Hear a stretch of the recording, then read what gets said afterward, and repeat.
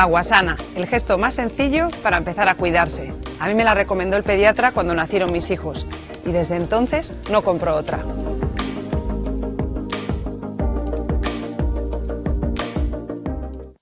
Aguasana se encuentra situada en una de las laderas de Agrova, en el término municipal de Bayona, Pontevedra, a 270 metros sobre el nivel del mar, en una zona verde, de gran belleza y libre de toda contaminación.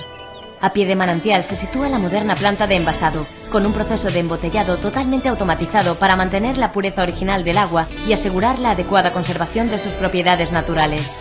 Disponemos de 3 líneas de envasado, 2 para el envasado PET y 1 para el vidrio. Aguasana está plenamente concienciada y comprometida con el medio ambiente, cuidando los manantiales y su entorno de forma sostenible y contribuyendo a la correcta gestión de sus envases, utilizando el vidrio y el PET que mantienen las cualidades del agua inalterables y además son reciclables. Las principales características de Aguasana que la diferencian de otras aguas envasadas son su débil mineralización y su bajo contenido en sodio. Aguasana no solo quita la sed, te cuida.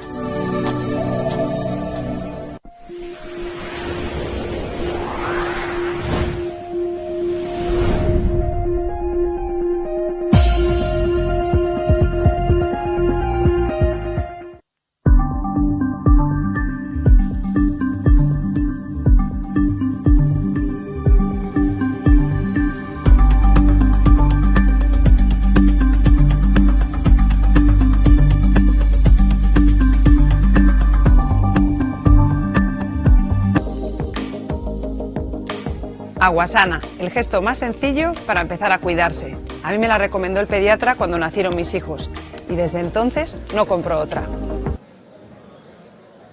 Buenos días. Reanudamos a sesión e antes de comenzar, permítame que saúde aos alumnos de primeiro e segundo de bacharelato do Centro Enrique Murais de A Pontenova, e tamén a todos os invitados que se atopan na tribuna. Benvidos ao Parlamento. E sin máis, comenzamos. Preguntas por resposta oral do Presidente da Xunta, debate acumulado das preguntas. Comeza formulando a pregunta don José Ramón Gómez Besteiro, portavoz do Grupo Parlamentario Socialista. Moi ben. Grazas, señor Presidente. Bos días. Señor Rueda, altri o relato dunha gran mentira. Dende o inicio de todo este proceso se foi sucedendo todo e tamén todo se foi desmontando. Vostede, señor Rueda, fixo deste un proxecto político co seu aval persoal, no que resulta que eran todo unha chea de mentiras. A única verdade que hai aquí é que o PP está disposto a facer o posible e o imposible porque o proxecto vaya para adiante. Altri presentouse como un proxecto de fibras textiles. Tamén era mentira. Este mesmo fin de semana, mentras unha consellera decía que era un proxecto de fibra textil, outra decía alto e clara que se trataba dunha macrocelulosa. Nin vostedes mesmos se poñen de acordo. Contou e contábase que iba a ter 2.500 empregos directos. Unha mentira máis. Apuntábase incluso que non era necesario mudar o modelo forestal, nin tampouco enerxético, porque chegou a dicirse incluso que era un proxecto autosuficiente enerxéticamente. Mentira tamén. E no ámbito da financiación, desa financiación viable, tamén nos topamos con mentiras. O ano pasado coñecemos que, se unha empresa, ou se aportaban eses 250 millóns de fondos públicos de todos os galegos e galegas a ese proxecto, o proxecto non sería viable. En Margantes, fai uns días, un medio de comunicación decía que a empresa estaba disposta e podía sacar o proxecto adiante con independencia desas axudas. A verdade é que sona todo un pouco a pitorreo. E, mentras tanto, vostede, que rexeita a condonación da débeda, está encantado de que se lle entreguen 250 millóns de fondos públicos de todos os galegos e galegas a este proxecto empresarial. Nos últimos días tamén escoitamos unhas declaracións de membros do seu goberno onde decían que era o maior proxecto empresarial dos últimos 50 anos. E, evidentemente, aí xa ven a opinión pública e a nós mesmos nos ven os recordos de outros proxectos tamén espectaculares, grandiosos. A fusión das caixas galegas, proxecto frustrado, ou proxectos de construción de non sei cantos centos de floteles de Pemex aquí en Galicia. Todo mentira. E en relación cas axudas que podía prestar a Xunta de Galicia, a preguntas miñas, vostede dixo que a empresa, textualmente, a empresa sabe o apoio que vai ter da Xunta de Galicia. E agora que coñecemos tamén de que non vai haber fondos propios da Xunta de Galicia para este proxecto, a pregunta é cal é ese tipo de axuda? Cecais, a declaración de impacto ambiental era a axuda que esperaba ter a empresa e que coñecía que iba a ser unha declaración positiva. Pero atopámonos actualmente no debate da rigurosidade, de facer un debate riguroso da viabilidade e da solvencia deste proxecto. E é verdad que o proxecto se cae en materia de solvencia, de viabilidade e de rigurosidade. Se cae. Galicia non necesita un proxecto que adique máis recursos forestais a producir celulosa. E no tocante ás axudas públicas deses 250 millóns, dúas cuestións moi brevemente.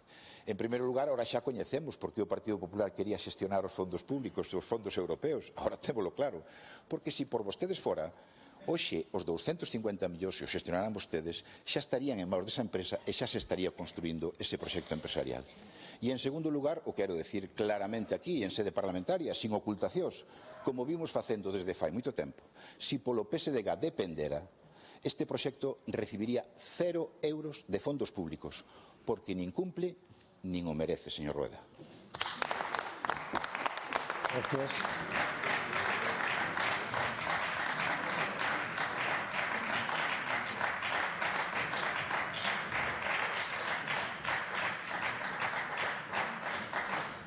Formula ahora a pregunta doña Ana Pontón Mondelo, portavoz do Grupo Parlamentario do Bloque Nacionalista Galego. Moitas grazas, señor presidente, señorías. Señor Rueda, o pasado sábado na Pobra do Caramiñal vivimos unha manifestación histórica por terra e por mar onde milleiros e milleiros de galegos e galegas lle dixeron al trinón Galiza sí.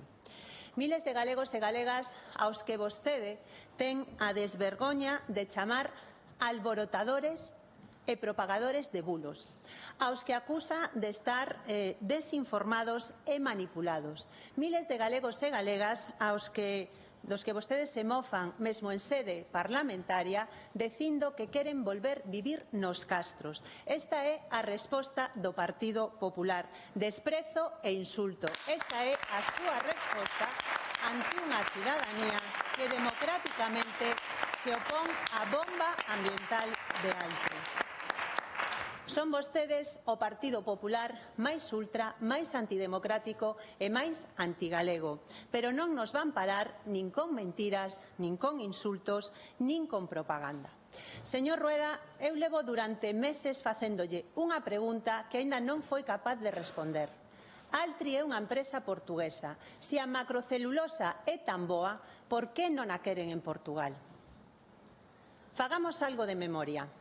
No ano 2017, Portugal viviu unha vaga de incendios terribles que arrasou miles de vivendas, miles de hectáreas e o máis grave, que se levou por diante a vida de 111 persoas. Repito o dato, máis de 100 persoas mortas polos incendios. Esta situación creou un shock, como é normal, na sociedade portuguesa e levou a que o goberno tomara unha decisión importante: prohibir a plantación de eucaliptos. A partir de aí, Galiza convírtese no lugar no que buscan os eucaliptos que non poden plantar en Portugal. E agora, con toda esta información, señor Rueda, pode responder a pregunta: si Altri é tan boa, por que non a queren en Portugal? Señor Rueda, de verdade vostede está disposto a convertir Galiza nun gran eucaliptal e os nosos montes nun polvorín en pleno cambio climático? De verdade está disposto a impoñernos unha macrocelulosa que envelenaría o río Ulla, a ría de Arousa? Sí, poñendo en risco miles de postos de traballo na terra e no mar.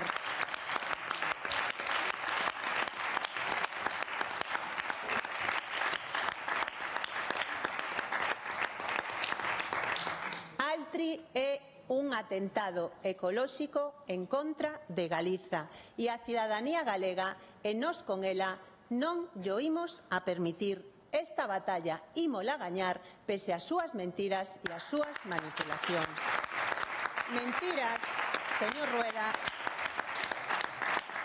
Mentiras, señor Rueda, como que estamos ante unha decisión técnica, cando todo o mundo sabe que esta é unha decisión política tomada polo seu goberno, que mesmo aproba normas a medida da macrocelulosa e que no seu empeño por ser o comercial de Altri está vostede rozando a prevaricación, señor Rueda. Rectificar é de sabios e eu pídolle, señor Rueda, que escoite e rectifique.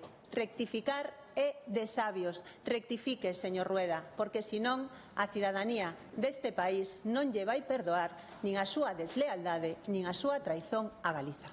Gracias.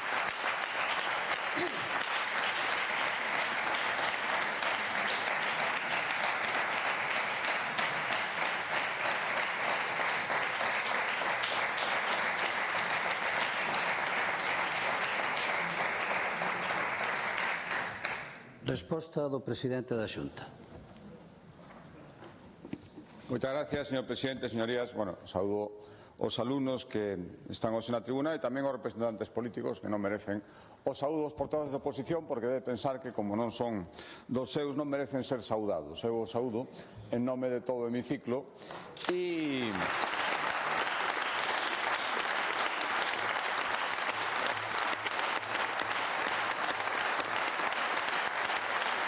a verdad é que estaba tomando nota de cousas que decían tanto o señor Vestido como a señora Pontón e chegou un momento, teño que dicir, en que deixei de facelo por unha razón, porque é o de sempre.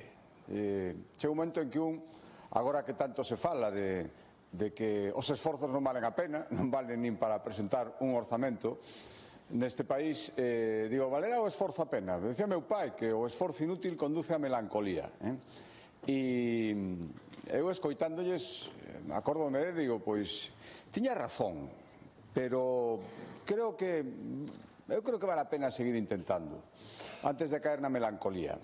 E miren, de todas as cousas que dixeron, de todos os disparates, de todos os bulos, eu, señora Pontón, non digo que a xente que fora a manifestación levantara bulos, por lo menos non todos, pero de logo vostede sí, sen ningunha dúbida. E de todos os que dixeron, de todos os que contaron, hai un que resume perfectamente, porque ao final todo se basea en que vostedes non sabían de que iba o asunto, porque non poderán negar que durante moito tempo o apoiaron, aplaudindo coas orellas. Por lo tanto, a súa excusa, a súa saída de decir que non sabían de que iba o asunto. Entón, miren, eu voume esforzar simplemente facer dúas referencias. A primeira, hemeroteca. Grupo Progreso, febreiro do 22. Digo exactamente o que decía. Comenzan a trascender os mimbres do cesto que armará Altri. A multinacional portuguesa diseña dúas fábricas en unha sola planta, unha de pasta soluble e outra de fibra ecolóxica Liocel. Así, a intención do grupo portugués é dobre, unha fábrica de pasta de madeira soluble que é a mateira prima para fabricar Liocel, o tecido sostible que está de moda. Según adiantou a Xunta, que xa comenzou a avanzar os datos do proxecto, isto permitirá que a primeira unidade de produción nutra a segunda dentro da mesma planta. É dicir, un pouco o que fai Alcoa na fábrica de San Cibrao. E respecto ás dimensións do proxecto, avánzase que a primeira planta terá o doble de capacidade que a segunda. Cantas veces lle temos escoitado, cantas veces que non sabían nada de que se fora a facer pasta soluble? Diario de Pontevedra, Progreso de Lugo. Haberá que decirles que vostedes ou non len os seus periódicos ou non entenden nada do que poñen. Primeira demostración. Hai outra moito mellor. E esta é simplemente, o digo, Pontevedra homenaxe ao señor Bará e en Lugo homenaxe a todos os diputados do BNG, decían que era un proxecto maravilloso.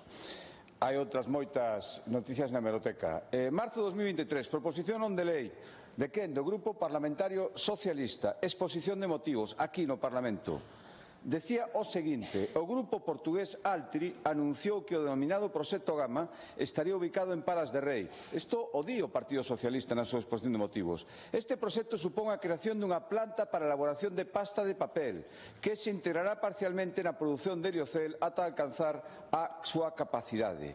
E despois de facer esta bonita exposición de motivos, Os seus diputados, señor Besteiro, piden que, en base a que vai haber esas dúas plantas, o Parlamento inste a Xunta de Galicia a poñer a disposición da empresa promotora o asesoramento para conseguir a financiación necesaria do proxecto e acudir ás convocatorias PERTE do Goberno de España. Isto o din vostedes, señor Besteiro. Isto o din vostedes. Resultado da votación. Ningún voto en contra. Que casualidade. As dúas plantas que vostedes non sabían que existían. Entón, cal é a conclusión aquí neste caso? No primeiro, que non leen o periódico, non o entenden. No segundo, que non leen as cousas que presentan e votan. Saben cal é a conclusión? Moi fácil. Miren, maldita hemeroteca e maldito diario de sesións. Ou son vostedes unhos ineptos, ou son unhos mentirosos, ou non se enteran de nada, ou todo a vez.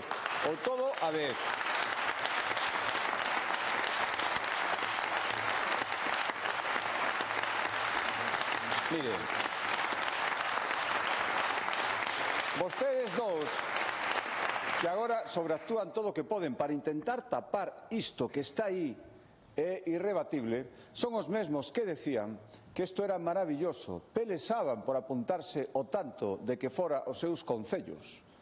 Decían que era unha traizón que non fora as zonas que vostedes querían que fora. Isto, ano 22 e ano 23, o que xa coñecían perfectamente. Cal foi a diferencia? Que chegaron as eleccións e de repente aquelo que pelesaban por inaugurar agora pelesan por derribalo. Simplemente eso. Naquel momento, eso sí, xa se metían cos pellet, era unha tragedia ambiental que iba a tardar anos, eso decía vostede, señora Pontón, decenas de anos en recuperarse Galicia dos pellet. Se o rigor, a que non levanta bulos, a que cando di as cousas son as cousas moi meditadas e sempre son verdade. Que cambiou? Cambiaron as eleccións. Mire, señora Pontón, cada un ten os seus motivos. Vostede ten que facer mérito cos corneros do Pegal, e isto é así, e vostede o sabe perfectamente. Canto máis se ría, máis evidencia que é así. Crispación, loita, tensión, se o puseron por escrito, e vostede aquí encontrou unha oportunidade perfecta. E, señor Besteiro, eu non sei os seus motivos. Cando vin outro día rodeado de bandeiras coa estrela, pensei que ten unha aposta consigo mesmo para deixar o PSDG en 0 diputados, e de camiño vai a facelo. Mire, e remato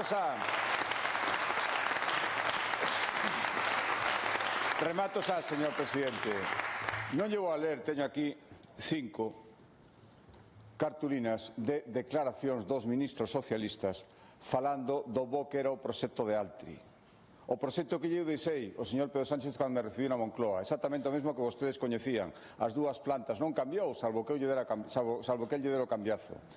O señor delegado do Goberno dicindo que un proxecto, pero se atoubo un ministro de Industria Socialista que os visitou en Portugal para decir que viña a acompañalo a comprobar o bo que era. Señora Pontón, vostede fala por que non a quere en Portugal, pero pregúntolle ao señor Costa, primeiro ministro e ahora presidente da Comisión Europea, que está aquí, do Consello Europeo, perdón, está aquí visitándoos e anunciando o apoio do goberno portugués á planta de Altri en Portugal. Por tanto, que di vostede? Señora Pontón, que di vostede?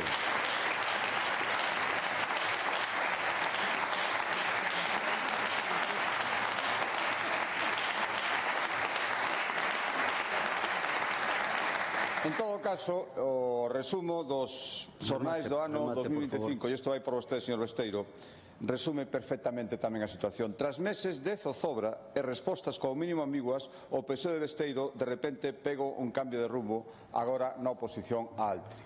Isto é o que hai. O bloque xusto despois das eleccións para crispar. Vostede, porque como non ten rumbo, ahora decidiu tomar este rumbo. Ao final, maldito hemeroteca, maldito diario de sesións, pero a xente é moito menos parva do que vostedes pensan. Mais nada e moitas gracias.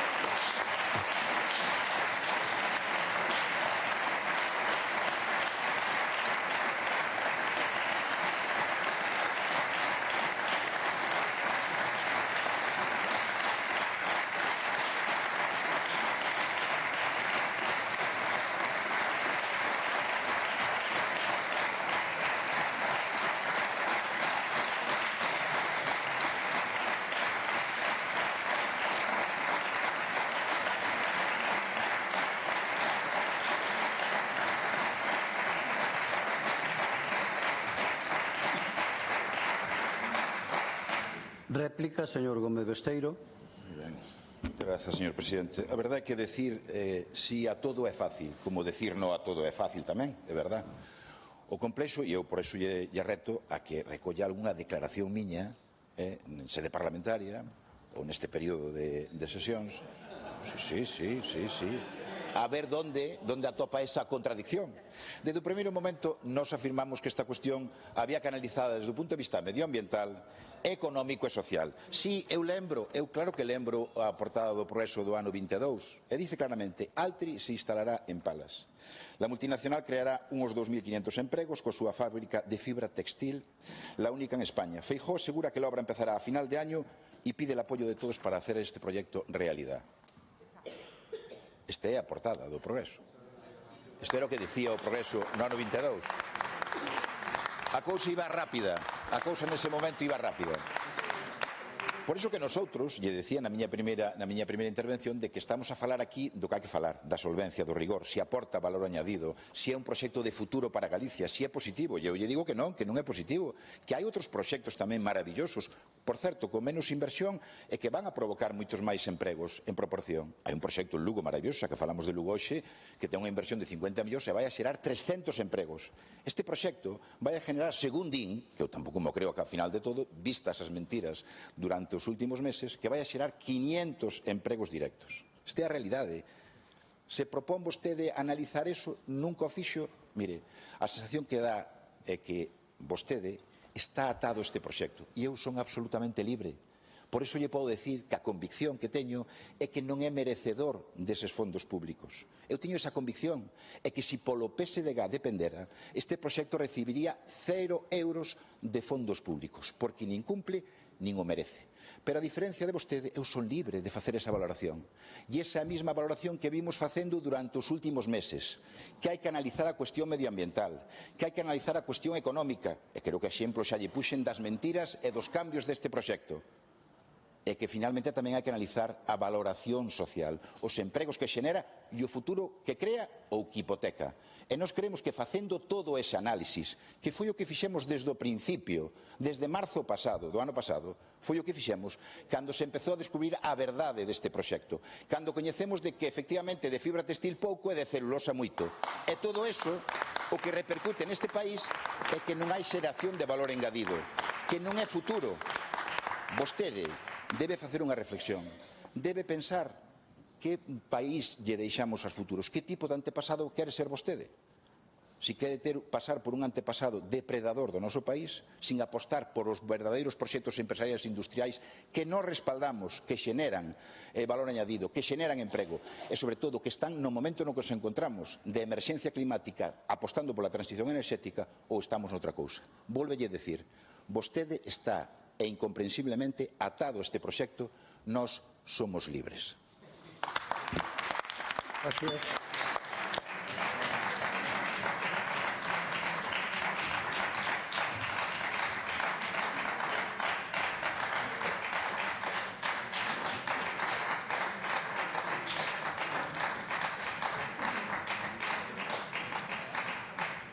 Réplica, señora Pontón. Señor Rueda, a verdade é que hai que ter valor para ser do Partido Popular e vir aquí a falar de bulos, pero si son o Partido Popular do bulo e da mentira. Mentiron no 11M. Sí. Mentiron no 11M, mentiron no Prestige, mentiron co Albia, mentiron cos Peles e agora volven mentir con Altri, volven mentir con Altri. Miren, no caso de Altri, sí, señorías do Partido Popular, vou seguir falando, ainda que vostedes veñan aquí a alborotar, porque saben quen alborote e quen crea crispación? Vostedes impoñéndonos a crispación madrileña. Eses son os que crean aquí alboroto. Miren, no caso de Altri, o primeiro dos bulos chegou co seu xefe de filas antes de marchar, non, a salvar a política madrileña, onde nos decía que o proxecto era un complexo de fibras téxtiles. Así é como lle chamaban o que logo no DOGA, señor Rueda, porque o importante é o que pon o DOGA. decía que era unha macrocelulosa. O seguinte bulo son os postos de traballo. Empezaron falando de 2.500 postos de traballo directos. Logo xa dixeron no, que eran directos e indirectos.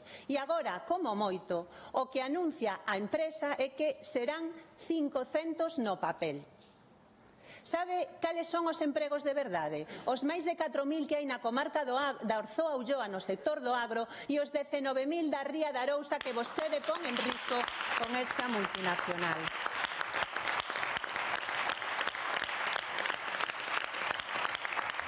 Logo, outro bulo que repite todos os días, acaba de volver a facelo hoxe aquí, é que cambiamos de opinión. Mire, voulle ler o titular do que se dixo que aprobamos neste Parlamento e o que poñía a iniciativa, que era unha planta de fibras téxtiles na provincia de Lugo. Eso o 8 de febreiro de 2022. E vostedes seguiron co bulo, seguiron coa ocultación e enganando a cidadanía até que pasaron as eleccións, señor Rueda, porque vostede coidouse moi ben de non publicar antes das eleccións o proxecto de Altri. Sabe por qué? Porque se descubría o bulo da fábrica das fibras téxtiles que era unha macrocelulosa que viña a contaminar o noso país. Mire,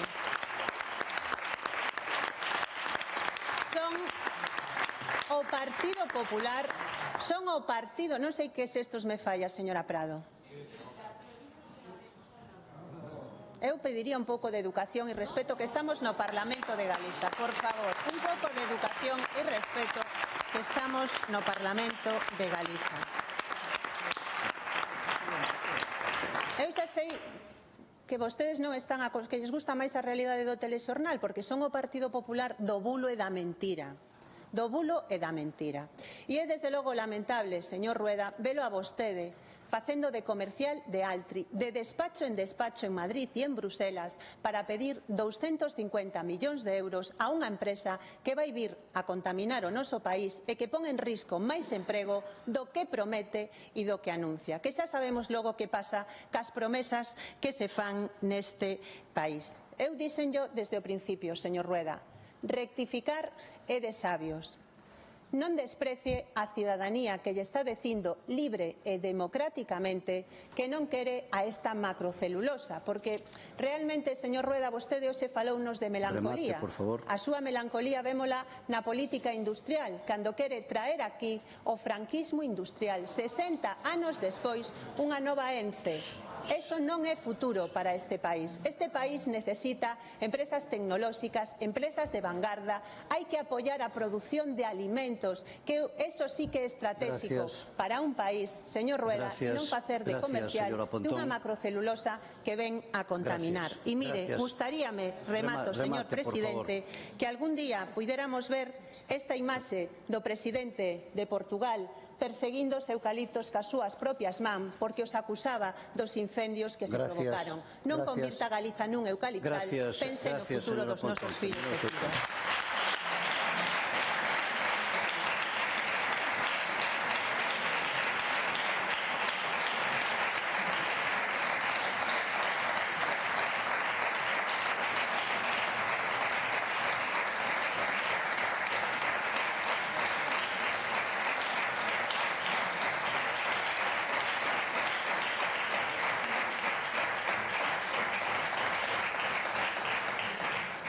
Peche da pregunta, señor presidente.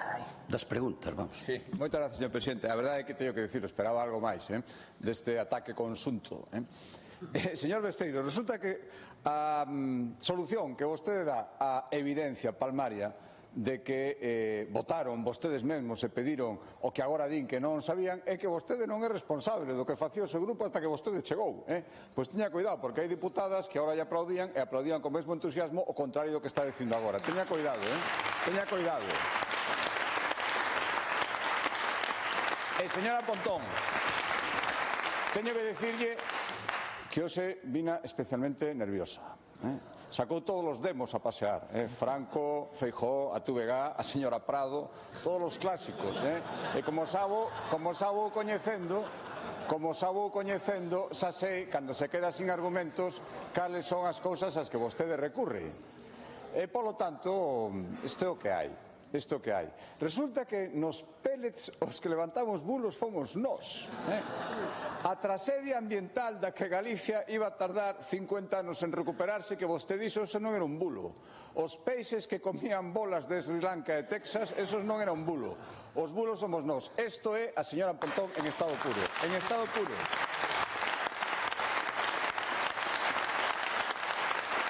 Mire, eu insisto, vostede xogou outra cousa na selección, saleulle mal como sempre, e xa vai pola mitad da súa terceira década na oposición. E lle dixeron, se queres seguir, tes que cambiar de estrategia, hai que crispar, e o puseron por escrito. Se o podimos ler todos, hai que crispar, hai que tensionar, hai que enfrentar a sociedade. E o que vostede está facendo, e encontrou aquí un argumento, cree que é perfecto. E, polo tanto, o debate ambiental é o de menos. Que máis dá que haxa máis de 40 técnicos da Xunta de Galicia que emitira máis de 30 informes? Que máis dá que onte o Tribunal Supremo por cuarta vez dixera que a Xunta de Galicia é escrupulosamente exquisita no respeto ás normas ambientais? Que máis dá? O importante é o que digo a pancarta. Por que hai que guardarlle respeto a eses profesionais? Por que llevan a fastidiar todo eso as súas ansias de crispación? E, polo tanto, adiante, sin ningún problema, e a decir as cousas que fagan falta. Total, mire, o debate ambiental está pechado. Por moito que lles pese. Sí, o sinto moito, isto non é a República Bananeira, das que vostedes lles gusta tanto, donde importa o que din os políticos de turno coas pancartas, donde o que diga unha proclama política, as licenzas sociais, como vostedes lle chaman, que sempre van para os seus amigos para as mesmas cousas, esas son as que importan. O rigor técnico non importa nada, pois isto non é así. Primeiro, eu volvo a pedir outra vez que cesen as coaccións e un respeto para os técnicos da Xunta de Galicia. Eso o primeiro.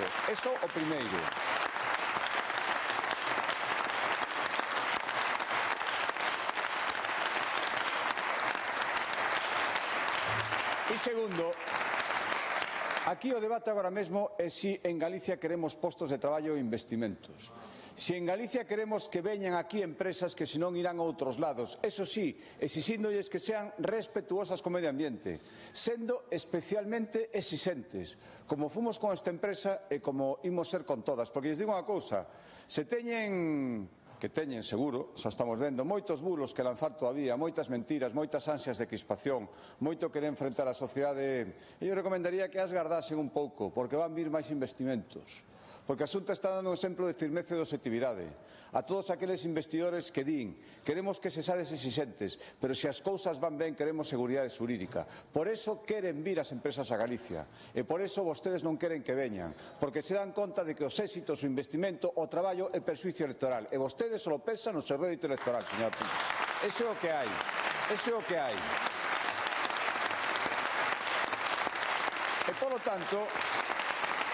E polo tanto, como lles digo sempre, a vostede lle digo a xente, é moito máis lista.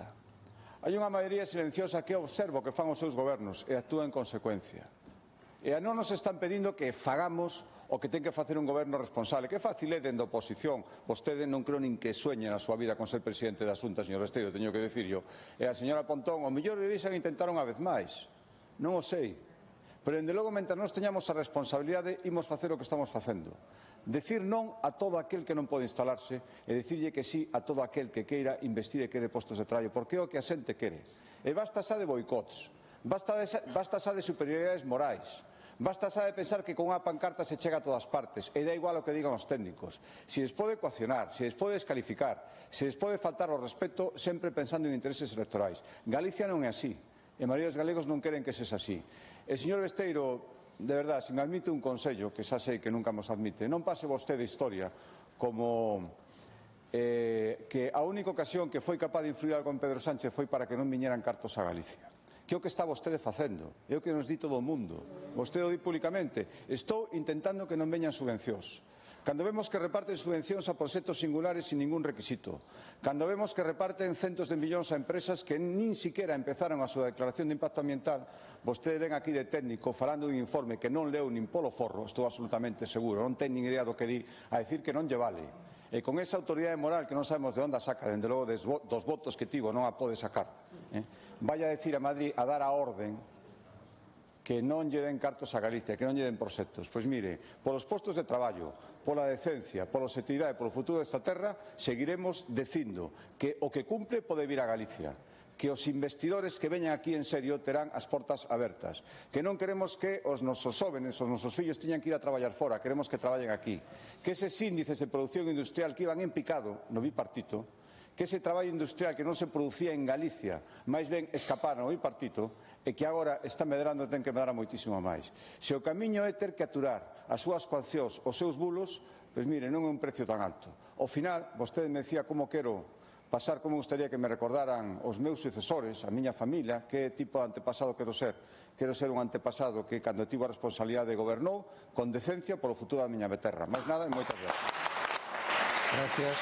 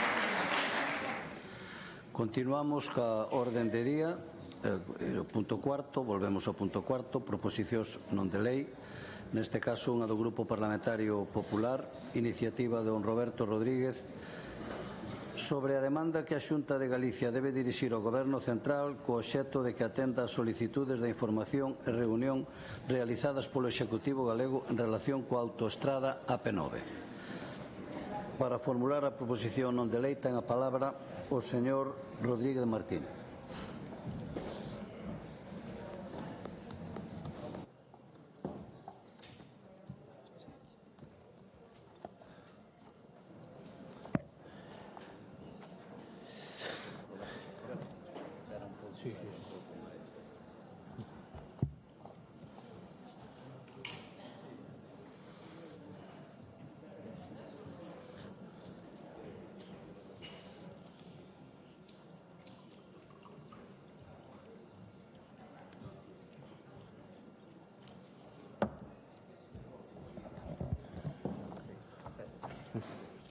Grazas, presidente. Onte falábamos da transferencia e da gratuidade da AP9 prometida aos galegos por Bloque Nacionalista Galego e Partido Socialista. Hoxe imos falar da situación da concesión e do seu posible rescate. Son, a entender deste grupo, cuestións ben distintas, pese a proxectarse sobre a mesma infraestructura, aínda que teñen, eso sí, unha característica común, o permanente agravio a Galicia por parte do goberno de Pedro Sánchez. É un pouco como oír e escoitar, ambas as dúas cousas fanse a través do oído, pero non son o mesmo, aínda que para as señorías do BNG pode ser complicado distinguilas, porque a vostedes en Madrid nin se lles escoita, nin se lles oe.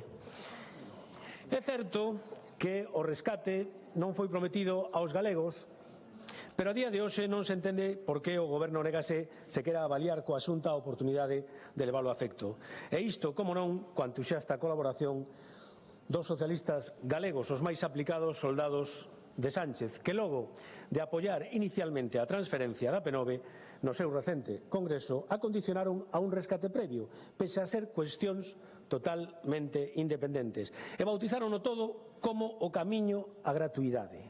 pese a que os galegos pagamos este ano as peaxes máis altas da historia. Señorías do Partido Socialista, no que se refire á AP9, van vostedes en dirección contraria. Pero o peor de todo é que apenas 72 horas despois o goberno de Sánchez, esta vez por boca da Secretaria General de Transporte, desacreditaba unha vez máis a palabra dos socialistas galegos. El gobierno declara no viable el rescate del AP9 por el altísimo gasto que requeriría. Transportes culpa a Aznar del largo contrato de la autopista. Aznar. Señorías, dende este 2025, ese mantra de Partido Socialista e Bloque Nacionalista Galego de que os galegos pagamos os peaxes máis altos da historia a unha concesionaria por culpa da prórroga do ano 2000 xa non cola máis. O comodín da prórroga de Aznar morreu, asúmano. Por qué? Porque a partir deste ano xa non hai excusas para non valorar o rescate da AP9. No pasado setembro, a Xunta remitiu ao Ministerio de Transportes o estudo realizado por mandato deste Parlamento no que se avalían as vías xurídicas e os custos económicos que terían para o Estado a transferencia da xestión da AP9 a Galicia con ou sen rescate e plantexaba dous posibles escenarios. Escenario número 1, transferencia sen rescate. A transferencia, de acordo coa proposición de lei que onte bloquearon por 25ª vez nesta legislatura 40 dende que goberna Sánchez, suporía un custo de algo máis de 526 millóns de euros. O custe da transferencia en sí é 0 euros, pero hai que ter en conta os custes derivados do mantemento e extensión das bonificacións existentes e da eliminación do incremento extraordinario do 1% durante 20 anos. Pero a culpa, señorías, é de Aznar, cando deses 526 millóns, 446 corresponden exclusivamente á suba do 1% durante 20 anos acordada polo goberno do señor Zapatero en víspera electoral. Pero a culpa é de Aznar, señorías. Pero a culpa é de Aznar. En calquera caso, é máis ou menos o mesmo importe que equivale liberar de peaxe a P7. Pero a Galicia Pedro Sánchez, coa complicidade do BNG, dille non e negalle eses cartos. Escenario 2, transferencia e rescate. Neste caso, o custo situaríase entre os 1.612 millóns de euros e os 2.355 millóns de euros, en función das distintas opcións para o cálculo do lucro cesante. Pero, señorías, este estudo partía dun cálculo dun custo anual para as bonificacións de 56 millóns de euros que o Ministerio vende levar a máis de 81 neste 2025, o que supón un total ata final da concesión de preto de 1.900 millóns de euros. Por lo tanto, con esta nova cifra, o custo de indemnización por rescate e o custo das bonificacións ata final da concesión aseméllanse de maneira considerable. Aquí o teñen, xusto entre a horquilla facilitada no estudo da Xunta.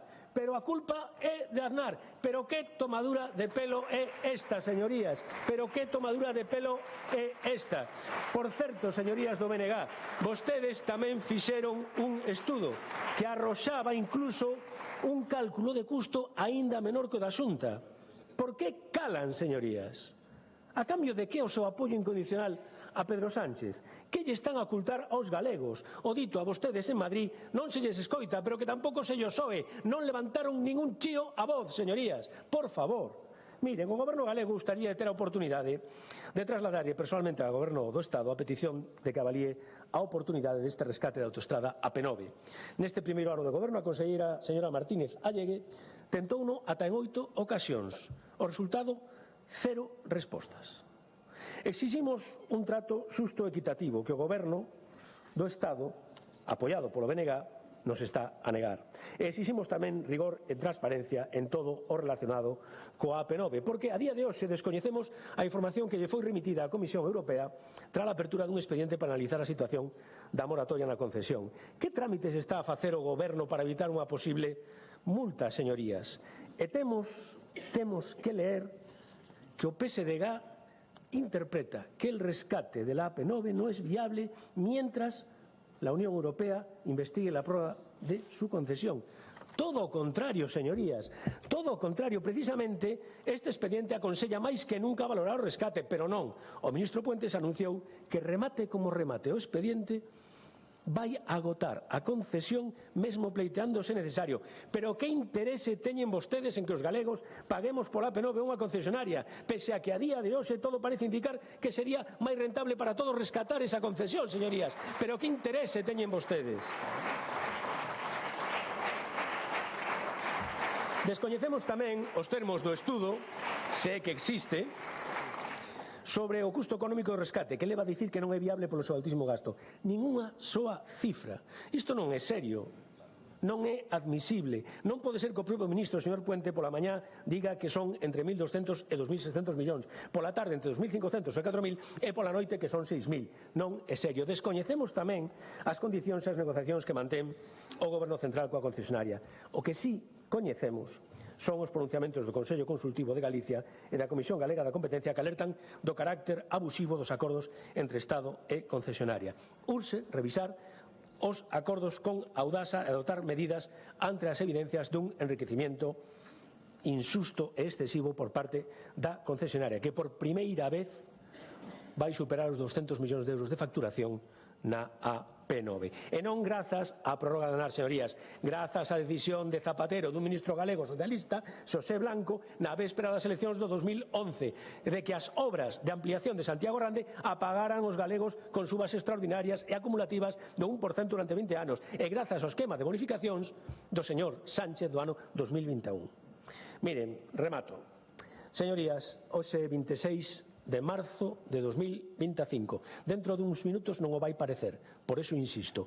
Hoxe, 26 de marzo de 2025, ningunha das decisións que poden supoñer a transferencia, a gratuidade ou o rescate da AP9 están, a día de hoxe, condicionadas por ninguna decisión pasada. A día de hoxe non. Hai aberto un expediente sobre a prórroga Vicente. O custo do rescate é paralelo ao custo das bonificacións Vicente esta final de concesión. E para o rescate e liberalización de peaxes en outros territorios hai vontade política e hai cartos. Pero de que Sánchez é presidente ten decretado a gratuidade de 8 autoestradas, AP1, AP2, AP4, AP7 xa o son. No 2026 o será a AP68, no 2029 a AP6, a AP51 e a AP61. Por lo tanto, insisto, poden vostedes, se queren empregar unha vez máis a súa intervención para fuxir da súa responsabilidade actual. Vostedes gobernan e a vostedes correspondedes adoptar as medidas necesarias para parar esta aldraxe. Os galegos esperan, porque a merecen, a mesma vontade política e a mesma disponibilidade orzamentaria que si existe para outros territorios. Galicia non quere ser máis, pero tampouco pode durar sei menos que ninguén. Máis nada e moitas gracias.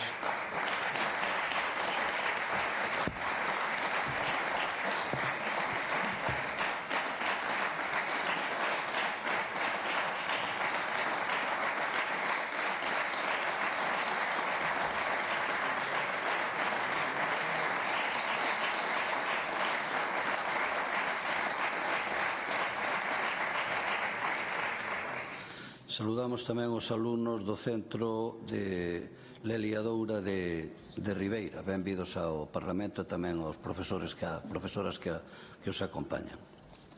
E agora continuamos. Grupo Parlamentario Mixto, señor Ojea.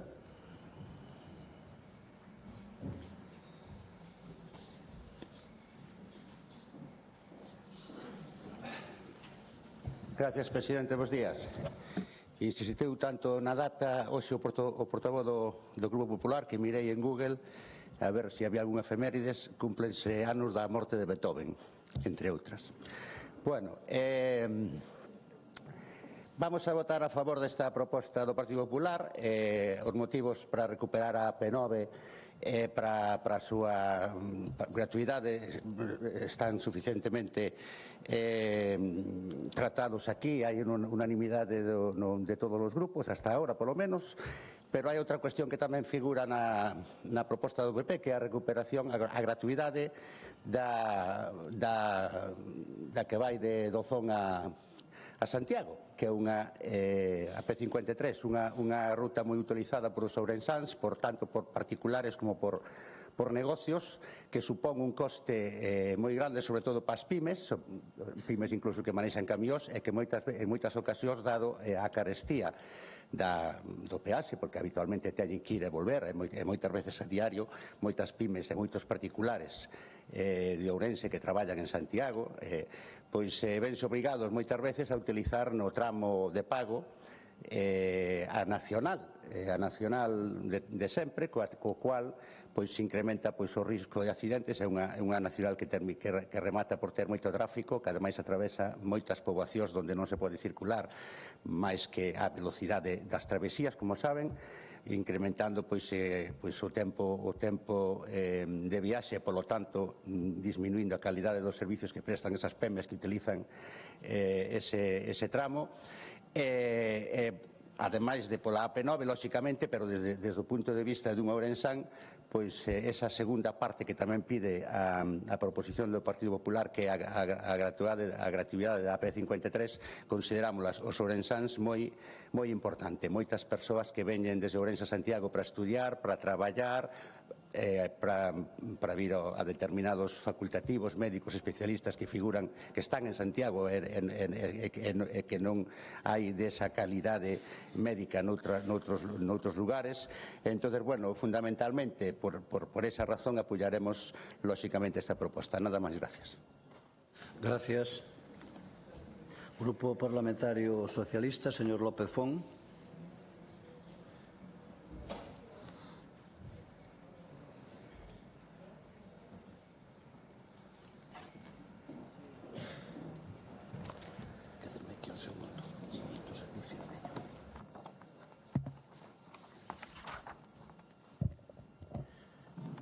Grazas, presidente. Bo día a todas e todos. Bo día, señor Rodríguez. Pois aquí estamos, de novo, despois do debate de onte, facendo historia deste Parlamento. Non contaba eu con pasar tan pronto a historia deste Parlamento como primeiro socialista que debatese dúas proposicións iguais no mesmo pleno. A verdade, a vida dache sorpresas e non hai ninguén como o PP e vostede para ofrecelas. Miren, agradezo que me deixaran descansar, espazando un día, porque vostedes eran capaces de poñer unha proposta tras outra. Pero claro, a súa pretensión era exclusivamente dar titulares á prensa. De onte para hoxe, imagínome que a súa desilusión é enorme. Nun dossier de prensa de 100 páxinas, ni unha referencia ao debate de onte da P9. Perdón, sí, unha referencia. Un faldón, señor Rodríguez, secundario, porque o titular da información refrite as bonificacións da P53. Este é o contraste. Moitas páxinas e moitas referencias ás bonificacións da P53 que o que realmente interesa aos galegos. Danse conta, señorías do PP, o que realmente importa.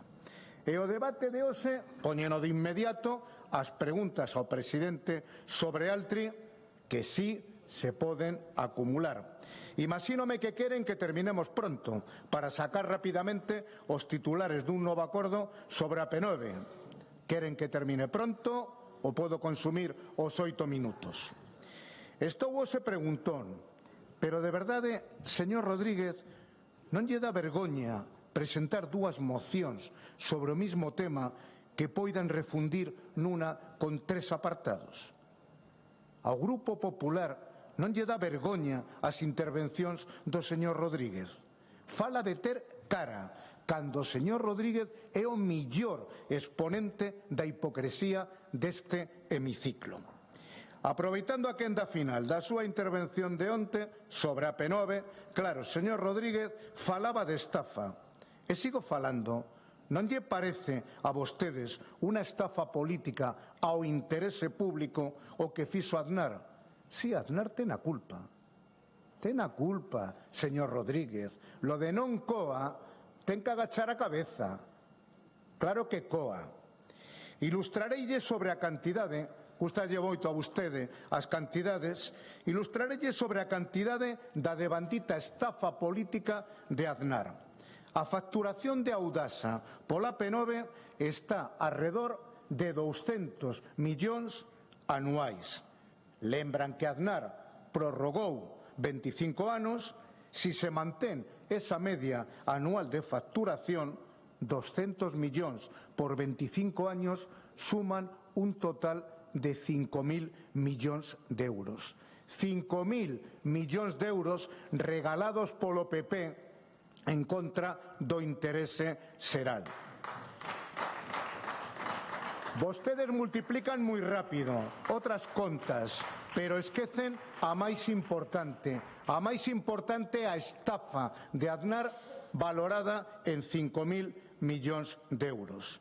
Mire, señor Rodríguez, onte estaba vostede presa do nerviosismo, porque o que eu lle anunciei sobre a bonificación da P53 non lle sentou ben. Le descolocou no que consideraba que sería un día máis de gloria. Ese nerviosismo levou a actuar como unha mestura de telepredicador e monologuista, sobreactuando. Vostede ría, aplaudíase a se mesmo e eu fixábame en as señorías do PP que tiñan unha cara de circunstancias máis ben de vergoña allea. Pero o señor Rodríguez seguía e logo pasou a fase das estampitas, follas de deseño con comparativas de custes doutras autoestradas coa P9. Señor Rodríguez, as autoestradas que comparaba vostede eran de titularidade estatal e a P9 está en mans privadas por decisión de Aznar. Seguro que hoxe o señor Rodríguez está frustrado porque a súa intervención non tivo ningún eco na prensa.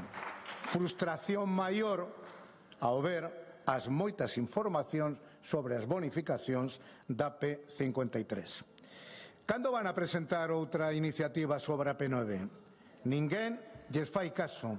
A súa insistencia forma parte das súas contradicións e saca a luz por culpa de quen sigue pagando do PP. E vostedes sigan presentando iniciativas. Histórico será este ridículo de presentar dúas proposicións iguais e negar o debate conxunto.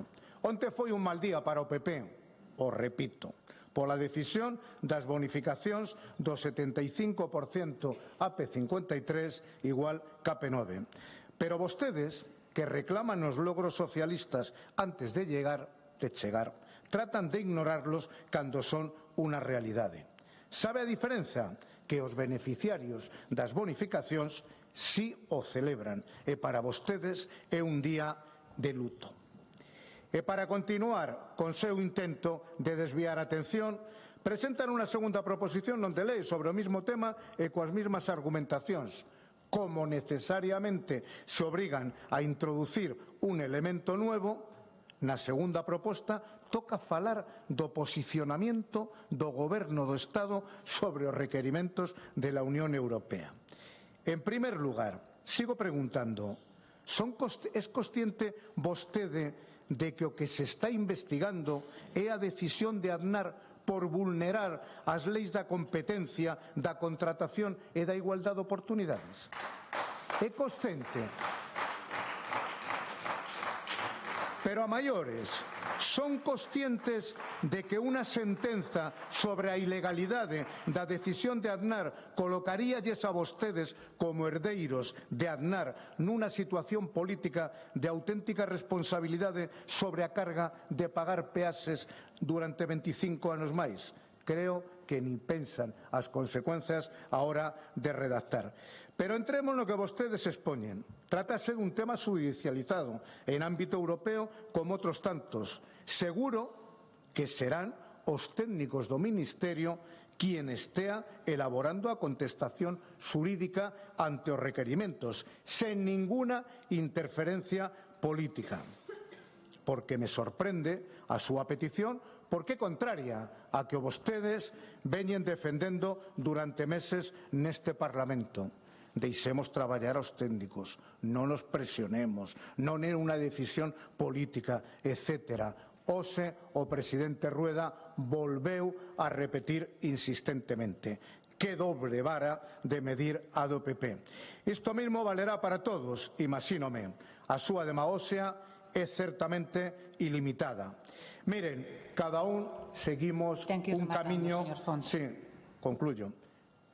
Cada un seguimos un camiño diferente. Vostedes enredando, enfangando, confrontando. Poden traer ao próximo pleno 3 ou 4 iniciativas, as que queiran, agrupadas, desagrupadas, medio pensionistas, como queran.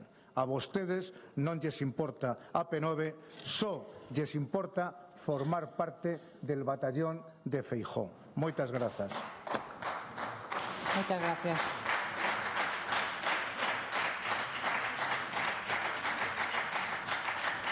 Quenda do Grupo Parlamentario do Bloque Nacionalista Galego ten a palabra o señor Ríos Santomé.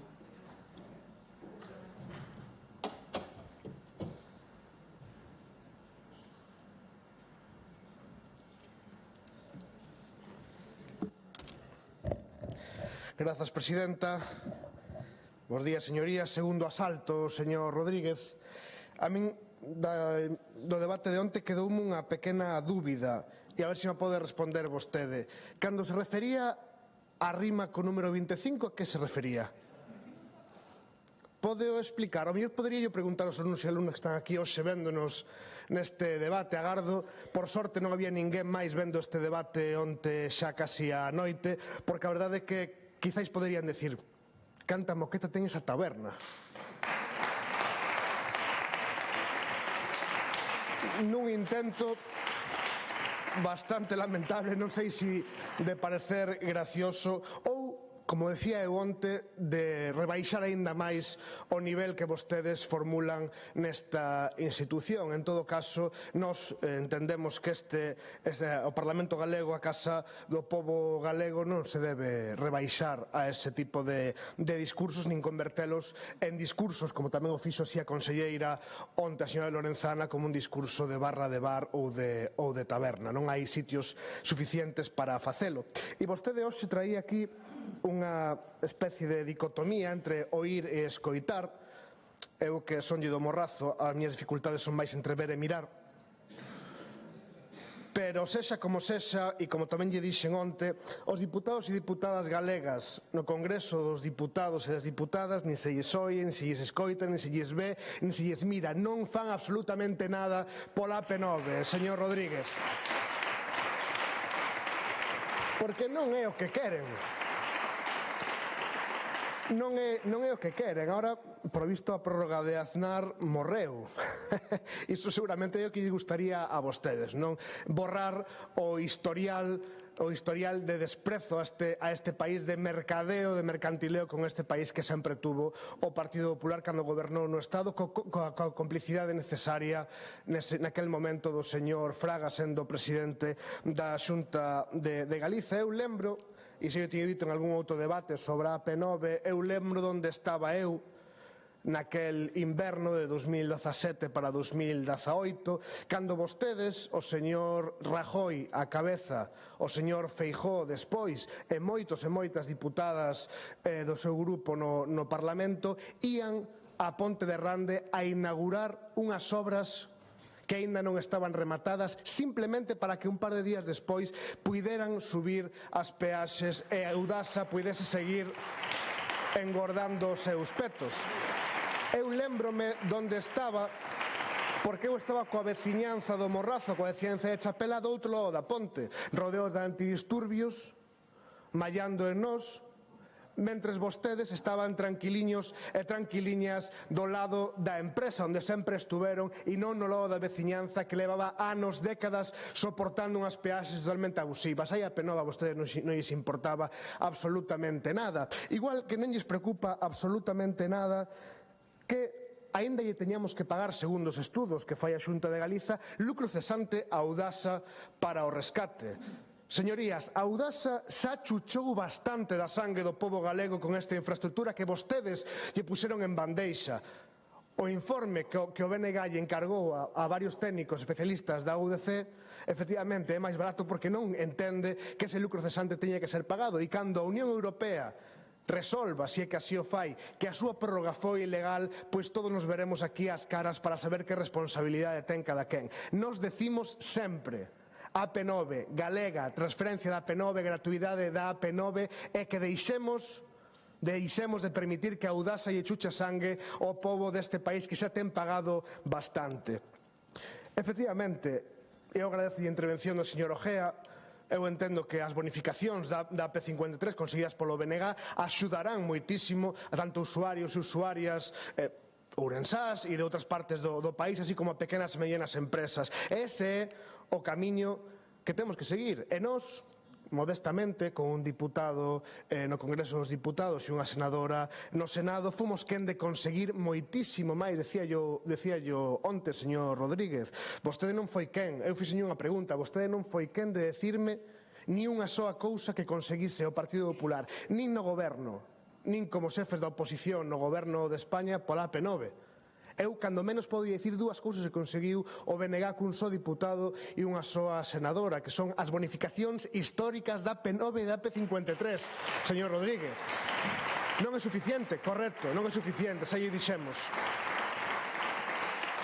Que criticamos e condenamos a actuación do goberno español con esas prórrogas no que ten que ver coa tramitación da AP9. Claro que sí, porque tamén yo teño dito, ningún goberno español vai a regalarlle nada a este país, e todo hai que sacarllo a base de forza e a base de facerlle dobrar os brazos, señor Rodríguez, pero vostede iso tampouco lle importa absolutamente nada, porque o que vemos unha vez máis é simplemente intentar facer que fan utilizar, como lle decía onte, unha necesidade tan importante como é a gratuidade e a transferencia da AP9 para o pobo galego como unha arma reboladiza, cando nunca lles importou ningunha infraestructura que realmente beneficiara a Galiza e que non fose simplemente para beneficiar empresas estranxeiras para expoliar os nosos recursos ou algunha outra cuestión estratégica para o Estado. Onte poñelle varios exemplos, podemos falar do ferrocarril, podemos falar das propias infraestructuras viarias, pero tamén podemos falar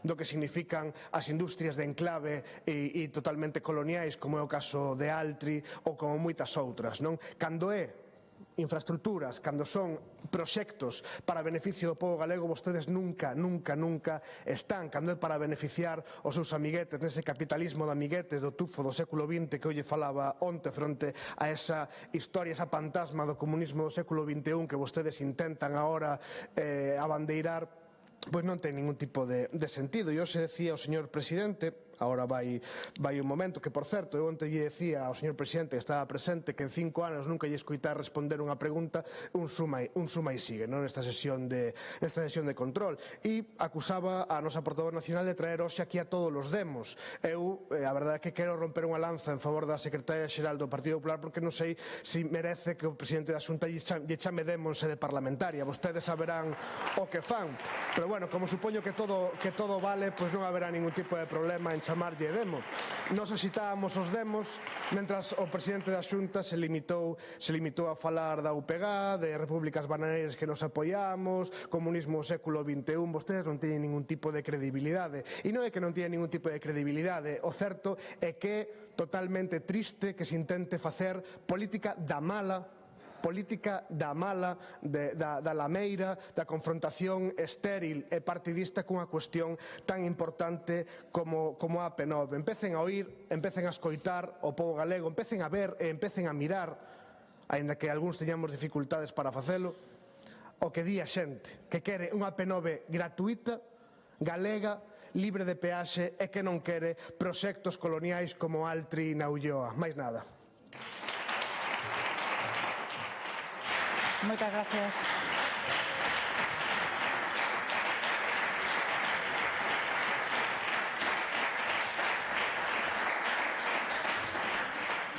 Turno de peche para o autor da proposición non de lei. Ten novamente a palabra o señor Roberto Rodríguez.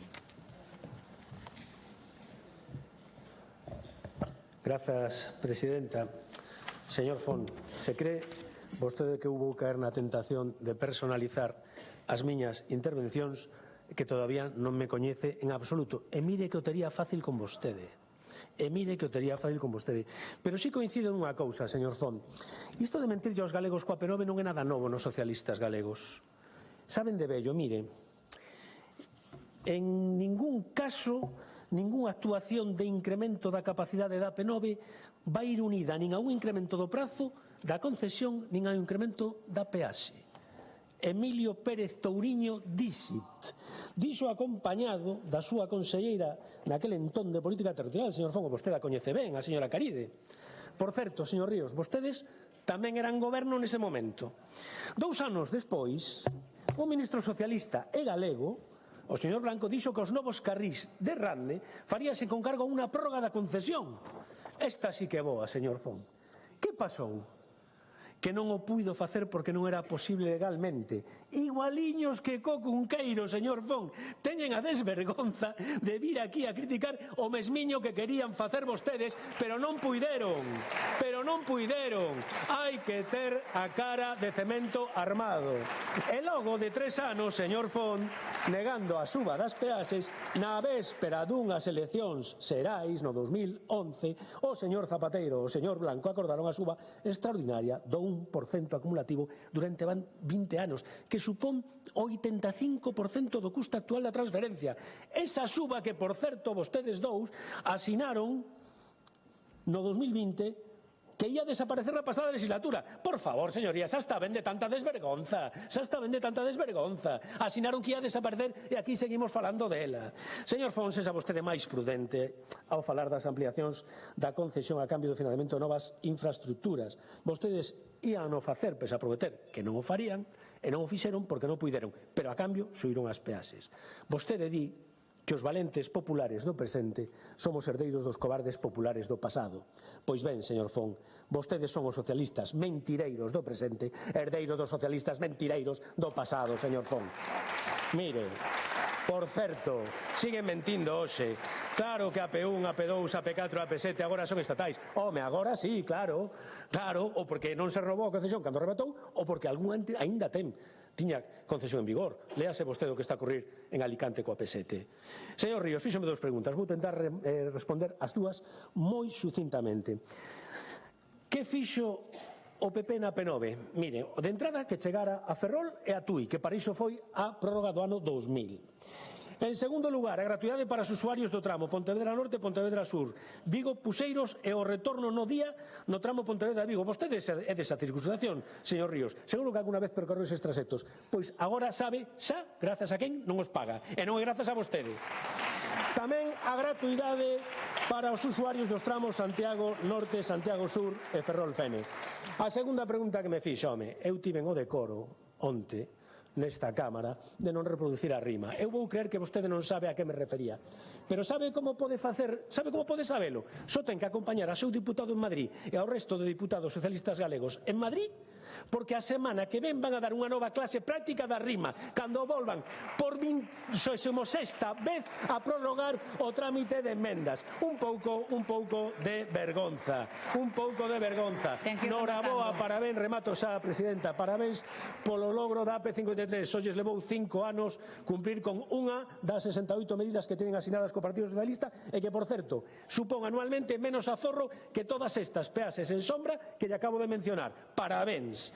Miren, en definitiva, vamos a seguir falando da P9, por suposto que sí, non teñan medo. Imos seguir falando porque é falar dos agravios do goberno de Sánchez a Galicia, é falar do peor goberno da democracia para Galicia e os galegos, que conta para iso co apoio incondicional do Bloque Nacionalista Galego. Señorías, probablemente hoxe aquí elixan Galicia. Esta vez non cheguen a Madrid e, como sempre, elixan de novo a Sánchez. Xa está ben de levantar a man aquí e baixar os pantalóns. Alá, máis nada e moitas gracias. Moitas gracias.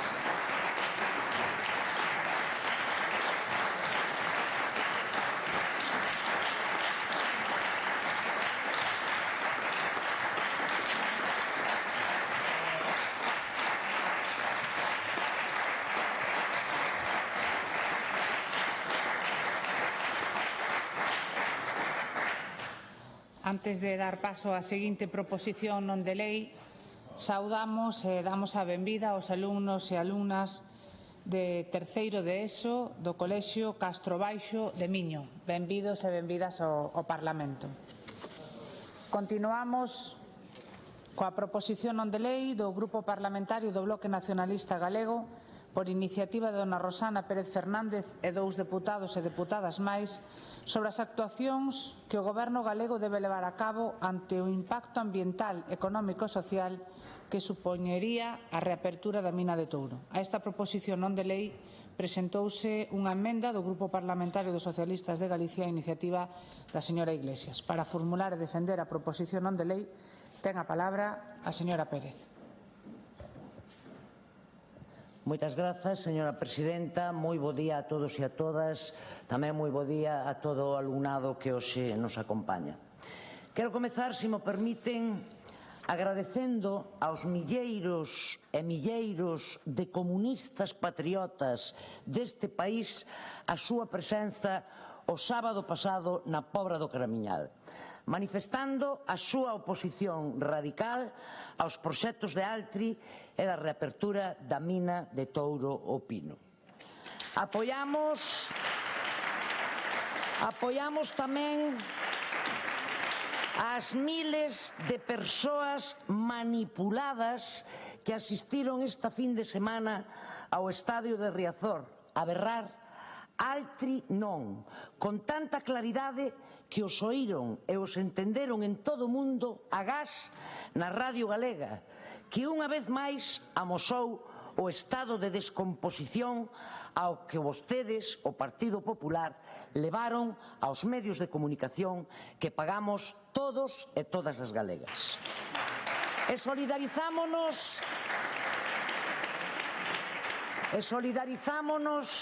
especialmente tamén con todas as persoas desinformadas que tamén por mar acudiron á Pobra en centos de embarcacións cunhas condicións meteorolóxicas adversas, mais respetando escrupulosamente a autorización que lles outorgaron as autoridades que teñen competencia para facelo. Milleiros de persoas politizadas, sí, que queren seguir vivindo do seu traballo e que se opoñen contundente e democráticamente aos plans da Xunta de Galiza e das grandes empresas que só queren arrasar o noso medio natural e o noso sistema de vida. Especialmente sangrante é precisamente o destino que o Partido Popular ten planificado para o conxunto do sector primario e nomeadamente para o sector do mar da Ría de Arousa, que xa ven aturando durante os últimos 16 anos o seu acoso e o seu desleixo, que leva décadas minguando porque esa política industrial da que veu aquí a fachandear onte a conselleira de Industria supedita nada máis e nada menos que 20.000 postos de traballo directos nesa ría e moitos máis indirectos aos intereses das grandes empresas amigas e das portas xiratorias do Partido Popular. O seu modelo, señorías, é ese, o de considerar estratéxico todo o que é gravemente perxudicial para este país e o de negar sen pudor a consideración de interese xeral ao que nos dá riqueza, como a pesca, o marisqueo ou a acuicultura extensiva. O seu modelo, señorías do Partido Popular, é ese, o de negarse a engadir un mísero artigo á Lei de Pesca de Galiza para recoñecer o sector tradicional do mar e outorgarlle o estatus legal de ser considerado de interese xeral mentres modifican dúcias de leis pola porta de atrás que lle poñen a alfombra vermella a proxectos que apenas aportan postos de traballo e riqueza a este país. Un estatus legal que solicitaron aquí máis de 17.000 sinaturas de persoas do sector primario do mar na Ría de Arousa e as que vostedes dixeron non. Dixeron non a un sector estratégico na economía local dos concellos da Ría e ao emprego estável que xera en comparación con outras actividades. Ese, repito, é o seu modelo, o que están dispostos vostedes a defender con argumentos tan burdos como os da propia conselleira de Medio Ambiente presumindo das bandeiras azuis de Marín mentres a celulosa de Ence leva case 60 anos arrasando a ría de Pontevedra. O seu modelo é Ence, é Altri, é a mina de Touro, que xa ven comprometendo dende hai anos a calidade das augas do río Ulla, o máis determinante e importante para a produtividade marisqueira da ría de Arousa, que nestes momentos está baixo mínimos, e que por obra e graza, precisamente da Xunta de Galiza, que incumpre sistemáticamente as súas competencias exclusivas en materia hidrográfica na bacía do Ulla e no saneamento integral da ría, esa produtividade é a máis baixa de toda a historia. O peso do sector da pesca na economía dos 10 concellos da ría de Arousa, segundo o IGE, o 18% do seu Produto Interior Bruto, está na corda frouxa única e exclusivamente por ese modelo de espolio polo que vostedes apostan, que compromete a calidade da auga do río Ulla e que sacrifica non só a importancia económica do propio sector do mar, senón tamén o valor social que adquire nos concellos costeiros onde extende beneficios socioeconómicos entre toda a poboación. Na ría de Arousa non só existe unha preocupación extrema polos plans da Xunta de Galiza de instalar a Altri a toda costa. A declaración por parte do Consello da Xunta de Galiza como proxecto industrial estratégico da mina de cobre San Rafael en Touro ameaza o futuro de miles de familias e así o manifestaron máis de 10.000 alegacións que se presentaron xa contra a súa reapertura. Estamos a falar, señorías, dun proxecto prácticamente idéntico ao presentado no ano 2017 e que daquela a fortísima oposición social que xa tivo provocou finalmente unha declaración de impacto ambiental negativa por parte da Xunta. Un proxecto que agora, baixo a etiqueta de estratégico, acelera a súa reapertura e pretende perpetuarse cunha concesión de 90 anos que ofrece exactamente as mesmas garantías ambientais que ofrecía no pasado, é dicir, ningunha, e que levaron precisamente a que a Xunta o denegase. E diante de todo isto, señorías, a Consellería do Mar, con competencias exclusivas en marisqueo, a Consellería que debera ser precisamente a garante principal da riqueza da ría de Arousa, cala e mira para outro lado. Asiste a centos de actos propagandísticos cos cartos de todos os galegos e de todas as galegas, mentras as ameazas de contaminación derivada da reapertura da mina de Touro poñen na picota a cantidade e a calidade da produción pesqueira marisqueira da ría de Arousa. Agora, o estandarte da exixencia imprescindível de avaliar non só ambientalmente o impacto dese proxecto, senón tamén económica e socialmente, agora desaparece. O que a propia Consellería do Mar exixe de cada unha das medidas que toman outras administracións, ponse agora ao servizo dos intereses da mineira que pasan por riba, unha vez máis, non só da legalidade vixente, senón tamén da actividade preexistente na ría de Arousa. A Consellería do Mar e a Xunta de Galiza están dispostas a defender ata o final un modelo que miles de persoas rexeitan e que tamén están dispostas esas miles de persoas a defender con uñas e dentes o seu posto de traballo e o seu modo de vida e nós, dende logo, temos claro de que lado estamos. Por iso, hoxe na nosa proposición non de lei propoñemos que a Consellería do Mar leve a cabo unha avaliación do impacto ambiental, económico e social que supón para o río Ulla e para a ría de Arousa a reapertura da actividade da mina de Touro. Que se antepoña a defensa da calidade das augas do río Ulla e da ría, a súa biodiversidade, a súa recuperación e a actividade do sector do mar diante de calquera outra, e que non se admita o proxecto, remato, presidente, e que non se admita o proxecto da mina de Touro, porque xa existe unha resolución de impacto ambiental negativa para o proxecto presentado no 2017, prácticamente igual ao actual.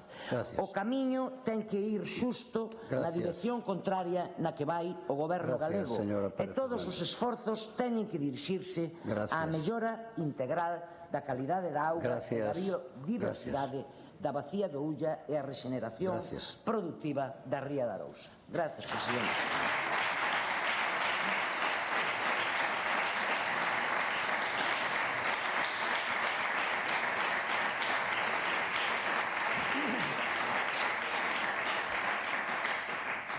Grupo Parlamentario Socialista, señora Iglesias.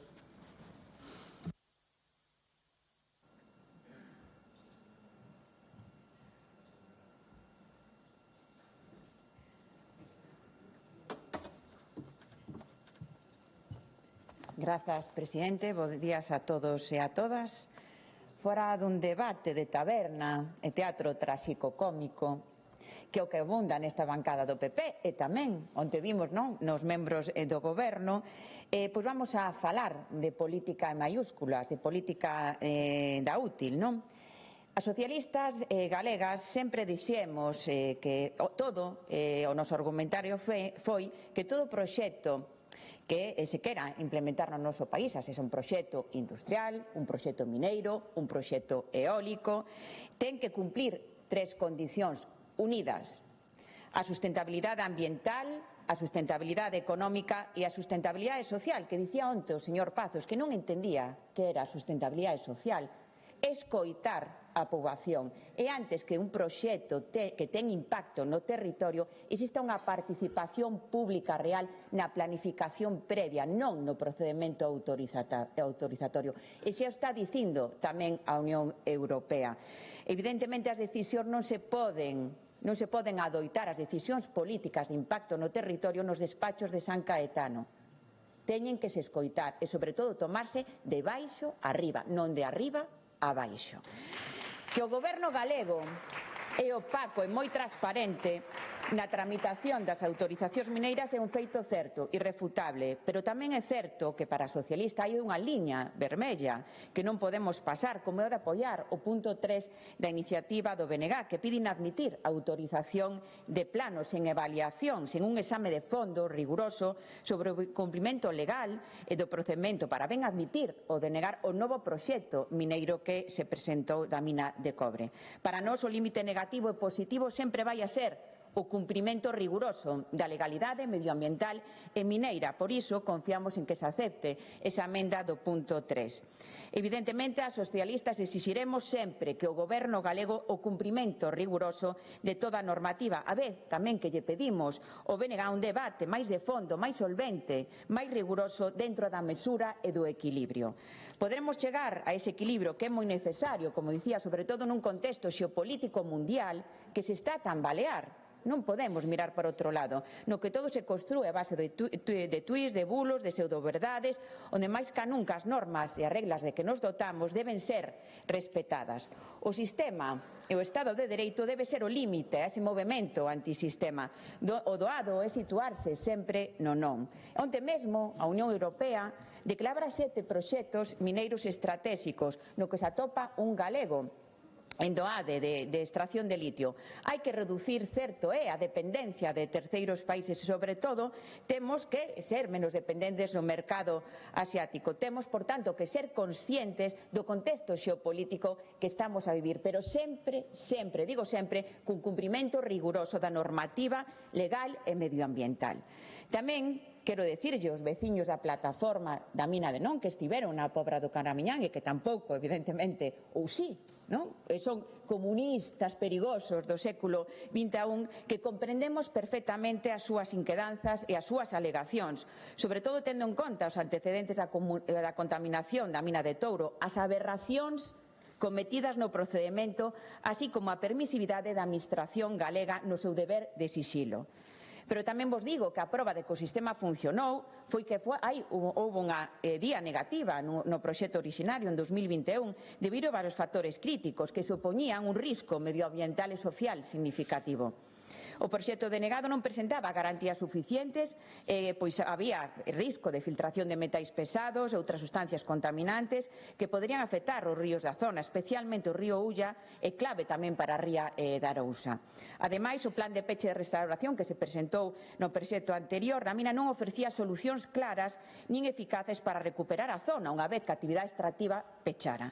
E tamén vos digo que, de novo, se este proxecto de explotación que se presenta é un xemelgo do anterior, a día tamén sí ou sí debe ser unha día negativa. Como voceira de Enerxía e Industria, asegúrovos que fiscalizaremos o Goberno galego que cumpra de forma estrita a normativa medioambiental e todos os condicionantes, tamén a solvencia técnica da mineira, a solvencia económica, que están previstas na Lominga, na Lei de Ordenación de Minería de Galicia, que é unha lei do 2008 moi avanzada nese sentido e pioneira na legislación autonómica. Pero de verdade non podemos denunciar presións aos empregados polo proxecto de Altri ao tempo e pedir que se denegue de plano autorización. Dito anterior, as socialistas somos conscientes de que a historia das minas abandonadas en Galicia é unha historia de xigantes con pés de barro. Transformar vertedoiros en antiguas canteiras, reactivar explotacións mineiras da época do franquismo, que deberían ser declaradas caducadas pola lei de minas, e temos moitos exemplos de que se facían e que se fan as cousas mal. De feito, hai moitas anulacións do Tribunal Superior de Xusticia de autorización mineiras, pero vamos poñer nomes. Mina de Ouro de Corcoesto, que aí había unha vía positiva e denegouse o proxecto por falta de solvencia económica. Antecedentes hai, tome nota o Goberno galego. Mina de Penouta, por certo, sobre que se abriron dilixencias penais na súa modalidade agravada, ríese o diputado de tal, por risco para a saúde das persoas, porque os metais pesados que había eran altamente contaminantes para consumo humano. Eso é a realidade. A mina de ouro de Feldepato de Muras, a explotación mineira de Casolonga en Toisal. De verdade, estes exemplos que decía o señor Rueda, é un exemplo de ser riguroso coa normativa medioambiental? É un exemplo de ser riguroso? En que mans estamos, señorías do PP? En que mans estamos? Asemade, no caso da mina de Touro, estamos tamén a ser testemuña que o deber de sixilo xa fallou, por tanto, os antecedentes están aí. E tamén, pois, a falta de contundencia da Augas de Galicia na derradeira sanción que se lle impuxo en decembro de 2024 por vertidos de residuos industriais contaminantes en autorización. Eso sí, residuos mineiros que iban a mineiros do Vieiro ao rego de Pucheiras é unha sanción mínima que lle impuxe a explotacións galegas que, por certo, é socia da que vai a explotar agora a mina de cobre, a Atalaya Mining, para a reapertura da mina. No punto de vertido mostrado por Augas de Galicia atopáronse altas concentracións de magnesio e de níquel, por riba do límite das normas de calidade ambiental. Coñecendo estes datos e antecedentes, de verdade, como dicía, nos podemos fiar do Goberno galego? Eu penso que non. Por outra banda, debe o Goberno galego escoitar a sociedade civil, os veciños da mina de Touro, escoitar aos concellos. E hoxe o Goberno galego é unha administración tremendamente opaca. Por eso hai esa contestación social. No novo proxecto presentado débense avaliar tamén as afeccións socioeconómicas negativas. Claro que se teñen que avaliar, sobre todo no sector pesqueiro, marisqueiro, pérdas de emprego fundamental para Galicia, que podía verse gravemente perxudicado pola contaminación da auga, como riscos de impacto negativo no turismo rural, na afección do Camiño de Santiago, na zona ambiental da comarca. En definitiva, as socialistas estaremos moi vixiantes a que o novo proxecto en tramitación da mina de cobre non sexa outra xigante con pés de barro. Non permitamos que o Goberno galego lle poña alfombra vermella a calquera empresa sen comprobar a solvencia técnica, a solvencia económica e o cumprimento riguroso da normativa medioambiental. E de ser o novo proxecto mineiro en tramitación un xemelgo do anterior, o resultado debe ser o mesmo, a denegación. Gracias.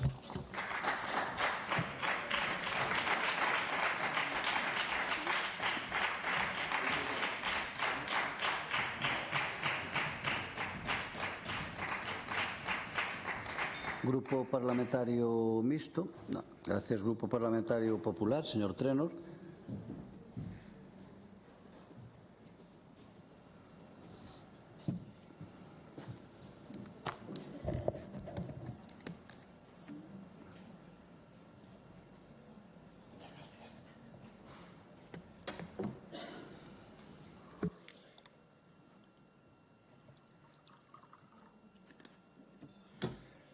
Bueno, buenos días, señorías. Muchas gracias, presidente.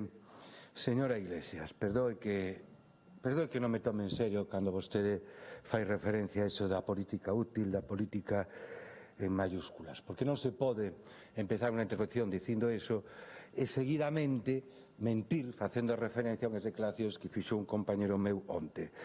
O portavoz do Grupo Parlamentario Popular, o señor Pazos, facía referencia a un concepto, o de licencia social, que se utilizou onte, que é un concepto moi perverso da esquerda populista, señora Iglesias, moi perverso da esquerda populista. Supoño que vostede se lle escapan estes conceptos políticos, pero basicamente o que di é que a turba toma decisión por riba dos criterios técnicos, por riba de criterios científicos, por riba da razón. A turba populista é a que toma a razón según este pensamento político.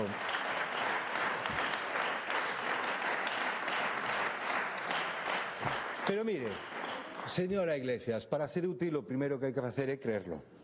Creer nun mesmo, creer na súa forza política, ter principios, defendelos. Non defender o que digan de Madrid, non defender o que digan en Ferraz, non tomar decisións en contra de Galicia simplemente porque vostedes creen que lle ten rendemento electoral. Eso non é política útil, nin política en mayúsculas. Señora Pérez, vostede felicitou aos milleiros de comunistas patriotas, felicitou tamén os miles de radicais manipulados de Riazor, pero eu quero felicitar os millóns de galegos que non se manifestaron e que foron a Riazor a berrar, os millóns de galegos que queren emprego e industria en Galicia e os millóns de galegos que dicen sí a Galicia, que dicen sí ao emprego e que dicen sí ao futuro, algo que para o Bloque Nacionalista Galego parece que non lle gusta. Señora Pérez, non é serio que vostede en cada debate denuncia a caída de produción marisqueira e que en cada debate vostede busque un responsable diferente, según o plovento, según sexa o tema da semana, según lle indique, non sei, o pegao, lle indique a señora Pontón, lle indique non sei quen, o sea, é que vostede, en 3 debates diferentes que eu tiven con vostede fixo a mesma denuncia, pero acusou a 3 colectivos, a 3 persoas diferentes. Bueno, por suposto, vostede sempre a responsabilidade do desleixo da Xunta de Galicia. Desleixo da Xunta de Galicia. Iso o utilizan aquí, pero utilizan absolutamente en calquer debate. Tamén botaronlle a culpa da caída da produción marisqueira, por suposto, o cambio climático, é verdade. Pero tamén é que botou vostede a culpa aos propietarios dos encoros, porque cando chove abren as comportas. Pero é que resulta que en verano vostede xa sinalou que a culpa era dos incendios e dos turistas e dos veraneantes. E despois tamén resulta que sinalaron que a culpa era de Altri, cando Altri, aínda por agora, é un proxecto en papéis. Ainda non ten nada, pois xa é o responsable. E agora ven vostede dicendo que a culpa é da mina de Touro. Mire, señorías, non é nada serio que cada vez que debato con vostede sinale unha causa diferente según sexa o tema do día, o tema do mes, o tema de moda. Voulle aclarar unha cuestión sobre o proxecto, sobre a declaración de Cobre de San Rafael como proxecto industrial estratégico. O 24 de xuño do 24 o Consello de Xunta declarouno como proxecto, como PIE. unha declaración que non presupón ningún resultado en relación co procedimento de autorización nin coa evaluación ambiental, e fíxose únicamente porque cumpre cos requisitos establecidos no texto refundido das disposicións normativas que temos na comunidade autónoma. De feito, entre outros, no caso concreto de Cobre de San Rafael, que simplemente porque supón a creación de 394 postos de traballo e un investimento inicial de casi 200 millóns de euros, xa só por iso é un proxecto industrial estratégico.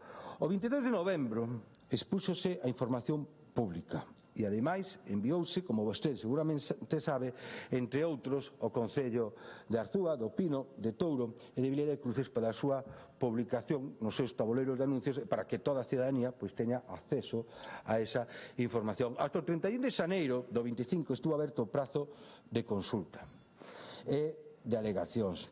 Hoxe vostedes non o piden, pero é que na anterior debate nunha comisión, non sei se foi con vostede ou con un compañeiro seu, onde traían a mesma iniciativa, vostede nos pedía que aprobara o Parlamento que dixéramos aos técnicos que todas aquellas alegacións que estaban en contra da mina que foran tomadas en consideración por riba do criterio técnico, simplemente porque vostedes consideraban que aquí os deputados podemos decir aos técnicos como teñen que estimar ou non as alegacións. Nestes momentos, señorías, continúase coa tramitación prevista pola lei, na que se velará como se fai en todos e en cada un dos proxectos por dar as máximas garantías medioambientais a todas as partes implicadas. E unha vez que se complete a recopilación de todos os informes precisos, resolverase o expediente, incluído, por suposto, a declaración de impacto ambiental que vai ser emitida polo órgano ambiental. Señoría, isto é o que pasa absolutamente con todos os proxectos e tamén con este proxecto. Siguen os trámites habituais, os trámites que indica a normativa. E iso é como ten que ser. E volvo a incidir en que a declaración como PIE non presupón o resultado final da tramitación ambiental de dito proxecto, que será a que vai decir se ese proxecto é viable ou non. Pero para vostedes xa é non. É que para vostedes o non é así xa para todo, é o non polo non. Onte eu tive a oportunidade de facer unha lista de todas as cuestións onde vostedes din que non, simplemente repasando os temas que se debatiron e os temas que se trataron. Vostedes dixeron que non a toda a enerxía eólica, vostedes dixeron que non a hidroeléctrica, dixeron que non ás pontes e a Meirama, dixeron que non tamén a fotovoltaica, dixeron que non, isto non o dixeron onte, pero eu facín memoria e recordeino, dixeron que non a planta de biomasa de Teixeiro, con cual dixeron que non a toda a enerxía renovable de Galicia, dixeron que non a Alcoa, dixeron que non a Reganosa, a Megasa, a Ence, a Sogama, dixeron que non a ampliación de Citroën, dixeron que non, e incluso atacaron a Inditex, dixeron que non o sector forestal, o sector da minería, que é o que están a facer, dixeron que non tamén a industria da defensa, dixeron que non a gandería, porque consideran que é intensiva a gandería de Frades, de Trazo, de Mazaricos, para vostedes iso é contaminante, esa non é a súa gandería, non, é a gandería de Galicia, que a vostedes non lle guste. Dixeron que non tamén o sector da caza, dixeron que non a pesca porque é extractiva e depredatoria, dixeron que non a aquicultura porque ocupa as nosas costas, dicen que non ao turismo, porque non sei que teñen vostedes en contra o turismo, supoño que a xente viaxe é malo para o nacionalismo, pero é que dixeron que non tamén as infraestructuras, dixeron que non a P9, dixeron que non, está pensando Álvaro Cunqueiro, claro, algúns pensan por unha cousa, pero da Coruña é que os do Bloque dixeron que non tamén a ampliación do Choac, señorías, é que dixeron que non o porto exterior da Coruña, o Bloque nacionalista galego di que non a todos os proxectos que supoñan creación de emprego e que supoñan futuro para Galicia, tanto privados como públicos, como os proxectos de administración, señorías. Pero xa se lles vai coñecendo, E vai a verdade que vostede felicita os miles de persoas que saen coa pancarta, algúns que se ponen estes cabezudos, non, que parece que se repiten en todas as manifestacións do Bloque, é verdade que se repiten todas esas, pero eu felicito e alégrome de que millóns de galegos, de que máis de 2 millóns de galegos estén con nós, estén con Partido Popular e non que se deixen manipular por vostedes. Señoría, todos os proxectos mineiros sométense a unha tramitación absolutamente garantista por parte da Administración galegos. E son os técnicos da Administración cando corresponde os que certifican se se cumpre ou non a legislación vixente. Non vai ser ningún partido político, non vai ser ningún sindicato, non vai ser absolutamente ningún grupo parlamentario nin de deputados o que digan o que cumpre ou non coa legalidade. Mais nada, e moitas gracias.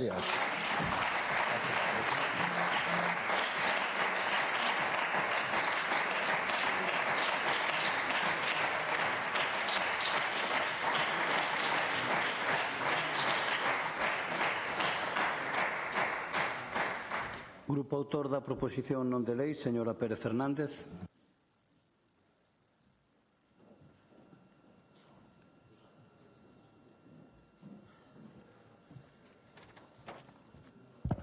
Grazas, señor presidente.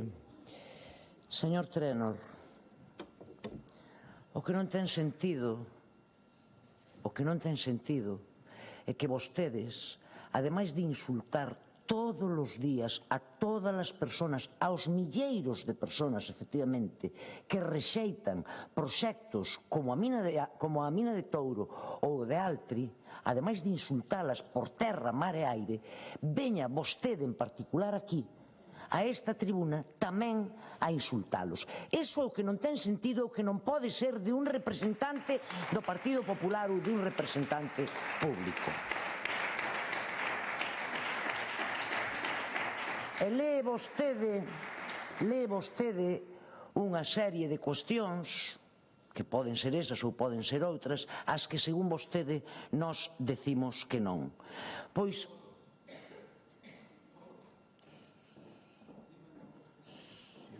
xa falou, non, presidente? Sí, claro que lle vou a dicir unha cousa que vostedes din que non. E é unha cousa que engloba absolutamente todo. Absolutamente todo.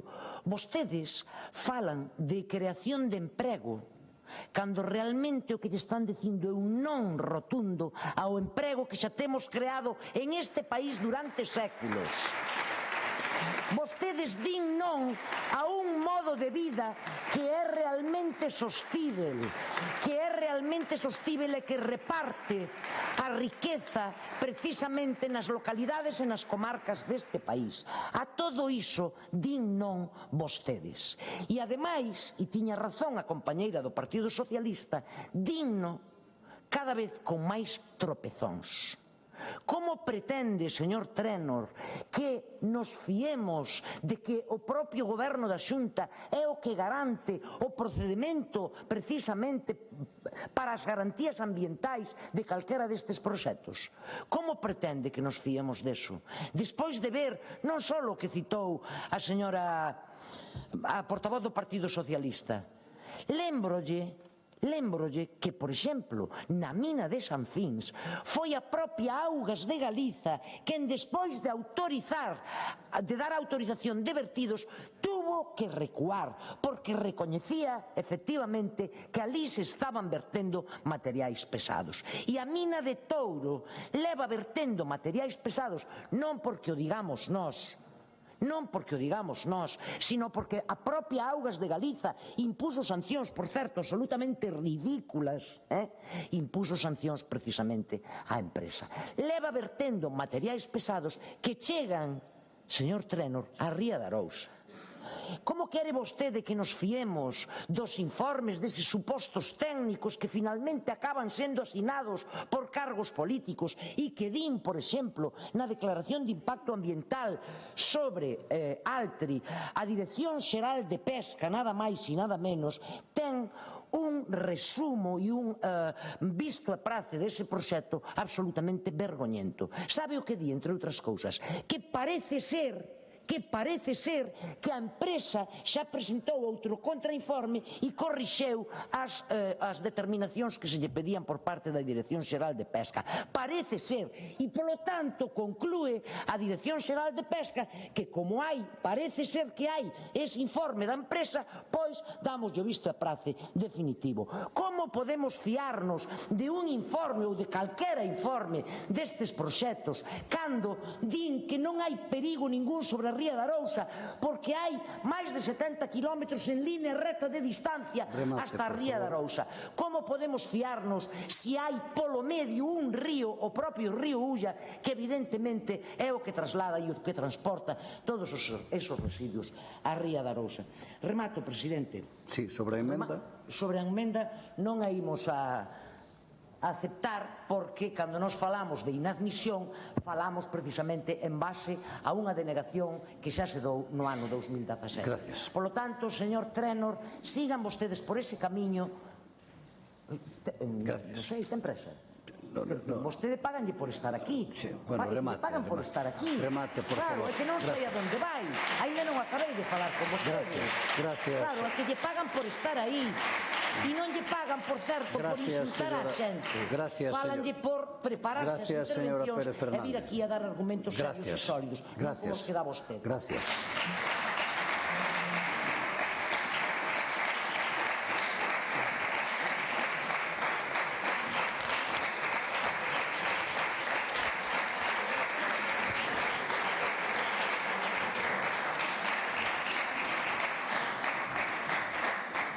Proposición non de lei do Grupo Parlamentario do Bloque Nacionalista Galego, iniciativa de doña Alexandra Fernández Gómez, sobre as medidas que debe adoptar o Goberno galego ante o crecemento descontrolado de pisos turísticos. A esta proposición non de lei presentouse unha emenda do Grupo Parlamentario Popular. Para formular a proposición non de lei ten a palabra a señora Fernández Gómez. Grazas, presidente. Os pisos turísticos comenzaron sendo algo casi anecdótico que parecía inofensivo. O propio termo de economía colaborativa que se empregaba habitualmente nun inicio para denominar ese contacto, esa conexión directa entre particulares que permitía facer uso da propiedade da outra persoa por un período pequeno a un precio reducido, soaba ben. De súpeto, gracias á tecnoloxía, había a posibilidade de contactar directamente coa persoa que alugaba a súa casa a través de plataformas intermediarias. E esa etapa de certo buenismo, de ingenuidade sobre o que comportaban os pisos turísticos xa quedou atrás. Estamos nunha pantalla nova. Os pisos turísticos xa non son a casa dun veciño que se aluga por uns días. Son pisos que se dedican ex profeso a unha actividade económica relacionada co turismo. Nos últimos 15 anos proliferaron por miles en toda Galiza, colonizando o mercado de vivenda habitual e transformando dunha forma radical a estrutura da propiedade inmobiliaria e do modelo turístico. E hai datos que son moi ilustrativos da situación de colapso. En Galiza xa hai máis prazas en pisos turísticos que en todos os hotéis, pensións, albergues, casas de turismo rural e apartamentos turísticos xuntos.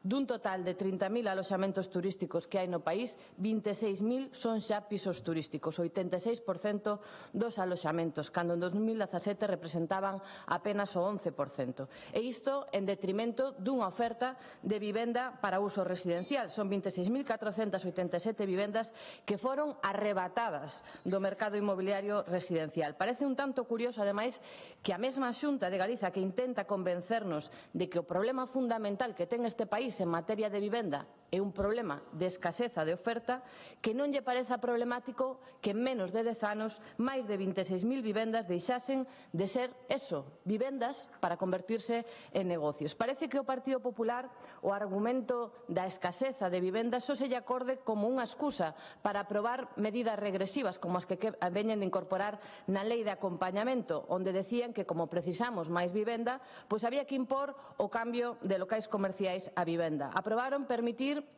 un réxime de excepcionalidade, porque como necesitamos máis vivendas, que se podan construir ata 2029 vivendas que son ilegais baixo o actual planeamento. Tamén aprobaron que se poidan transformar millóns de metros cuadrados nun único trámite exprés de solo residencial.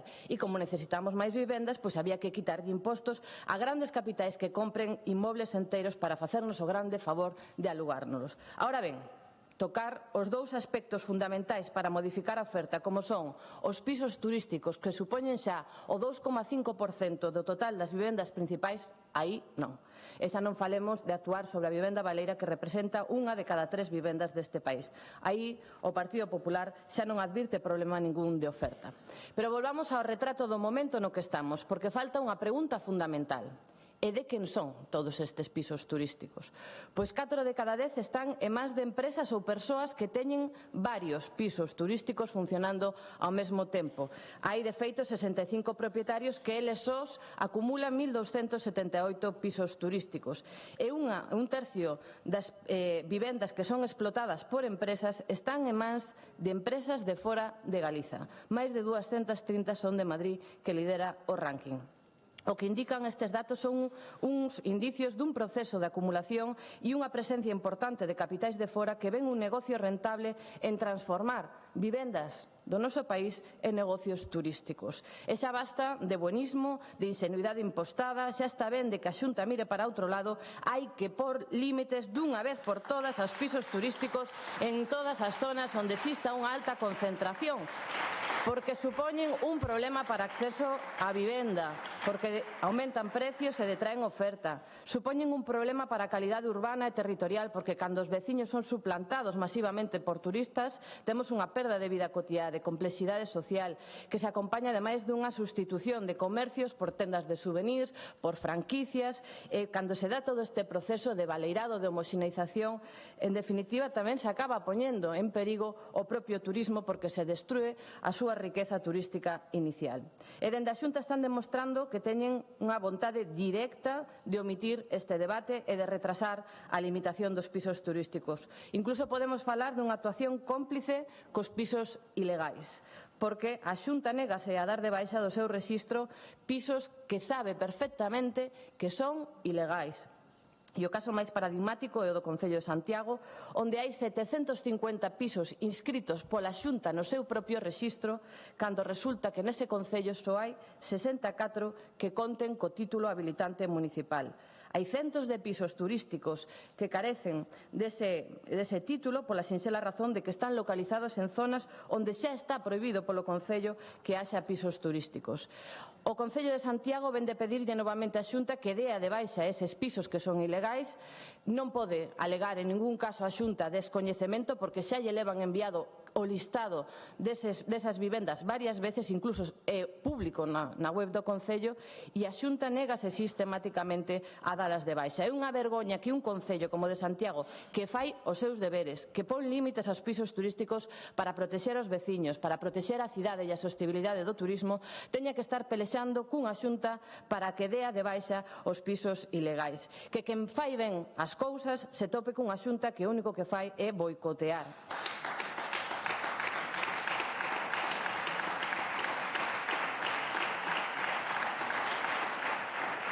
E ademais fanos sen taparse, porque acaban de enviar unha carta ao Concello de Santiago onde din abertamente que a inscripción que fai a Xunta no seu propio rexistro pois tampouco implica que sexan legais, que ninguén entenda eso, porque eles non comproban en ningún caso que eso sexa así. Están recoñecendo, non, que o seu propio rexistro carece de validez, que é unha coladera e que non vale para nada porque dan de alta todas as solicitudes sen distinguir. E con esta iniciativa exiximos que se corrixa dunha vez por todas esta situación, garantindo que todos os pisos conten co título habilitante municipal antes de que a Xunta os dea de alta. Tamén solicitamos máis inspeccións e sancións, pero sen dúbida a medida máis importante e necesaria que traemos é que a Xunta de Galiza poña límites aos pisos turísticos tamén a nivel galego, porque para alén das competencias que teñen os concellos nesta materia, a Xunta ten competencias en turismo, en vivenda e, por tanto, está nas súas mans declarar zonas de alta concentración de pisos turísticos e establecer neses ámbitos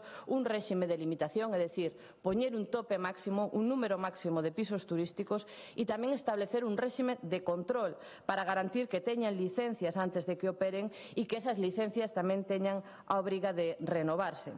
E defendemos isto porque creemos fehacientemente que é fundamental que haxa unha ordenación a nivel galego, que haxa unha visión de conxunto de país de escala territorial, Por que? Porque este fenómeno no noso país de pisos turísticos non se limita ás grandes cidades como sucede noutros sitios. De feito, no noso país apenas o 20% das prazas de pisos turísticos están en zonas densamente poboadas. Estamos ante un fenómeno en Galiza de escala supramunicipal continuo por todo o litoral onde se concentra máis do 80% dos pisos turísticos. E esta dimensión territorial, unido as dificultades de gobernanza coas que se atopan en moitos casos concellos pequenos, pero que sí que están moi afectados polos pisos turísticos, eses pequenos concellos non teñen os recursos para exercer a disciplina urbanística e, por tanto, necesitan que haxa unha política activa por parte da Xunta para promover esa planificación a nivel galego que permita conciliar usos turísticos coas necesidades habitacionais da poboación. Hai outras medidas tamén que se inclúen nesta iniciativa complementarias, como, por exemplo, a prohibición de que vivendas protegidas ou vivendas que recibisen subvencións para facilitar o acceso á vivenda da persoa propietaria, pois que non se poidan destinar despois a pisos turísticos, creo que é de sentido común porque se estaría desvirtuando o obxectivo dos recursos públicos para os que foron destinados. E conclúo xa. Creo que todos somos conscientes aquí de que tarde ou cedo terán que tomarse medidas para limitar os pisos turísticos, incluso dende Europa se está marcando camiño nesa liña. Canto máis vai continuar sendo a Xunta de Galiza un obstáculo cando actúan outras administracións ou incluso un lastre a reformas tan necesarias como as que planteamos e que ademais a cidadanía está demandando, que creo que son de sentido común que as vivendas sexan vivendas, que haxa máis vivenda accesible e que acabemos con esta dinámica altamente especulativa. Nada máis. Gracias.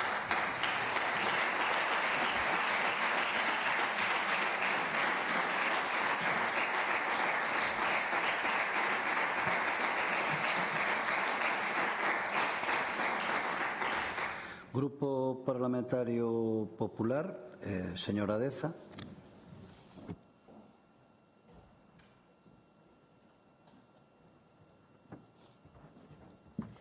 Grazas, presidente. Bo día a todos e a todas. En anteriores debates nesta Cámara utilizáronse por parte da propoñente desta iniciativa 3 termos para definir o fenómeno das vivendas de uso turístico. Eses 3 termos que definía como etapas eran explosión, descontrol e colapso. E segundo as súas verbas, esa explosión derivaba da diferencia de rentabilidade co alugueiro tradicional, o descontrol da falta de medidas de ordenación e, en consecuencia, chegaba o colapso que provocaba o descenso da vivenda residencial. E, en base a eses 3 conceptos ligados entre sí, presenta hoxe novamente aquí esta iniciativa.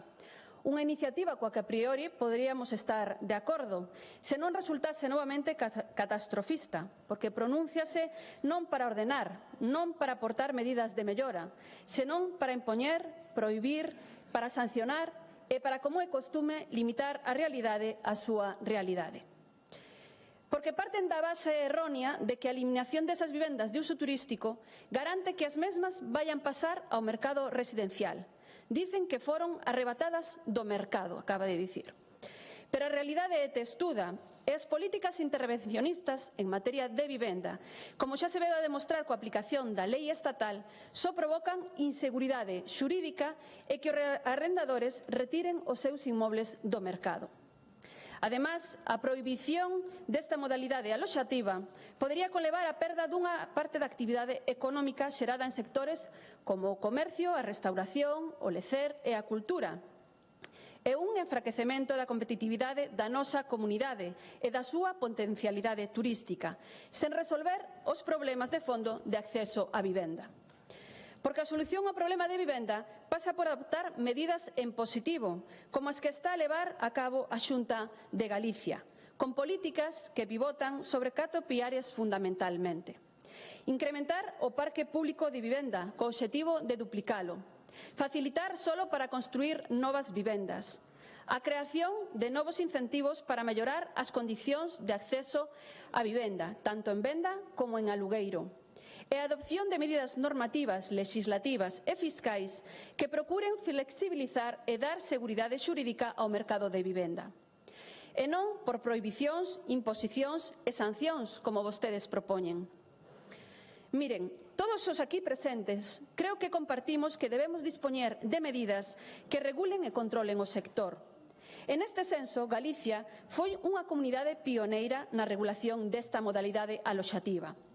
O decreto galego permitiu incorporar as BUT que xa operaban na nosa comunidade a oferta regrada como unha modalidade aloxativa complementaria e non excluinte das tipoloxías existentes.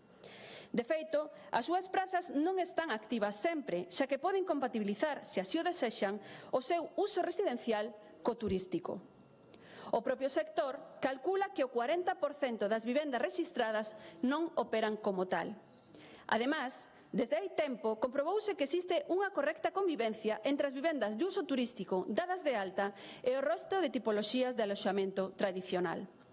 E proba diso son dous datos. A demanda turística nas vivendas en alugueiro tradicional medra e a rendibilidade hoteleira é hoxe a máis alta desde que existen rexistros, medrando un 7%.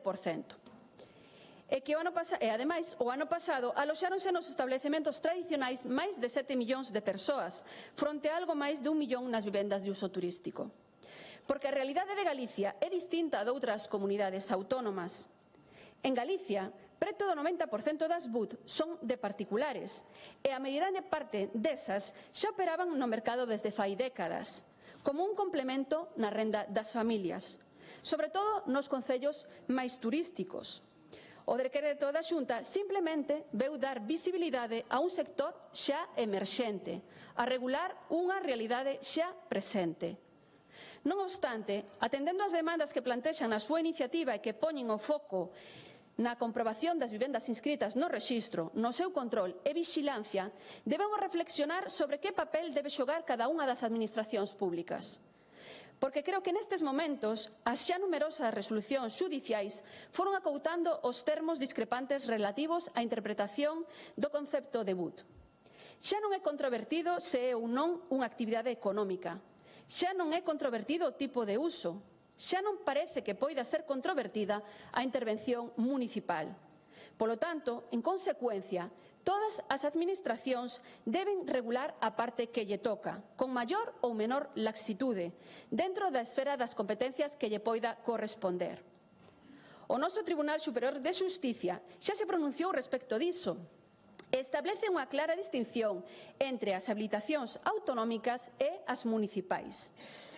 Polo que parece claro xa que a declaración autonómica responsable prevista no decreto non é suficiente para a apertura dunha vivenda destinada a esa actividade, para o que se require, ademais, a autorización municipal correspondente en forma de comunicación previa. Con todo, cando se regularon na nosa comunidade, aínda que é certo que o artículo 42 do decreto indica expresamente que a presentación da declaración responsable nas condicións previstas no decreto habilitaba para o desenvolvemento da actividade turística de venda de uso turístico, tamén é certo que alude a que sen perxuízo do cumprimento das demais obrigas exixidas noutras normas que lle sexan de aplicación.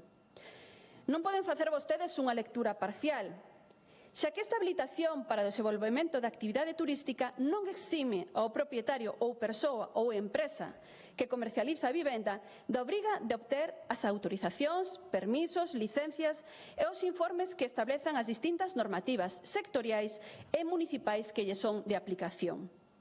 Existía, ata os recentes pronunciamentos xudiciais, o estendido criterio de que coa presentación da declaración responsable na Xunta, coa documentación requerida polo decreto e a inscrición no REAT, era máis que suficiente para iniciar a actividade. E a única intervención do Concello pasaba por facilitar a copia da licencia de primeira ocupación ou, na súa falla, emitir, previa solicitude do interesado, o certificado correspondente. Pero o certo é que os concellos teñen un papel determinante na habilitación ou non desta modalidade. E teñen, ademais, un papel determinante na comprobación de se esa vivenda de uso turístico incumpre ou non a súa normativa. E nos casos de incumprimento, serán aqueles os que deben comunicarllo á Xunta de Galicia para proceder ao expediente de baixa no REAT. E, de ser o caso, ademais, tramitar o expediente disciplinario que corresponda en vía administrativa. Por outra banda, a nivel estatal, o pasado 2 de xaneiro entrou en vigor cun período de adaptación ao 1 de xullo o Real Decreto de Rexistro Único de Alugueiros Turísticos e de Tempada. Esta nova norma incorpora a obrigatoriedade dun rexistro único, sen o cal os pisos non se poderán comercializar en plataformas en liña. Así mesmo, a partir do próximo mes de abril, os propietarios que desexen destinar os seus inmobles ao alugueiro turístico deberán contar coa autorización expresa das 3/5 partes dos veciños da súa comunidade de veciños. Modificacións que se inclúen nos cambios dos artigos 7 e 17 da Lei de Propiedade Horizontal. Ademais, o presidente do Goberno tamén anunciou que os pisos turísticos pasarán a ser considerados un negocio e, polo tanto, tributarán como actividade económica. Todas estas medidas, sen dúbida, incidirán nun mercado no que hai visitantes que, cando viaxan, únicamente buscan vivendas de uso turístico, porque ofrecen a posibilidade de trasladar os hábitos do fogar ao lugar de vacacións. O hóspede non busca servicios adicionais, busca a intimidade e un confort que lle ofrece un aloxamento no que gozar da nosa comunidade, a nosa gastronomía, a nosa cultura, a nosa paisaxe e, a súa vez, poder gozar das comodidades dunha vivenda. Por iso, é o formato preferido das familias.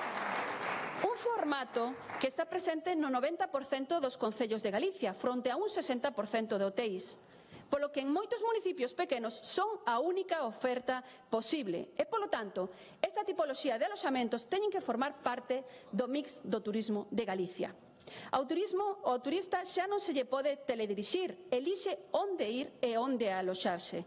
E por iso, os debates sobre competencias entre tipoloxías de aloxamento como se fosen produtos sustitutivos están completamente caducos. E limitar a capacidade de atracción dunha tipoloxía aloxativa simplemente fará que o destino ofreza unha menor variedade e perda turistas potenciais. Nada máis, moitas gracias.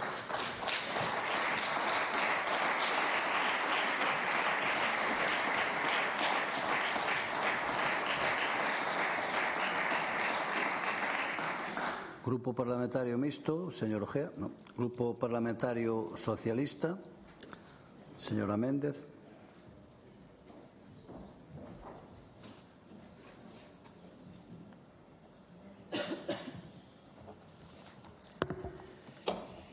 Grazas, presidente. Moi bons días, señorías.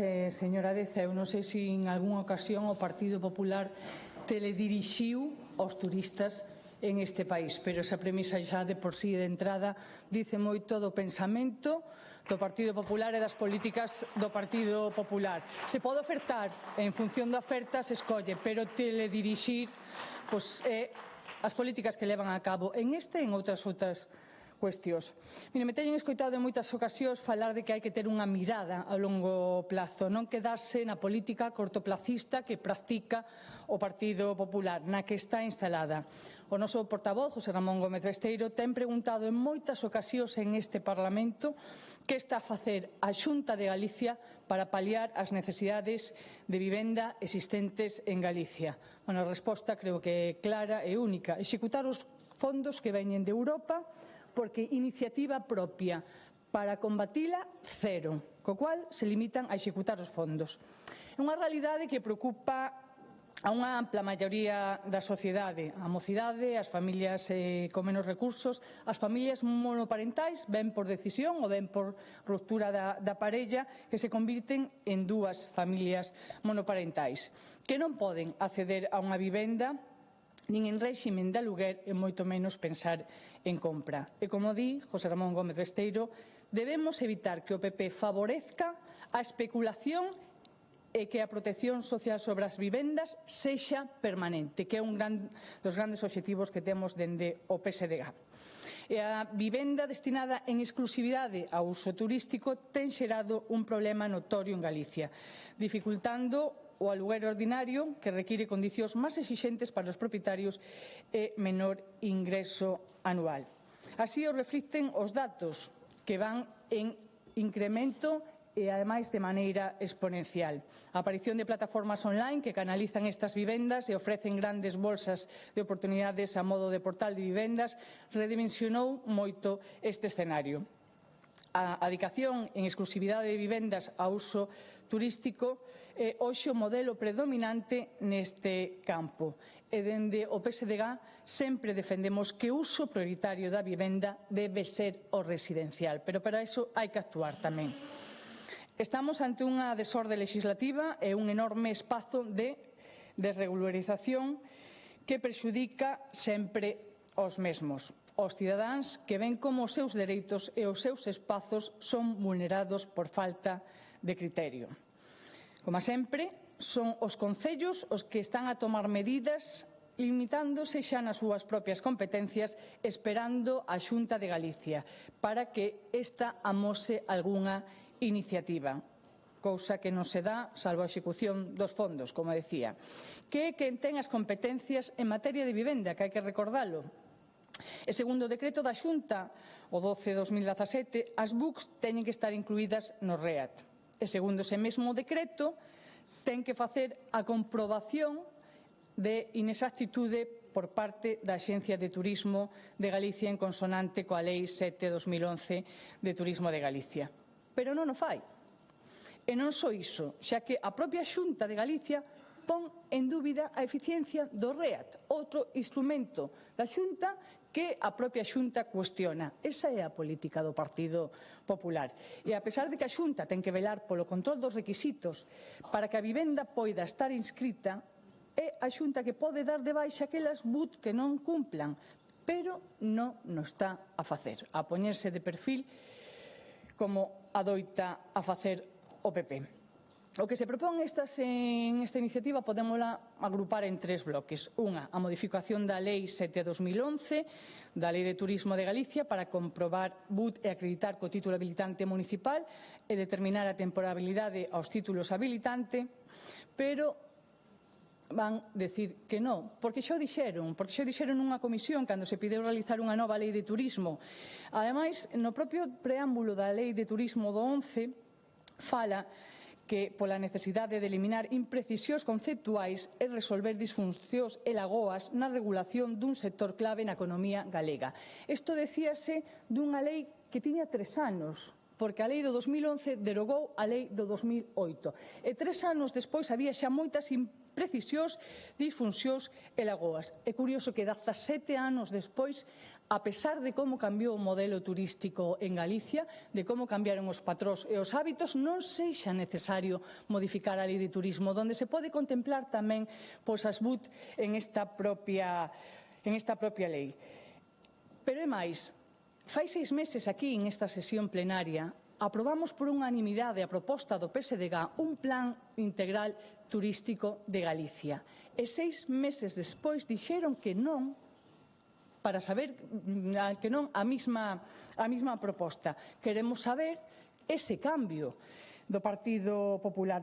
Por que en pleno sí, en comisión non? Por que fai 6 meses sí e hoxe non? Porque a mellor o Partido Popular quería presentalo en solitario, como fixo antes, por certo, o presidente Rueda, que nos convidaron, pero lástima, mágoa, fixeron a presentación un día que estábamos aquí todos na sesión plenaria e non pudemos asistir a ver ese plan turístico que presentaba o señor Rueda. Sería que non lle tiña moito interés ou non lle facía moita gracia que estuveramos ali escoitando ese programa que quedará, como sempre, todo en fume. Por outra banda, o que se piden en esta proposta é realizar estudos e informes, cousa que dende o PSDG xa vimos demandando, porque é necesario ter un diagnóstico para poder ter despois unha planificación e unha folla de ruta. En ese informe se pide ver como están afectadas a BUT no modelo turístico ou a afectación aos pequenos negocios de hotelería, porque según vimos estes días recentemente na prensa, según a Federación de Empresas Inmobiliarias, va a pechar 1 de cada 4 hotéis pequenos e casas de turismo rural. 1 de cada 4. Hombre, pois a mellor algo ten que ver o crecemento exponencial que están tendo as BUT para que teñan que pechar hotéis, que os hotéis están asentados no territorio, en moitos concellos pequenos, que xeran emprego directo, que ademais dinamizan as vilas e os concellos onde se asentan, que fomentan a economía circular, que despois eso xera que a xente que traballa ali se queda ali, e polo tanto asentamento da poboación tamén no rural. E hoxe mesmo estamos a ver nunha noticia de prensa como unha veintena de hotéis nas Rías Baixas se poñen tamén en venta. Non se trata de fomentar unha cousa en detrimento de outras. Se trata de buscar un equilibrio e por eso hai que regular as BUT. Non se trata de ir en contra das BUT, pero si teñen que estar reguladas, porque senón vai en detrimento de negocios familiares que xeran, como digo, emprego e riqueza e asentamento no rural en detrimento de aquilo que xera menos riqueza. É un maior control, que sí, que hai que facer o control, que para iso facemos as leis, e nas leis tamén se contempla que haxa ese control para detectar as vivendas ilegales e a Xunta pode actuar de oficio para que poidan cumplir o planeamento e a normativa municipal. Mire, que o que nós vamos a facer é votar a favor desta iniciativa, porque vai na liña do que defende o PSDG, como xa temos manifestado en moitas ocasións, e o que nos parece tamén xa o colmo da hipocresía é a emenda que presenta o Partido Popular. Porque en esa emenda, que pide o Partido Popular? O que fai? Poñer deberes aos concellos e ao Goberno central en dúas cuestións como turismo e vivenda que son competencias propias da Xunta de Galicia, da Comunidade Autónoma. Por lo tanto, señora Deza, faigan o seu traballo, poñan solucións en riba da mesa, busquen ese equilibrio para que se poida convivir e xa está ben de poñer deberes aos máis, como acostuma a facer o Partido Popular. Moitas grazas. Gracias.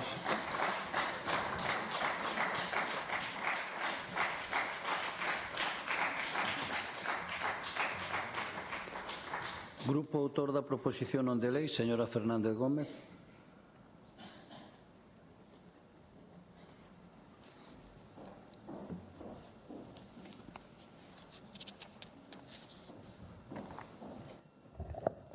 Ben, di o Partido Popular que o Bloque queremos impor algo tan terrible como que os pisos turísticos sexan legais.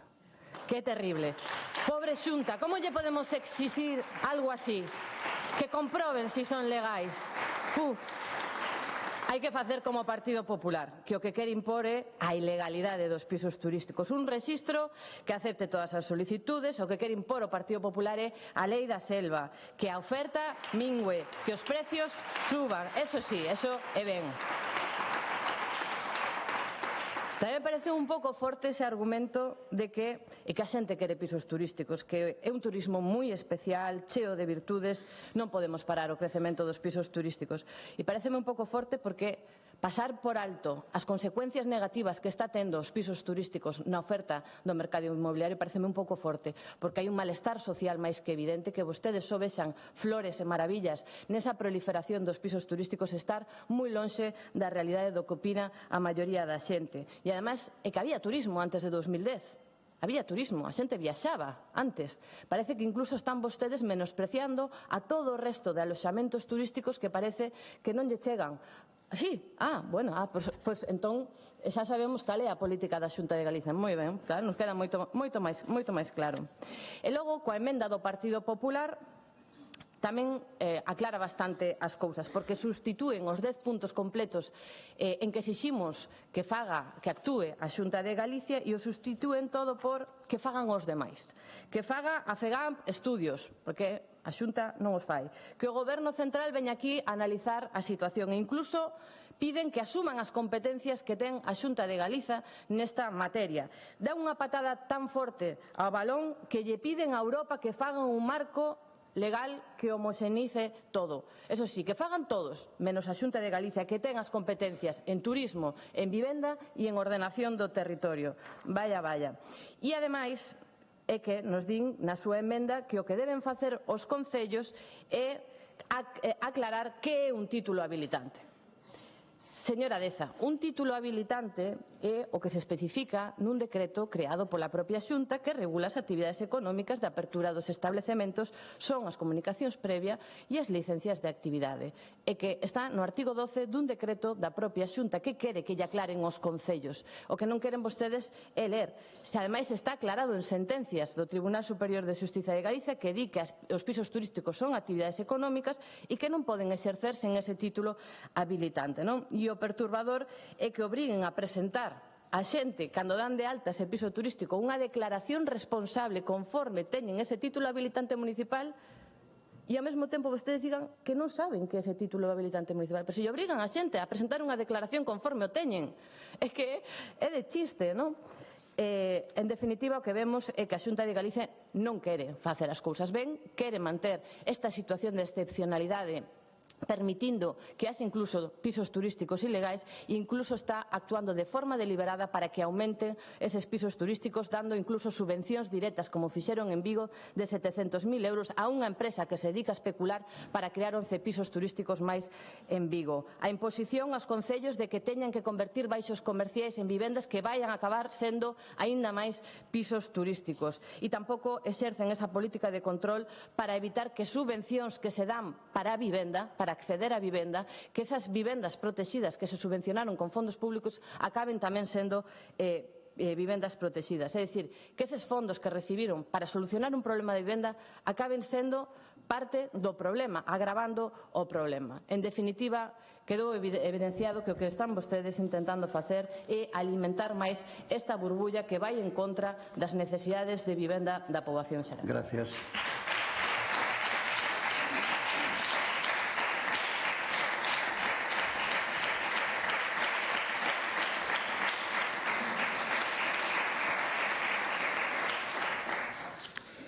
Acaban de entrar no hemiciclo e os saludamos os alumnos de terceiro do ESO do Centro Dr. López Suárez de Friol, que hoxe visitan o Parlamento. Benvidas ao Parlamento. E ora continuamos coa proposición non de lei do Grupo Parlamentario Socialista, iniciativa da doña Paloma Castro, sobre as medidas que o Goberno galego debe pôr en marcha dirixidas a promover as boas condutas e previr a violencia no deporte. Presentouse unha emenda do Grupo Parlamentario Popular para formular a proposición non de lei. Ten a palabra a señora Castro. Grazas. Grazas, presidente. Bo día a todos e a todas e bo día tamén a todos os nenos e nenas de, bueno, mozos e mozas xa, mellor dito, de Friol. Bueno, eu penso que este tema o coñecerán, ademais pode ser interesante porque seguramente viviron algunha vez algunha situación das que agora imos falar. Cando falamos de deporte, todos pensamos e asociamos o deporte a algúns valores, non? Por exemplo, a capacidade de superación, a disciplina, o compañerismo ou o respeto polo rival, así como tamén a intentar conseguir unha vida máis saudable. Outro día aquí no Parlamento tivemos un curso, o dicía onte, de reanimación cardiopulmonar e o profesor Juan Atei dicíanos que facer deporte, levar unha vida saudable era un dos mellores métodos de prevención para evitar enfermedades cardiovasculares nun futuro, non? Incluso dicía que era un dos principais métodos de prevención. Despois o deporte tamén se vincula a poder canalizar a tensión e evitar así problemas psicolóxicos ou ansiedades, ou a liberación de enerxía ou a mellora incluso do aspecto físico. Pero a pesar disto, todos vivimos e todos somos conscientes de que moitas veces se viven no deporte moitas situacións que son indesexables. E podo poñer algúns exemplos. O pasado 24 de febreiro falecía un veciño de Ogrove, en Pontevedra, tras 2 meses en coma despois dunha agresión sufrida nun partido de categoría cadete feminino.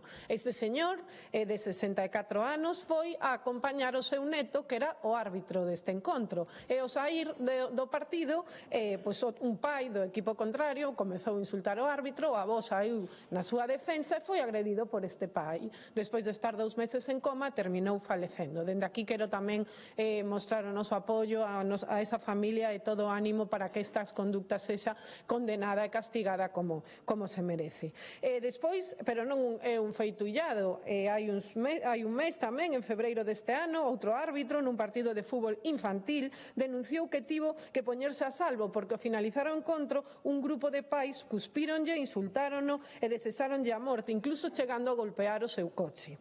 O pasado mes tamén unha nai da Coruña denunciaba que a súa filla de 13 anos, árbitra dun partido de prebenxamíns na Coruña, nenos e nenas prebenxamíns de máis ou menos 7 anos, pois que a súa filla tivo que soportar durante todo o partido gritos da bancada e dende a grada, non só por parte dos pais, senón tamén por o delegado dun dos clubs, sentíndose acosada e con moito medo.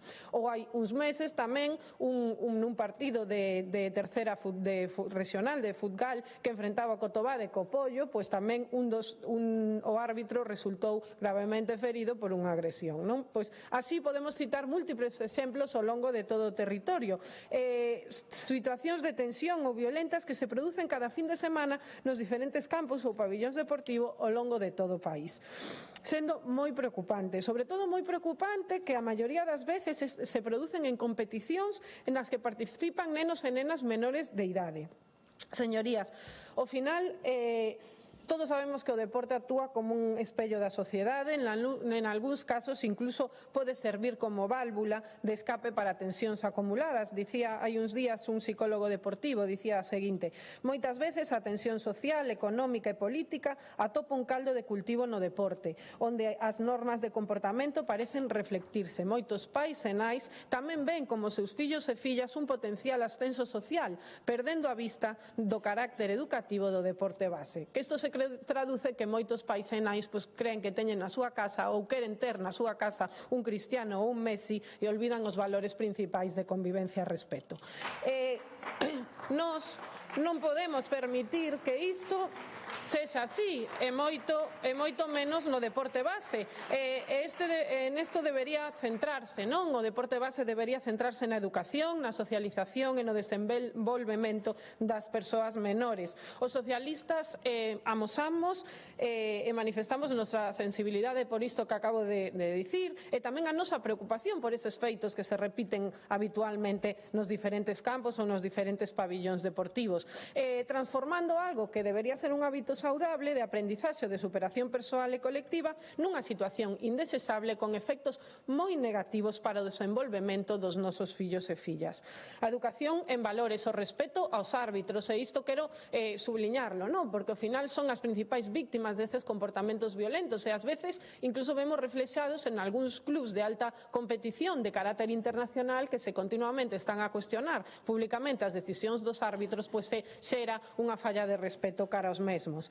E tamén a comprensión do deporte base como un espazo formativo. Creemos que isto é clave para evitar estas situacións ou que estas situacións se repitan. Pero para iso que necesitamos? Pois a colaboración de toda a sociedade. É fundamental que tanto os adestradores como as familias, como os dirixentes deportivos reforcen a idea de que o deporte base non é unha plataforma para a presión e o éxito, sino é un entorno de aprendizaxe. E a responsabilidade é de todos para traballar para que os nenos e nenas poidan disfrutar do deporte nun ambiente seguro e saudable, onde a competición, que a competición é boa, pero non xustifique a violencia. Pero tamén, en última instancia, corresponde ao Goberno galego. O Goberno galego, por lei, así do día o Estatuto de Autonomía, no seu artigo 27.2, ten competencia exclusiva en materia de promoción do deporte. En base a isto, dende a Xunta de Galicia elaborouse a Lei 3.12 do Deporte de Galicia, que é o marco xeral onde desenvolver as competencias marcadas no Estatuto. E no seu título 9 regula a actuación pública na prevención e represión da violencia e das condutas contrarias á boa orden deportiva. En concreto, a creación a través do que establece o artigo 148 da Comisión Galega de Control da Violencia, que é un órgano colexiado de participación dos distintos sectores con intereses no eido da prevención e na represión da violencia, de análise das causas e de exercicio da potestade sancionadora, ten potestade de poder sancionar estas conductas nesta materia, desenvolvido posteriormente por decreto no ano 2018 todo este procedimento sancionador. Pois ben, nós creemos que en base a isto, en base á legalidade e aos títulos legais existentes, o Goberno galego ten todos os instrumentos para poder actuar e priorizar dentro da súa política en materia deportiva a loita contra a violencia no deporte. E por iso traemos hoxe aquí esta iniciativa, porque creemos que basta xa, creemos que ten que ser unha prioridade política e o Goberno da Xunta ten que impulsar campañas de prevención e represión da violencia das condutas contrarias á boa orden deportiva. Estas campañas ten que distribuílas tanto en redes, en espacios físicos onde se practiquen deporte ou en todo, incluso que participen os diferentes referentes deportivos do noso país, que temos moitos, para que podan ser campañas máis cercanas e que poidan causar un maior impacto. E elaborar un protocolo de boas conductas para proporcionar ás entidades deportivas galegas ou ás persoas organizadoras de competicións. Tamén intensificar as campañas, as competencias sancionadoras. Creemos que a toda agora esta Comisión Galega de Control da Violencia foi demasiado laxa no control destes comportamentos. Nós non somos partidarias de sancionar, pero sí somos coñecedoras que as sanciones ás veces teñen un efecto disuasorio. Polo tanto, creo que ten que intensificarse esta potestade sancionadora sobre todas estas conductas. E despois, por último, creemos que se teñen que habilitar mecanismos para que a cidadanía poda incluso por vía electrónica denunciar estas conductas. Todos sabemos que ás veces causa un pouco de medo ou pode causar unha situación incómoda ter que denunciar un compañeiro do club ou a un pai dun compañeiro ou incluso de clubs coñecidos da mesma cidade, non? Polo tanto, esta forma de por vía electrónica sería máis anónima e despois, unha vez posto en coñecemento desta comisión estes feitos, pois a comisión levaría a cabo as investigacións pertinentes, non? Polo tanto, que espero o apoio do resto dos grupos a esta iniciativa, porque creo que que todos tenemos que implicarnos contra a violencia no deporte, porque nos fará avanzar como sociedade. Nada máis e moitas gracias.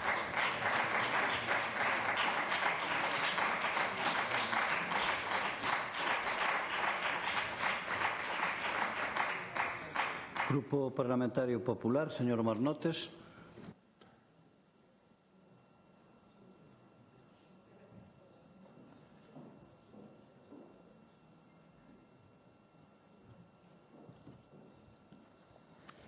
Gracias, señor presidente, señorías, cativos e cativas de Friol, benvidos. Antes de nada, permítanme reiterar dende o Grupo Parlamentario Popular a nosa máis firme condena aos episodios de violencia que se teñen producido nos derradeiros meses no ámbito do deporte base en Galicia. Episodios, que algún deles xa foron nombrados, que a ninguén deixan indiferentes porque tocan os valores máis fundamentais da convivencia e do respeto. O acontecido o pasado 15 de decembro no pabillón de Vilalonga, coa morte días máis tarde, tras unha agresión brutal a quen simplemente iba ver arbitrar ao seu neto, é un feito que nos conmoveu a todos, non hai xustificación posible. E por iso a nosa repulsa foi e sigue sendo total. A resposta institucional estivo á altura. Este Parlamento aprobou o pasado 26 de febreiro unha declaración institucional unánime, lóxicamente, contra a violencia no deporte. Un texto claro, firme e compartido por todos os grupos que foi lido nesa fin de semana en todos os recintos deportivos galegos porque esa unidade é fundamental. Temos que lembrar que a loita contra esta lacra que é a violencia no deporte é unha tarefa e afán común de todos os que integran o sistema deportivo, dos deportistas e aficionados, do conxunto dos axentes deportivos, dos medios de comunicación e, por suposto, das administracións públicas. Todos temos que ser contundentes desde as nosas respectivas competencias e responsabilidades e non franquear no obxectivo común que perseguimos, que é un deporte libre de calqueira forma de violencia, sexa física ou verbal. Lamentablemente,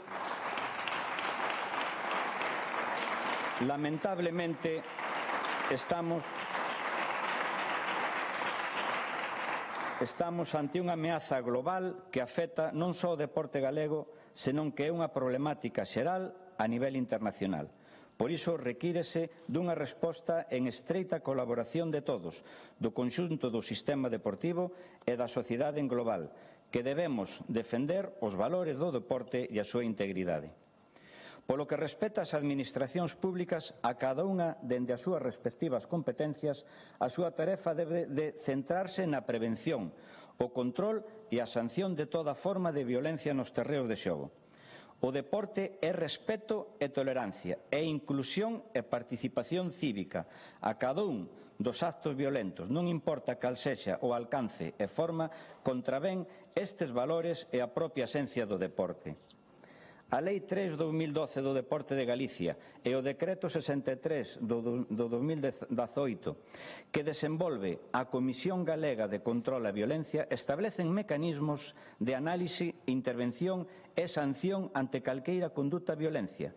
Esta comisión pode actuar de oficio segundo establece o artigo 22 do devandito decreto. En concreto, no seu apartado 1, indica: Os procedementos sancionadores serán iniciados de oficio por acordo da Comisión Galega de Control da Violencia, ben por propia iniciativa ou como consecuencia de orden superior por petición razoada doutros órganos ou por denuncia. E no punto 2 di: poderá iniciarse un procedemento a iniciativa propia como consecuencia do coñecemento directo ou indirecto pola comisión de circunstancias, conductas ou feitos susceptibles de ser constitutivos de infracción. Por outro lado, as denuncias se reciben a través dos cauces ordinarios, sede electrónica, procedementos PR004, rexistro electrónico de calqueira administración, remisión de expediente por parte dos corpos da seguridade, etc., sen que se teña evidenciado, ata agora, dificultade ningunha ao respecto. Este acordo, este marco legal está activo e funcional e está en constante revisión. Tal é así que incluso foi activada ao día seguinte do acontecido no pabillón de Vilalonga para facer seguimento do mesmo. A Xunta traballa tamén na prevención e na formación. Faino a través do programa Xogade, que ten como obxectivo non só a práctica deportiva dos escolares, senón a educación en valores como o respeto ao xogo limpo, a convivencia e a participación. Xogade pechou a súa última tempada cunha cifra récord, preto de 150.000 nenos e nenas mutualizados, o que supón o 60% de todos os escolares galegos entre 6 e 16 anos. Estamos falando dunha ferramenta educativa de primeiro nivel que chega á inmensa maioría da mocidade galega e que debe ser recoñecida e reforzada.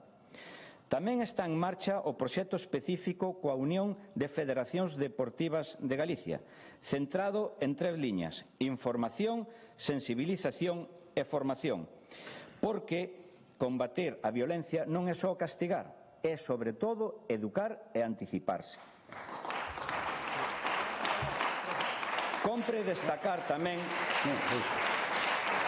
destacar tamén o protocolo de protección de menores aprobado o 14 de maio do 2024, un documento pioneiro que obriga a clubes e federacións a nomear unha persoa delegada de protección responsable de garantir a seguridade dos menores.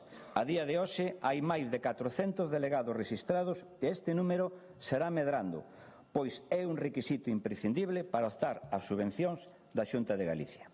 É dicir, Galicia non só legisla, Galicia actúa, Galicia educa, Galicia forma, Galicia é referente nesta materia. Na declaración institucional deste departamento se dicía, entre outras cousas: as administracións e as entidades responsables da xestión do deporte reforzaremos as nosas atencións e os nosos mecanismos antiviolencia, mais a repulsa e a condena ante esta lacra debe de ser unánime. Proba de que a Xunta reforza os mecanismos ante a violencia no mundo do deporte queda demostrado como podemos escoitar onte ao conselleiro Diego Calvo, que anunciou a modificación da Lei do Deporte para permitir que o Goberno galego poida exercer acción popular nos procedementos penais por violencia no deporte, de forma e condicións establecidas pola legislación procesal. Un cambio legislativo necesario que permitirá actuar con máis forza e máis rapidez ante casos tan graves como os que vivimos recentemente. Dende o Grupo Popular queremos deixar claro que Galicia conta cun marco normativo sólido, funcional para previr e combater este tipo de conductas. Isto non só decimos nós, tamén o din vostedes, señorías do PSDG, na súa parte expositiva. O Goberno galego ten todos os instrumentos para poder actuar e priorizar dentro da política en materia deportiva a loita contra a violencia do deporte. Entón estamos de acordo, temos inicios xa os protocolos, temos medidas sancionadoras e as melloramos coa comprometida modificación de lei do deporte para poder intervir xudicialmente cando sexa preciso. A moción dos puntos, en todo caso, que se solicitan están superados, pois xa son reais e efectivos. Por iso, dende o Grupo Popular presentamos unha emenda de sustitución a esta proposición non de lei. Unha emenda construtiva, propositiva e profundamente realista. na que instemos a Xunta de Galicia a que dé traslado dos mecanismos sancionadores e de todas as medidas de intervención de protección previstas nos protocolos existentes dirixidas á prevención da violencia no deporte, a quenes teñen a maior parte do contacto con todos os organizadores de actividades deportivas e a eventos deportivos, isto é, aos concellos, en concreto ás concellerías de deportes, aos clubs federados en Galicia, para garantir que todos os axentes implicados saiban que facer, como actuar e como previr. Esta emenda non resta, suma. Esta emenda non cuestiona o fondo da proposta do PSDG. Esta emenda fai que sexa útil, faina efectiva e faina aplicable. Quen sabe, igual lle chega este traslado de información, por exemplo, ao alcalde de Pol, que no ano 2022 agrede a un aficionado e así poderá saber que non se pode agredir a nadie, nin física, nin verbalmente, por moi alcalde que se sexa. Que todo está regulado e que se impoñen sancións. Que, por certo, coa modificación da Lei do Deporte, en casos como este, ou como no desgraciado acontecemento de Vilalonga, poderá a Xunta actuar dentro dos procesos xudiciais que se crean. Señorías, apelamos á capacidade de acordar cando o que está en xogo non é un debate político, senón a seguridade dos nosos rapaces e rapazas e de calqueira que se encontre no entorno dunha actividade deportiva. Queremos un deporte galego libre de violencia, un deporte que siga sendo un instrumento de cohesión social, de saúde, de aprendizaxe e de futuro. Para iso temos ferramentas e se melloran. Para iso hai vontade e seguiremos la tendo. Temos a obriga de poñelas en común. Para rematar, dende o Grupo Popular imos a seguir traballando coa responsabilidade, apoiando a Xunta no traballo que se fai en prol de evitar a violencia no deporte, con compromiso e ca mau tendida. Porque Galicia non pode nin debe tolerar máis episodios de violencia nos recintos deportivos. E porque con unidade e firmeza estamos convencidos de que imos a gañar este partido aos violentos por poucos ou moitos que sexan. Esperando que a emenda sexa aceptada e buscando en todo caso unanimidade que non nos separe onde todos debemos estar unidos. Moitas gracias.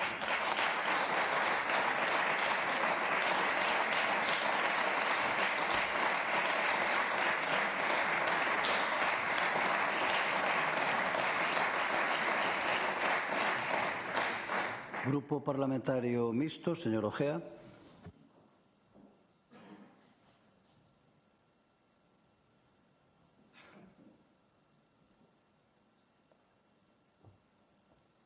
Gracias, presidente. Bos días, señorías.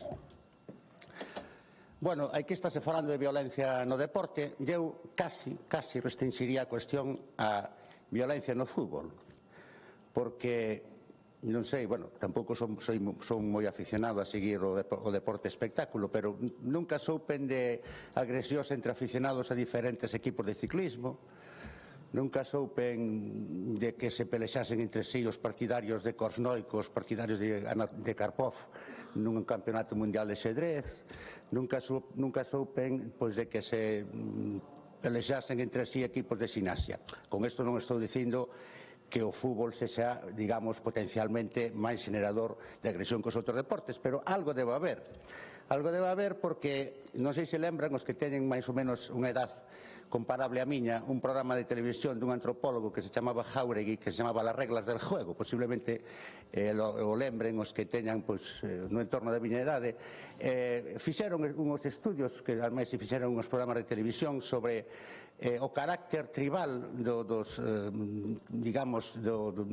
da afición ao fútbol e como era moitas veces fomentado de xeito máis ou menos deliberado, consciente ou inconsciente polos clubes de fútbol. Estou falando dos anos 60, dos anos 70, desde logo nada que ver co que é hoxe, pero bueno, ao mellor potencialmente alá no fondo sigue habendo algo así, non? Bueno, eu vou decir xa unha cousa que seguramente non sabedes. Cando eu tiña 19 anos fun durante unha temporada árbitro de fútbol.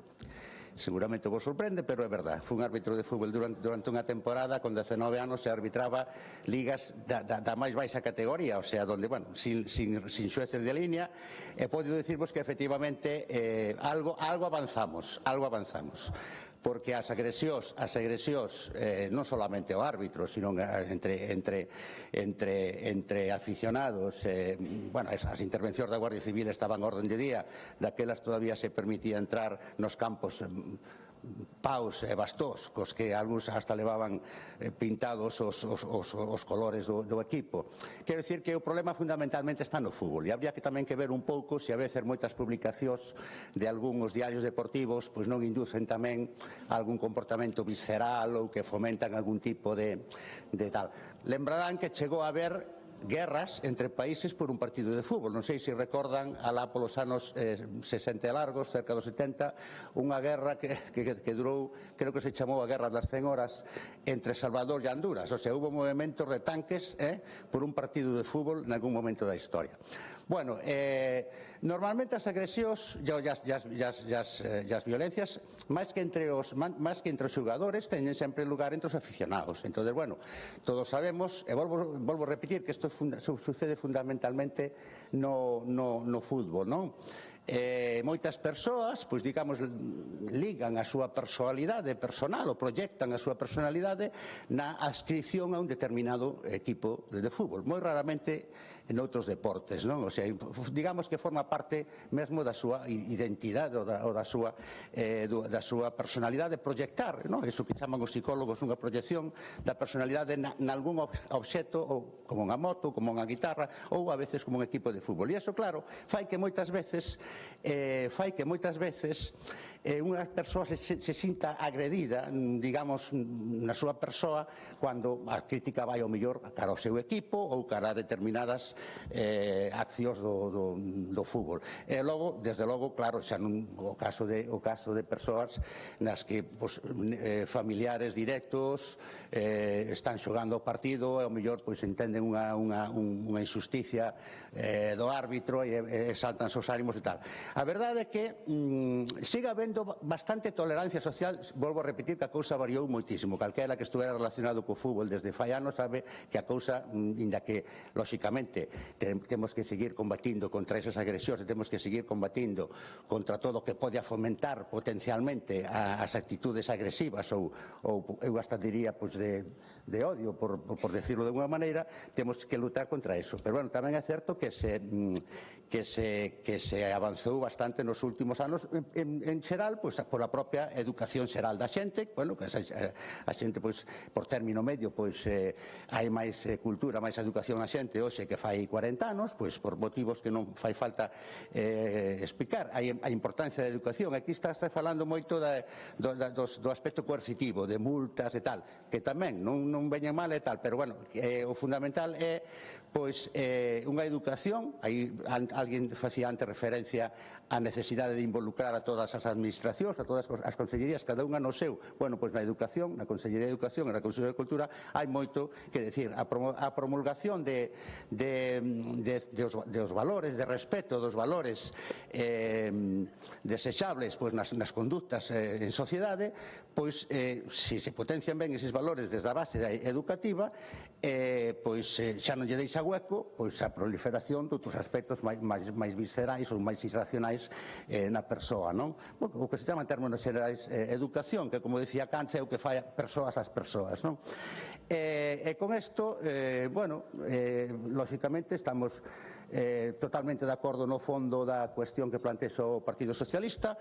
As cuestións de forma, pois sí, o mellor, pois, tal como dice o Popular, pois poderían pois matizarse, pero eu penso que na cuestión de fondo temos que estar todos de acordo. O fútbol, os partidos de fútbol siguen sendo un reducto de certas conductas que hasta estaban ben vistas. Eu recordo que hasta estaban ben vistas, que o domingo do fútbol, que daquela solamente era o domingo fútbol, era un pouco como a válvula de escape dunha sociedade pois reprimida, e dunha sociedade que tiña que agardar as formas. Estamos falando pois de outras épocas que todos vostedes recordan, había do escape que no partido de fútbol era onde un podía permitirse a xente adulta. Eu recordo un profesor meu de filosofía, chamábase Ramón Area, igual de sonavos a vos, pai do Ramón Area, profesor universitario, que unha vez na clase fíxonos unha reflexión sobre isto, non?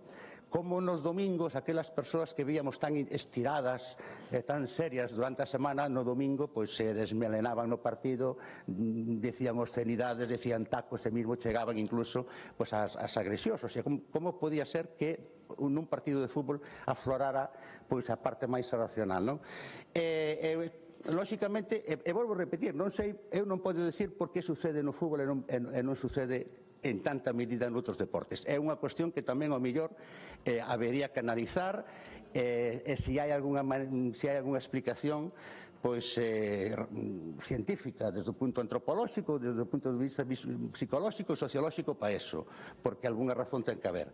En esa batalla pois temos que estar todos os grupos políticos, xa digo, seguindo a boa línea comparativa ao que foron durante moitos anos esta clase de cousas. Antes fíxome gracia porque que falouse da agresión de un alcalde e houbo risas, o sea, houbo risas. Que hai vostedes recordan aquel libro de Freud, El chiste e su relación con el subconsciente, non? Houbo risas cando se falou antes da agresión ao alcalde. Esas risas non houberan aparecido se se estuvera falando de outra clase de agresións. Por que sigue habendo ese sentido de humor cando se fala de agresións no contexto dun partido de fútbol? É algo para analizar, non? O sea, nada máis, vamos a apoiar a proposta do Partido Socialista. Gracias. Gracias. Os saludamos tamén que se incorporaron os alumnos de primeiro de bacharelato do Centro Terra de Xallas de Santa Comba. Benvidos tamén ao Parlamento e bueno, moi acaída a visita neste momento, estamos falando dun tema moi importante, dá gusto ver a tribuna como está. Grupo Parlamentario do Bloque Nacionalista Galego, señor Suárez Fernández.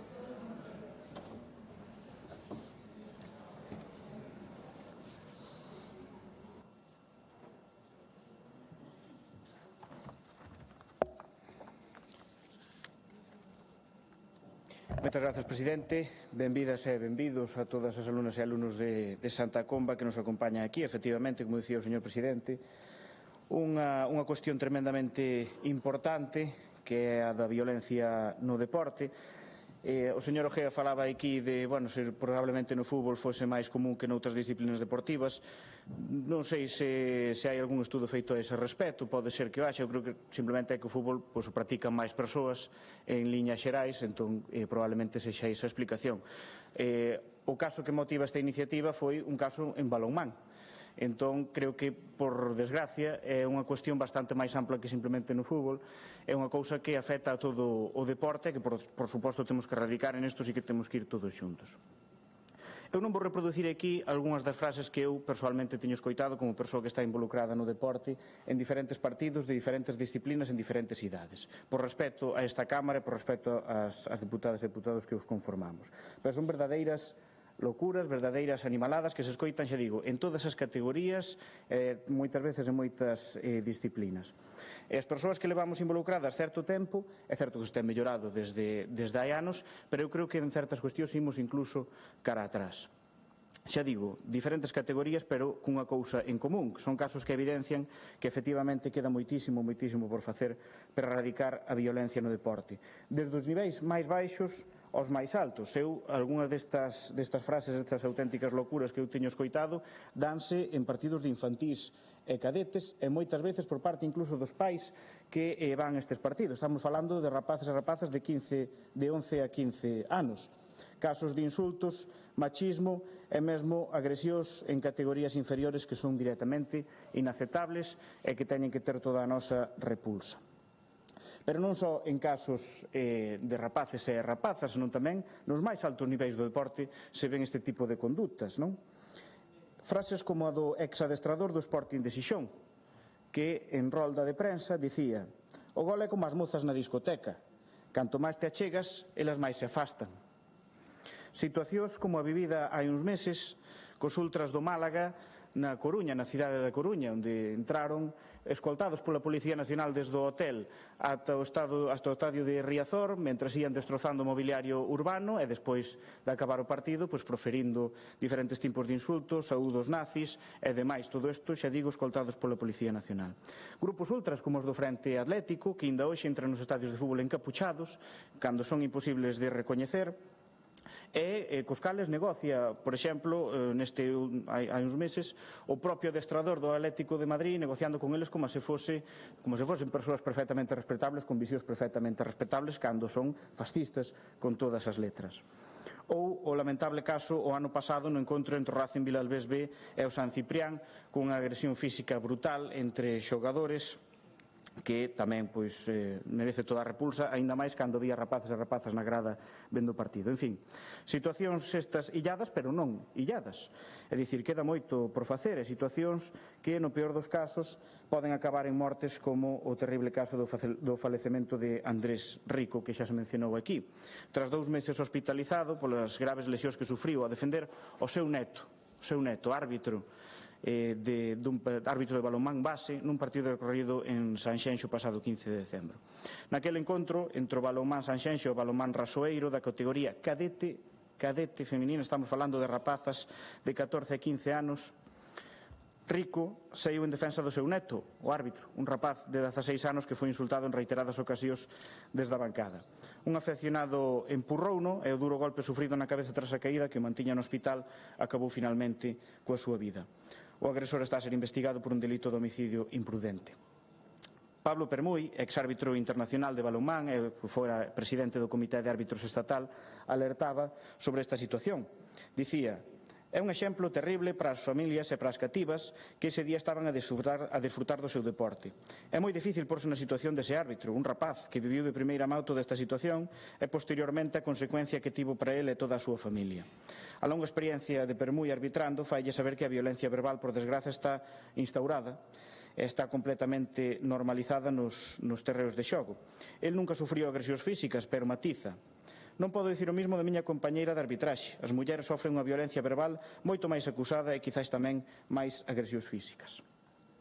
Por tanto, señorías, erradicar a violencia no deporte é cousa de todas e de todos, claro que sí, pero de algúns máis que de outros. Non é o mesmo quen goberna que quen fai oposición. Non ten o mesmo poder quen ten o doga que quen non o ten. Os clubs, efectivamente, tamén son parte da solución, pero xa lles digo que os clubs fan xa demasiado, moito máis do que teñen que facer e moito máis do que moitas veces poden. O Partido Popular sostén o goberno da Xunta de Galiza e a Xunta de Galiza ten un documento moi bo que se chama o Diario Oficial de Galiza, o DOGA. Nel non ten por que ser simplemente un documento para legislar e para tomar as decisións diarias deste país, senón tamén para intentar erradicar a violencia no deporte neste caso.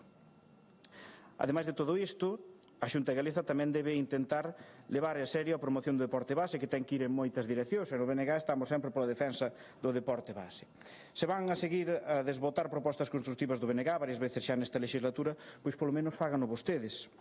Galiza adoece de ser un dos territorios do Estado con máis persoas con sobrepeso e obesidade, destacando neste ámbito a circunscripción de Lugo, destacando negativamente, claro. Debería, por tanto, ser un eixo primordial de acción legislativa da Xunta a promoción do deporte base e da actividade física, algo que actualmente nós consideramos que non é tan así. No que vai de legislatura, o Partido Popular xa votou en contra de propostas constructivas do Bloque Nacionalista Galego como a regulación da prestación de servizos deportivos. Actualmente só Galiza e Baleares son os dous territorios do Estado español que ainda non teñen unha regulación a este respecto, que ainda non teñen as competencias, e a Comunidade de Baleares xa está traballando nunha regulación deste sentido, polo que Galiza quedará soa como único territorio do Estado sen as competencias na regulación dos servizos deportivos.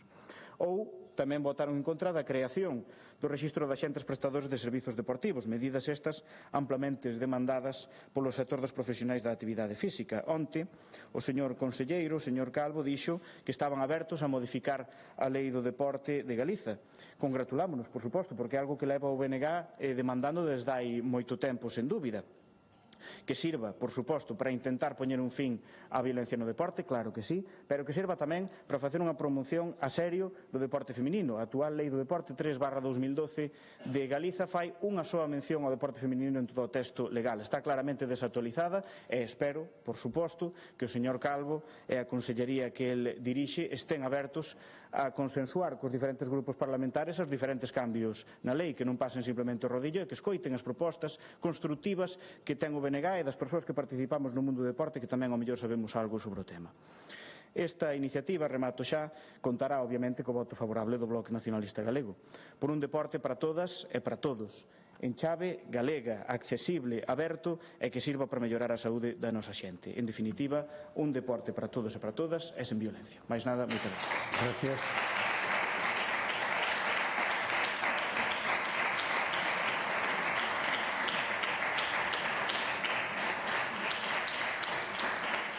Grupo autor da proposición non de lei, señora Castro.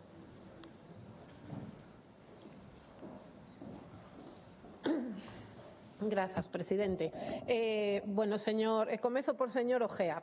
Eu non comparto para nada as súas verbas e non vou criminalizar para nada a práctica deportiva do fútbol, que nin de lonxe, ademais. Que pasa? Que o de fútbol é o deporte rei, é o que a práctica meirande parte da poboación, pois é normal que se dean máis supostos neste eido deportivo. Pero ningún deporte está exento da violencia e non vou reproducir, como dixo, porque xa o fixo o voceiro do BNG as verbas do meu compañeiro concelleiro de Lugo, de Pablo Permui, que xa fixo referencia como durante o longo da súa vida vivira xa non só a violencia, e tamén non machismo arbitrando partidos de balonmán. Polo tanto, ningún deporte está exento da violencia, o mellor é máis o deporte, o fútbol é un deporte pois que monopoliza máis o resto e polo tanto pode ser máis visible, pero creo que isto atañe a todos os deportes. Señor Marnotes, eu penso que vostedes acaba peito da xestión da Xunta e ao final todos estes exemplos citados e moitos máis que poderíamos nomear pois demostran que o que se fixo a toda agora pois que non foi moi eficaz, non? E que hai que seguir traballando porque senón non pasaría isto. Polo tanto, pídolle pois que deixen o conformismo, como xa lle dixen onte o concelleiro de Deportes. O programa Xogade, que é un programa que está moi ben, eu sempre llo digo ao concelleiro de Deportes, ademais o coñezo ben porque as miñas fillas levan moitos anos participando, pois tampouco é a panacea, non? Está moi ben, impulsa e fomenta o deporte, pero é necesario aínda co este índice de sedentarismo que temos no noso país, que eso sí que o fan o din informes oficiais, pois seguir impulsando a práctica deportiva na nosa sociedade en su conxunto e tamén seguir impulsando medidas que eviten que se repitan situacións violentas no eido deportivo. A violencia do deporte ten que ser unha cuestión que debe ser atallada dende o goberno galego de forma prioritaria, con medidas contundentes, porque cada vez resulta menos allea á sociedade. Para nós os socialistas é un motivo de enorme preocupación, porque entendemos o deporte, como dicía antes, como un gran valor educativo para os máis novos e a violencia que se exerce no terreno de xogo é totalmente negativa para o seu desenvolvemento. Miren, eu non teño ningún estudo riguroso sobre isto, pero xa experiencia nos partidos en moitos campos de fútbol coa miña filla ou en moitos pabillóns, porque eu asiduamente vou a ver o de diferentes deportes as fins de semana, podo determinar hasta diferentes categorías de pais e nais. Os excesivamente críticos cos seus propios fillos, ademais, os vociferantes que se sitúan demasiado cerca do terreo de xogo, os adestradores da banda que dan directrices de como teñen que actuar os seus fillos e fillas, incluso sobreprotectores que continuamente queren que os seus fillos deixen os seus medos e non sigan intentando participar e facer deporte. Como se pode observar durante todas as fines de semana, moitos pais e nais expresan as súas frustracións persoais e isto ten que ver pouco cos intereses dos nenos e nenas. Nós, dende o Partido Socialista, insisto, creemos que aprobamos que esta iniciativa respaldada polo Bloque Nacionalista Galego. En relación ao Partido Popular, imos aceptar esa emenda, pero como engádega a nosa parte propositiva, porque creo que pode enriquecer a mesma e pode ser un complemento complemento e, polo tanto, eu agradezo a unanimidade de todo o Parlamento contra a violencia no deporte, porque temos que seguir traballando para que os nosos nenos e nenas e os nosos mozos e mozas poidan gozar dun deporte nun ambiente seguro e saudable onde a competición nunca xustifique a violencia. Nada máis. Gracias.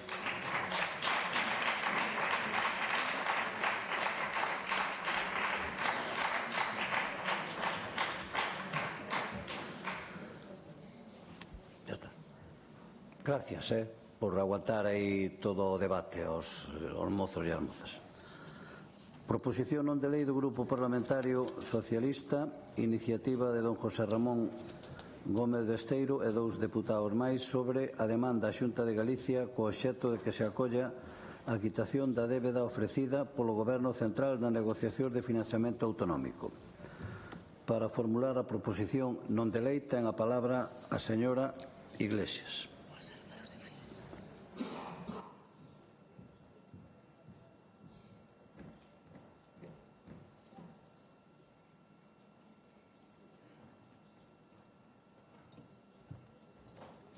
Grazas, presidente. Como dixen xa no anterior pleno, na comparecencia do conselleiro de Economía e Facenda, o señor Corgos, a posición do señor Rueda coa quita da débeda pública resúmese no refrán, non? Nin arre nin xo, nin frío nin quente, depende. Hoxe, veremos as posicións da bancada das señorías do Partido Popular Galego. A quita da débeda ofrecida polo Goberno de España para todas as comunidades autónomas en réxime común supón para Galicia unha condonación de 4.000 millóns de euros. E, curiosamente, entre as comunidades autónomas máis beneficiadas figuran non Cataluña, senón comunidades autónomas gobernadas polo PP. E non é, por tanto, os feitos son así, un modelo feito para Cataluña.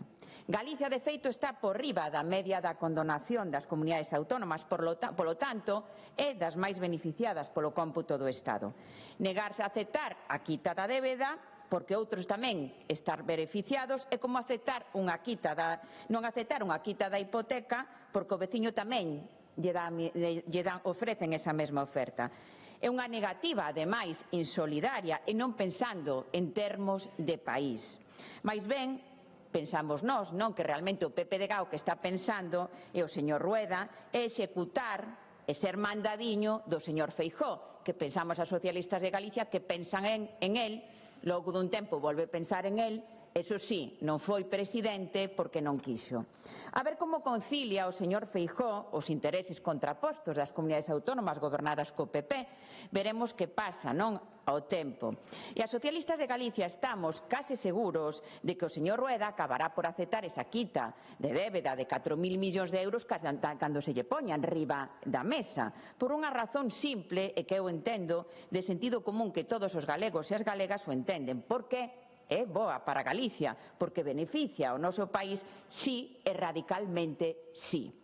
Menos débeda pública son menos xuros que terá que pagar o goberno galego. Menos débeda pública implica menos risco financeiro no endebedamento de Galicia e menos débeda pública implica máis capacidade de gasto no futuro dos orzamentos para fortalecer ese estado de benestar. Tres razóns sinxelas de entender para que acepten sí ou sí esa condonación.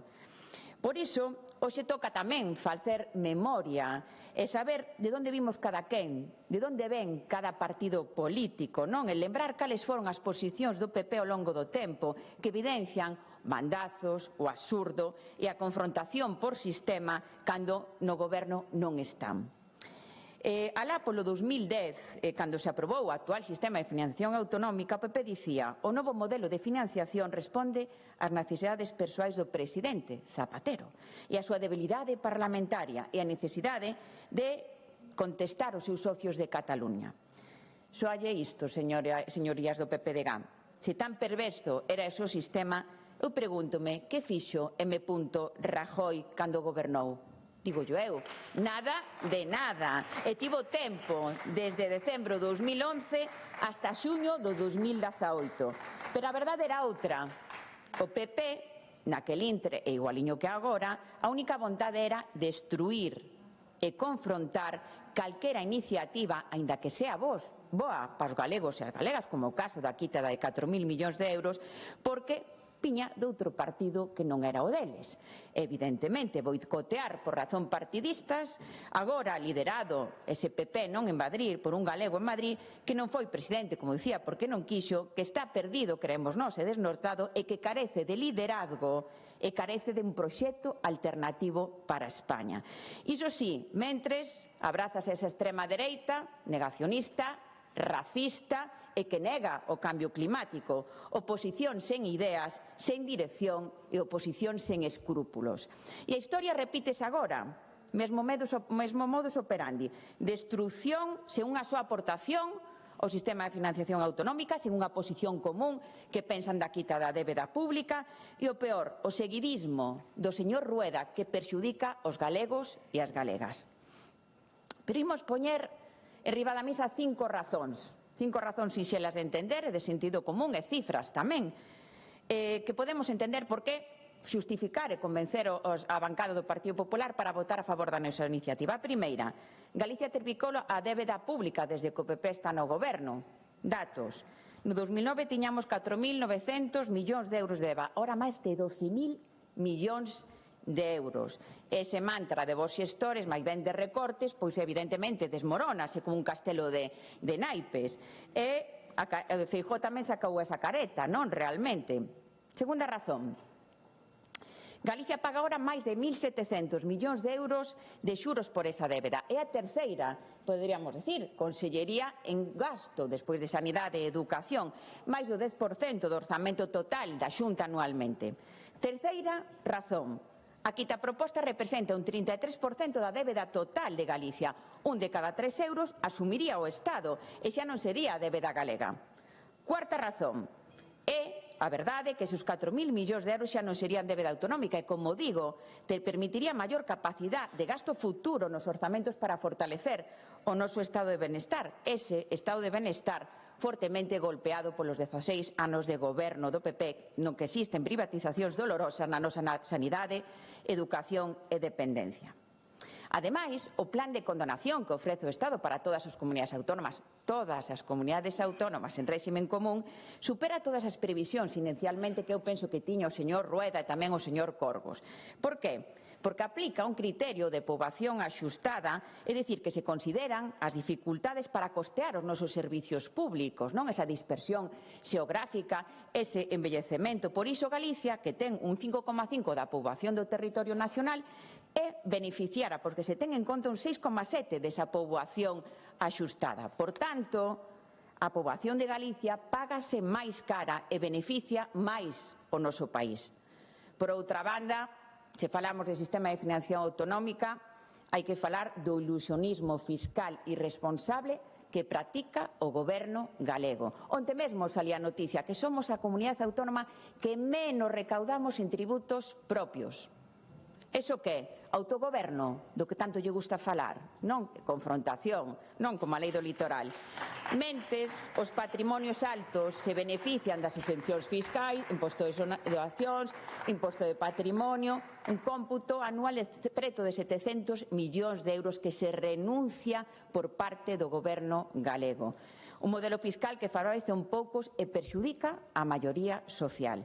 En definitiva, Galicia, señoría, de condenación da débeda.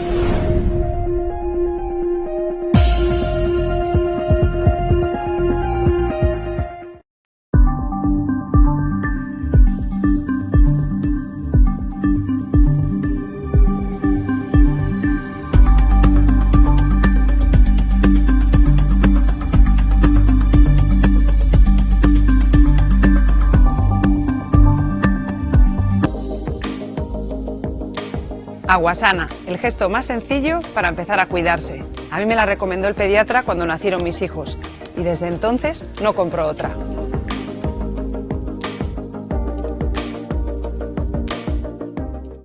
Aguasana se encuentra situada en una de las laderas de Agroba, en el término municipal de Bayona, Pontevedra, a 270 metros sobre el nivel del mar, en una zona verde, de gran belleza y libre de toda contaminación.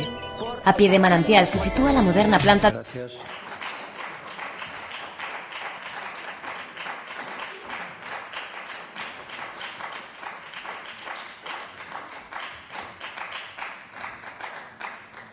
Grupo Parlamentario Mixto, señor Ojea. Gracias. Grupo Parlamentario Bloque Nacionalista Galego, señora Presas.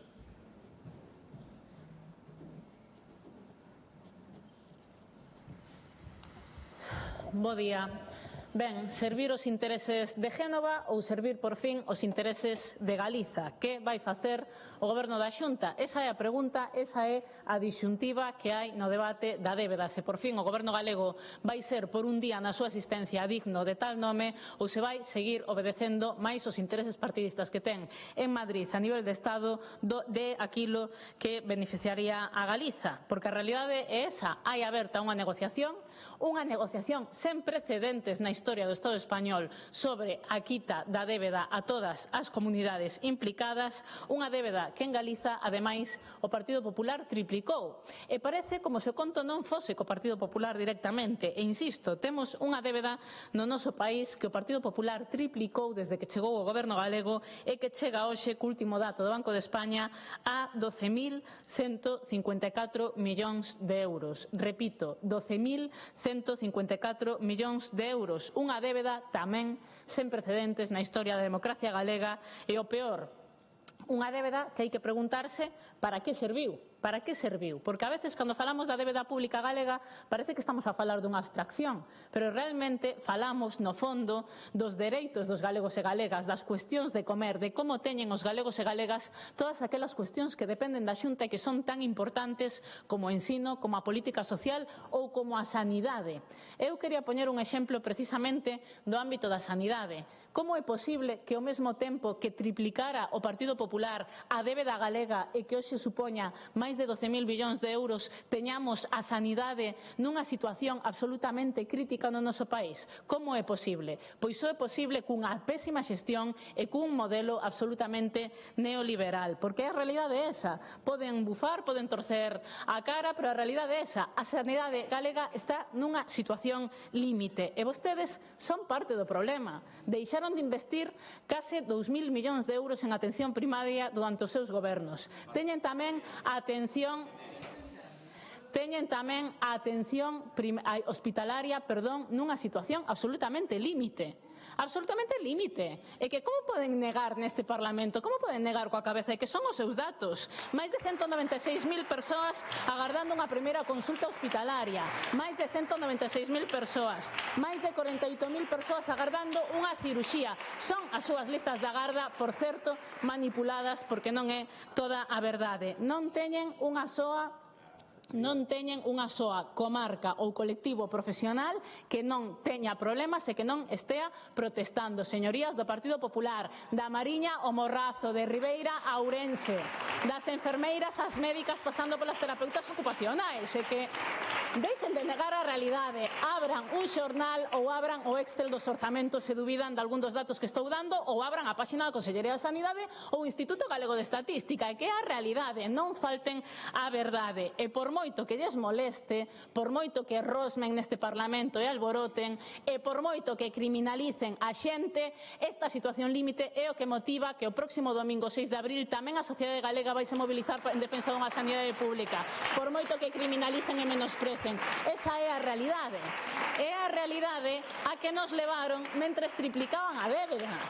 Que pasa? O dato da débeda tampouco está ben, non? Tamén minte o Banco de España dicindo que teñen 12.000 millóns de euros en débeda. Señorías do Partido Popular, 12.000 millóns de euros en débeda, mentres deixaron de investir case 2.000 millóns de euros, e son datos dos orzamentos galegos, en atención primaria. Esa é a realidade a que nos levou o Partido Popular. E agora quedou claro que se en algún momento funcionou ese mito dos bos xestores, é evidente que xa caeu. Non son bos xestores e a sanidade e a débeda é unha clara demostración. E de telón de fondo neste gran problema económico que é a débeda galega, que, por certo, 12.000 millóns de euros e máis do que suma a Consellería de Sanidade, de Ensino e de Política Social, a ver se iso tamén o negan, como telón de fondo temos un sistema de financiamento absolutamente lesivo, absolutamente centralista e injusto, por certo, que asinou o Partido Popular, e que realmente tamén unha parte importante deste problema que debatemos hoxe, porque o sistema de financiamento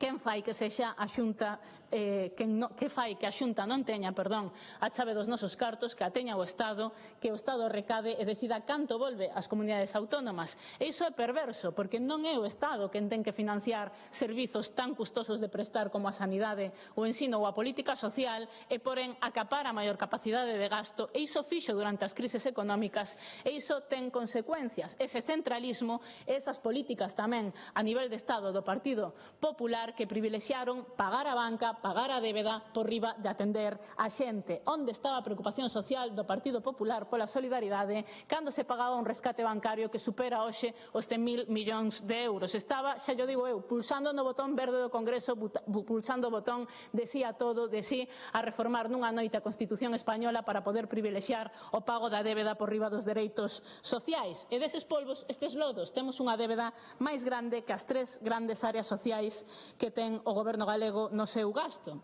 Este Parlamento xa se pronunciou sobre esta cuestión cando o Partido Popular estaba preocupado porque se rompía España, porque Cataluña nos roba e porque se ia aplicar unha quita ás comunidades que aderiran ao FLA e Galiza non tiña aderido. Este Parlamento pronunciouse que a favor de que se había unha quita ou houvese unha quita análoga para as comunidades que non aderirán ao FLA. E lo que pasou despois te sorprenderá, pois outra vez o Partido Popular faltando a palabra, faltando os acordos deste Parlamento. Hai unha negociación sen precedentes aberta no Estado, xa fixemos os demais o traballo que non facía o Goberno da Xunta, xa nun contexto de fragmentación política no Estado as forzas soberanistas e singularmente o BNG conseguiu unha quita para Galiza, e o Partido Popular, no lugar de facer agora o fácil que ir a Madrid e negociar, o que fai é cruzarse de brazos, non ir sequera ás reunións e facer unha performance absolutamente lamentable. Polo tanto, nós hoxe imos respaldar esta iniciativa, imos de pedir unha vez máis á Xunta de Galiza que deixen de ser uns irresponsables e que deixen de facer o ridículo, por favor. Xa o Estado está a negociar bilateralmente coas comunidades, tamén coas do Partido Popular, algunhas xa dixeron que irían á negociación e que abrirían a oportunidade que se está abrindo para negociar. Entón, pois vostedes poden seguir cobrando por non facer nada desde San Caetano, ou poden coller e ir negociar en nome deste país. Que lles parece a vostedes pouco pasar de 0 euros a 4.000 millóns de euros? Ben, pois se lles parece pouco e queren negociar máis, avisen. O BNG vai estar coa Xunta negociando máis, pero paren de facer o ridículo e vayan negociar a quita, porque cada euro que se aforre en xuros son euros que se poden reinvestir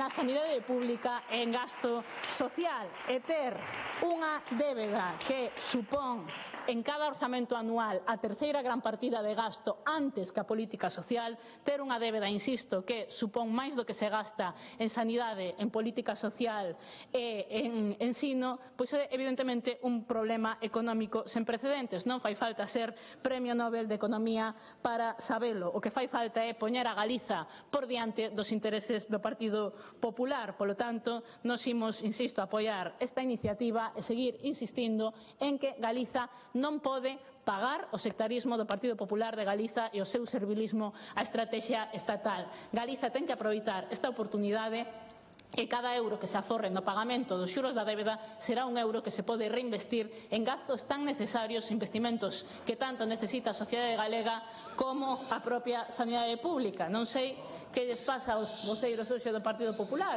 Cando queiran, pois debatemos da débeda e opinen vostedes nesta tribuna desde as distintas áreas de goberno que teñen repartidas, pero de mentres van ter que escoitar a realidade que Galiza ten unha oportunidade sen precedentes, que a están desaproveitando e que este país, esta organización e o BNG non vai parar ata que aproveiten esa oportunidade e que se vexan restituídos algúns dos dereitos que tan pronto se estiveron a quitar durante as crises económicas. Nada máis e moitas gracias.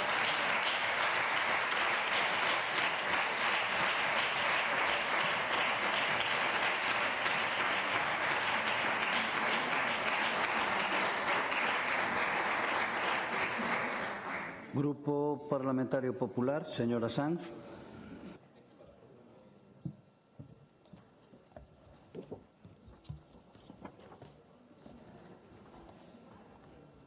Gracias. Ben, grazas, presidente. Bo día, señorías. Mire, señora Iglesias, eu non quero dicirlle que este faltando a verdade, pero a realidade é que na proposta de acordo que vostedes presentan hoxe parten xa de dúas mentiras. Primeira mentira. Falan dunha quita da débeda, cando a realidade é que non hai ningunha quita. Non se quita nada, sino que se fai é transferila, cambiala de mans e facer que os galegos teñamos que pagar parte da débeda xerada en outros territorios máis incumpridores na xestión de recursos públicos, especialmente Cataluña. Non se quita nada, a débeda non se esfuma, non desaparece un só euro, tan só cambia de administración que asume e segue de carga no peto dos mesmos contribuintes, no peto dos galegos e das galegas. Segunda mentira. Falan de reinvestir eses 4.000 millóns de euros que se condonarían. Mire, explicou o presidente, explicou o conselleiro Corgo, explicou o meu portavoz. Repito o exemplo. Se eu pido 100.000 euros para comprar un piso, pido 100.000 euros de hipoteca, cando remate de pagar a hipoteca, o banco ingrésame outros 100.000 euros. Teño piso máis 100.000 euros.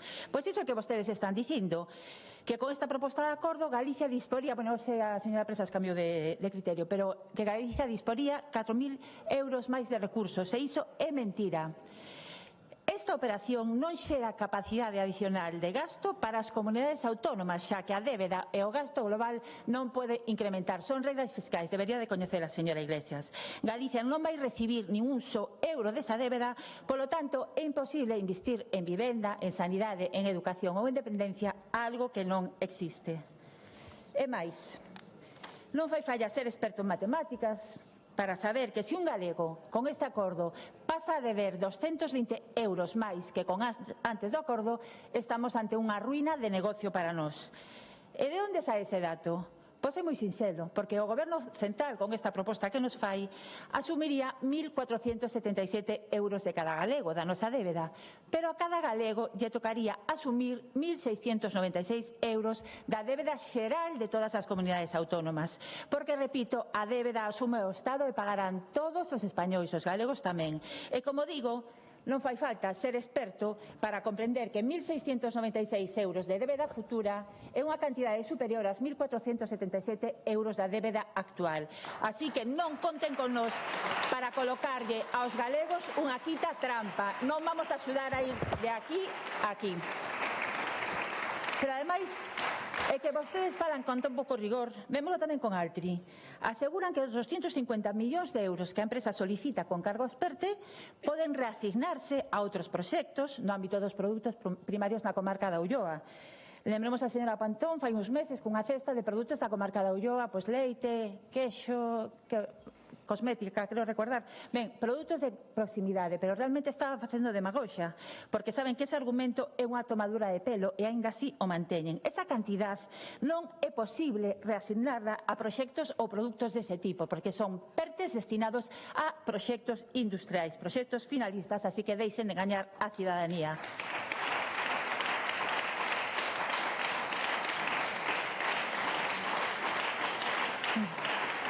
Continuando coa súa iniciativa, pois esta vez na parte expositiva e tamén na exposición da señora Iglesias, nos atopamos unha terceira mentira, e xa van tres, cando vostedes falan de que o importe da débeda está calculado en base á poboación axustada de Galicia. E iso é falso. É certo que o método de cálculo é complexo. Por qué? Pois porque se fixo a ZOC. Empezouse polo final, pola cantidade que se lle quería condonar a Cataluña.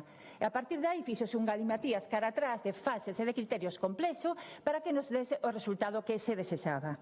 Sobre esta materia hai un interesante artigo da revista do periódico Expansión titulado Condonación cas cifras marcadas, que explica que os criterios empregados pola ministra Montero non obedecen a ninguna lógica fiscal ou económica razoable, a ninguna.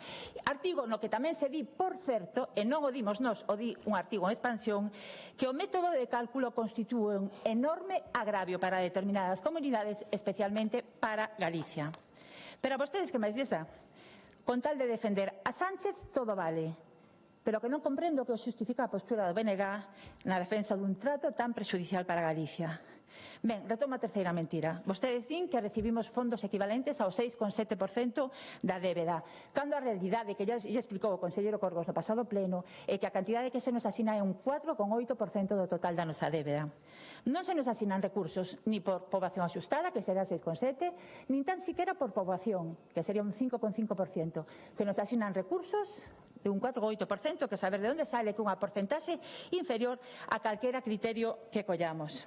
En consecuencia, aplicar o acordo entre os republicanos de Cataluña e a ministra Montoro maltrata unha vez máis a nosa comunidade, propoñendo que o Estado asuma, tomen nota, por cada galego unha deuda de 333 euros inferior á media que asume por cada ciudadano do resto de España. E vosotros din que un bo trato para vostedes, din que un bo trato para Galicia. 333 euros menos para cada galego é un bon trato para Galicia, moi ben. Así que os que defenden esta discriminación terán que explicar por que o fan. Eu só lles pido que, aínda que sexa por unha vez, o PSDG dé un puñetazo na mesa e teña a valentía de pedir a Sánchez que non maltrate a esta comunidade. E o BNG, que tanto presume de defender a Galicia, e que a señora Presas, estou segura de que sabe facer os cálculos con honestidade, nos explique como pode ser beneficioso que con esta quita un galego acabe pagando máis e non menos. Pero fagamos un pouco de memoria, porque este mesmo argumento que agora defendemos os populares o defendía a ministra Montoro cando era conselleira de Facenda en Andalucía. Había un vídeo que se viralizou que decía que unha condenación nestes termos era o peor que lle podía pasar a Andalucía. Pero é que non fai fallarse tan noxe no tempo, porque a propia conselleira, cando logo foi ministra, negaba toda posibilidade de condonación da débeda a Cataluña, dicindo que as comunidades autónomas de PP, e cito literal, se inventan cuestiones todos los días a la gresca, unha expresión moi della, con falsas noticias. A condonación eran inventos e falsas noticias, según la ministra. Entón, señorías socialistas, explíquenos a que Montero temos que creer, a de antes ou a de agora. Ben, señora Iglesias, se de verdade lle preocupa o financiamento de Galicia, pídalle, por favor, a Sánchez tres cousas. Primeiro, que cumpra coa súa obriga constitucional incumplida durante 2 anos seguidos de levar ao Congreso dos Diputados o seu proxecto de orzamentos. Parece que a vostedes les parece unha pérdida de tempo, según dixo onte a súa portavoz, pero non é unha pérdida de tempo, é unha obriga constitucional. Segundo, pídalle que actualice as entregas a conta, porque Sánchez ten retidos casi 1.600 millóns de euros que lle pertencen aos galegos, está producindo un notable quebranto na facenda autonómica, pero tamén en outras facendas territoriais como nos concellos. E terceiro, que reúna con urxencia as comunidades autónomas e non só para falar de débeda, para acadar un acordo sobre financiamento que asigne os recursos de unha maneira suficiente e equilibrada entre todas as administracións. Galicia precisa dun novo sistema de financiamento que atenda aos costes de prestación de servicios nesta comunidade que son obxectivamente máis caros pola dispersión e polo envellecemento da población. Señorías socialistas, deixen de defender aos independentistas cataláns e aborden a tan necesaria reforma do sistema de financiamento autonómico. E, por certo, pese a difícil que non lo poñen, e o catastrofismo que vostedes sempre amosan nas súas intervencións, non esqueza que Galicia é unha comunidade de referencia no cumprimento das regras fiscais, no control do seu endebedamento, no período de pago a proveedores e é unha comunidade capaz de multiplicar e consolidar a calidade dos seus servizos públicos. E todo isto sendo a comunidade de réxime xeral que menos incrementou o seu endebedamento desde o ano 2008. E como comunidade solvente queremos seguir destinando recursos aos servizos públicos sen deixar hipotecado, como vostedes pretenden, o futuro das vindeiras xeracións de galegas e de galegos. Así que, señora Iglesias e señora Presas, menos trampas e máis cuartos. Teñan a valentía de recoñecer que esta quita é unha trampa para Galicia e teñan a valentía de poñer a Galicia primeiro. Moitas grazas. Gracias.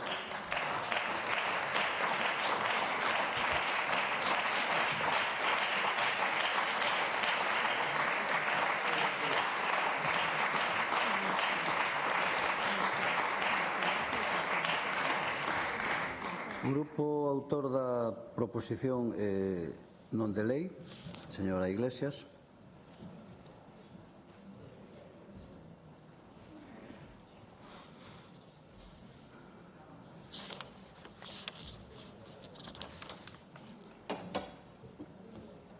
Grazas, presidenta, de novo.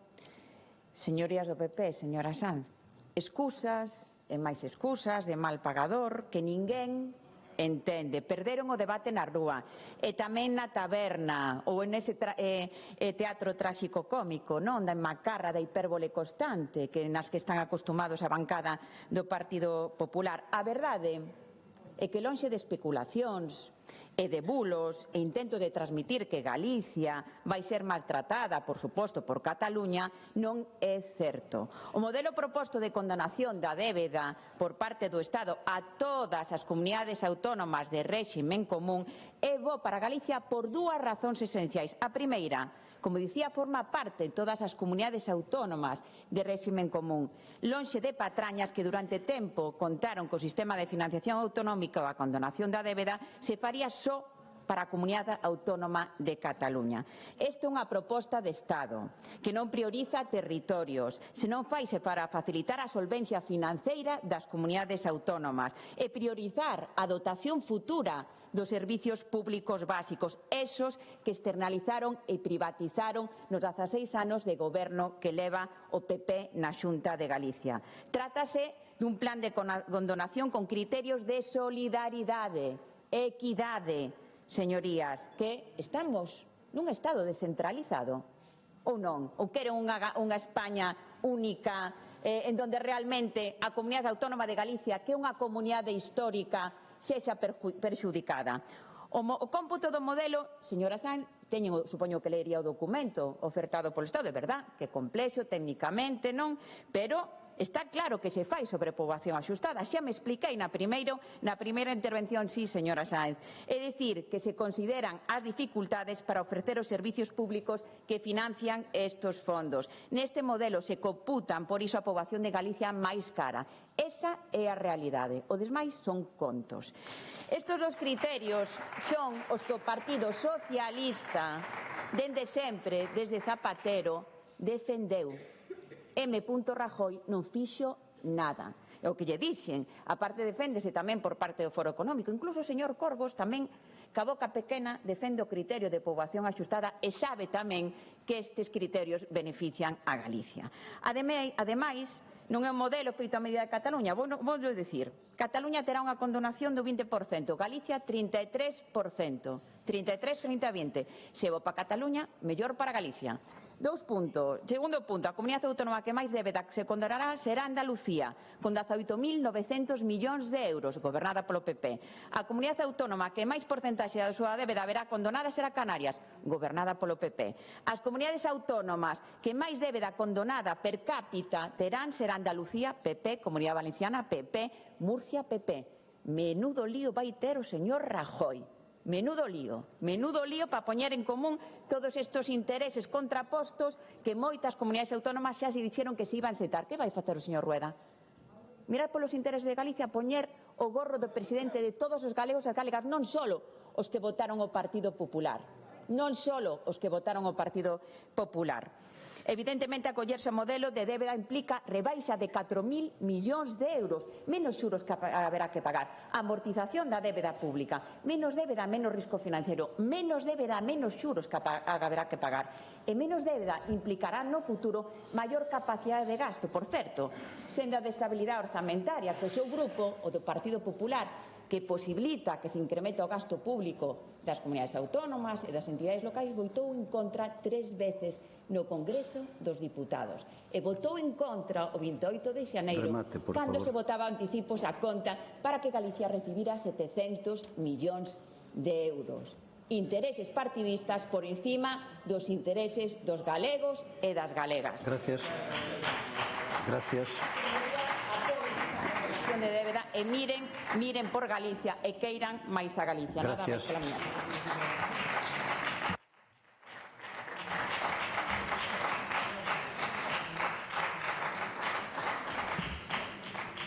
Rematado o debate sobre as proposicións non de lei, procedemos á votación das mesmas. Pechen as portas, por favor.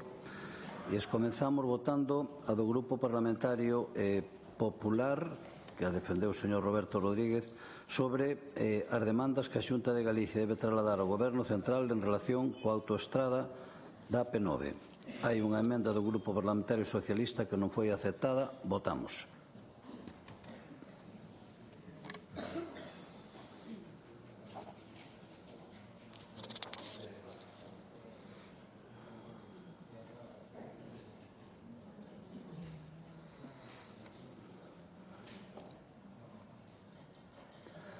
Presentes na sala 69 máis 2, votan afirmativamente os 71, polo tanto queda aprobada. Votamos ahora do Grupo Parlamentario Popular, iniciativa de don Roberto Rodríguez, sobre a demanda que a Xunta de Galicia debe dirixir ao Goberno Central co obxecto de que se atendan as solicitudes de información e reunión realizadas polo Executivo galego en relación coa autoestrada AP9. Non se presentaron emendas, votamos.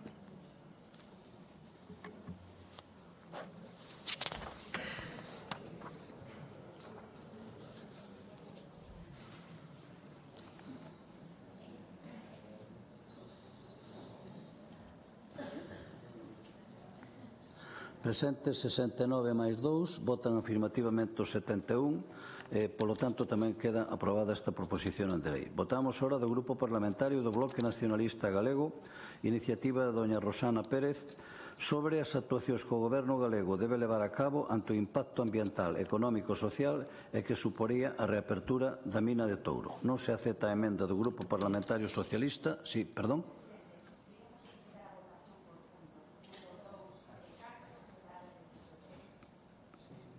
Perdón, non acepta. Votamos.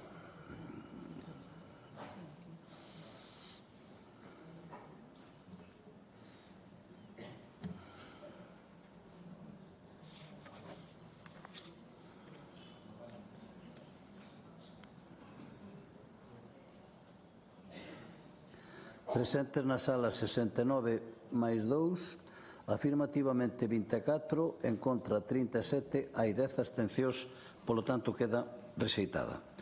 Votamos a do Grupo Parlamentario do Bloque Nacionalista Galego, iniciativa de doña Alexandra Fernández, sobre as medidas que debe adoptar o Goberno galego ante o crecemento descontrolado de pisos turísticos. Hai unha emenda do Grupo Parlamentario Popular que non se acepta, votamos.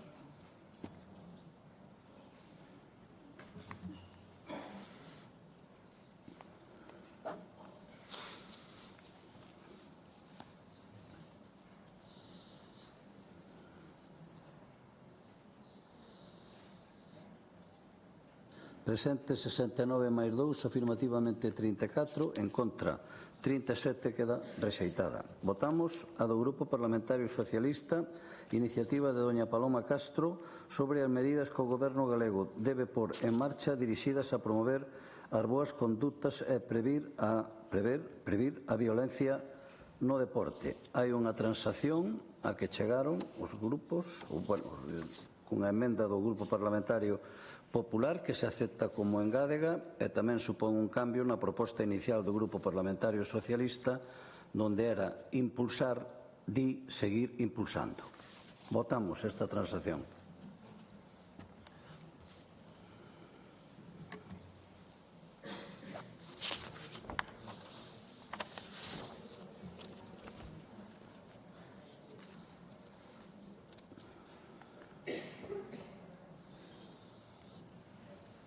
Presentes 69 máis 2, votan afirmativamente 71, polo tanto queda aprobada. E por último votamos a do Grupo Parlamentario Socialista, iniciativa de doña Patricia Iglesias, sobre a demanda á Xunta de Galicia co obxecto de que se acolla a quitación da débeda ofrecida polo Goberno Central nas negociacións de financiamento autonómico. Non se presentaron emendas, votamos.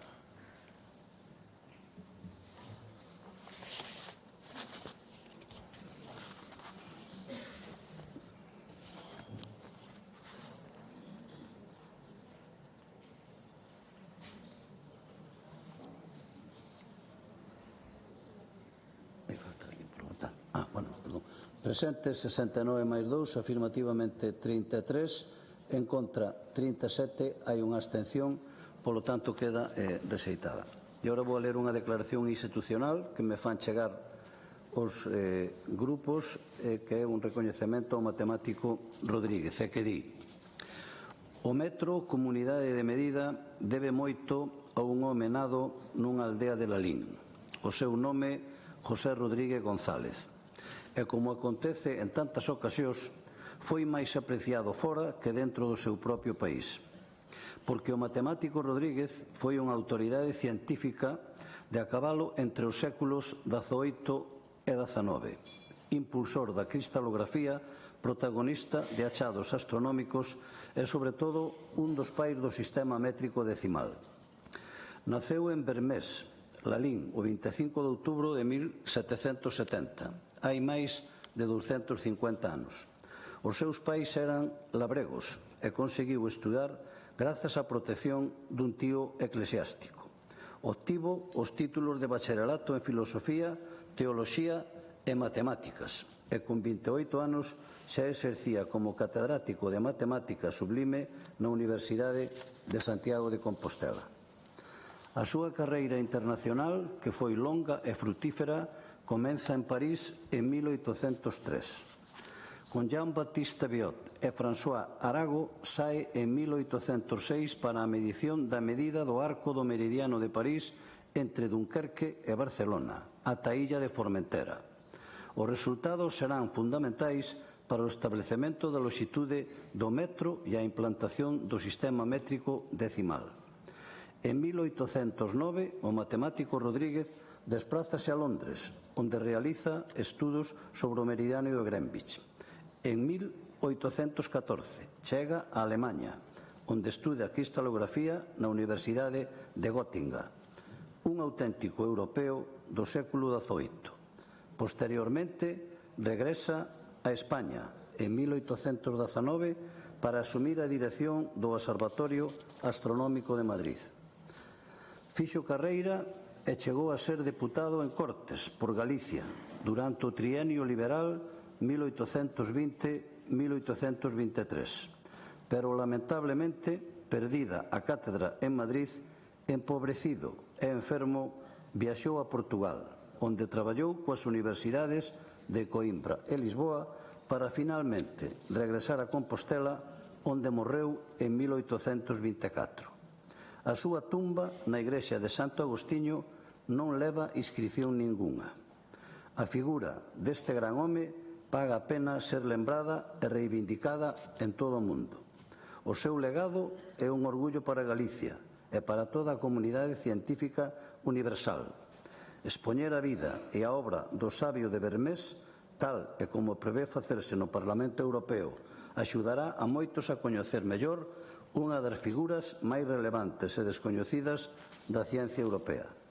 Por todo iso, e con motivo da inauguración o vindeiro xoves 27 de marzo da exposición Matemático na Eurocámara, o Parlamento de Galicia quere expresar o seu recoñecemento e admiración á figura deste insignio galego e o matemático Rodríguez e do seu legado para a ciencia internacional.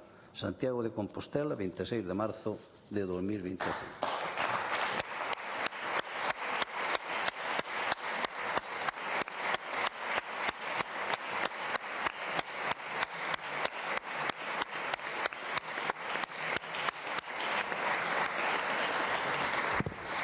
Toma, pasa ya Román.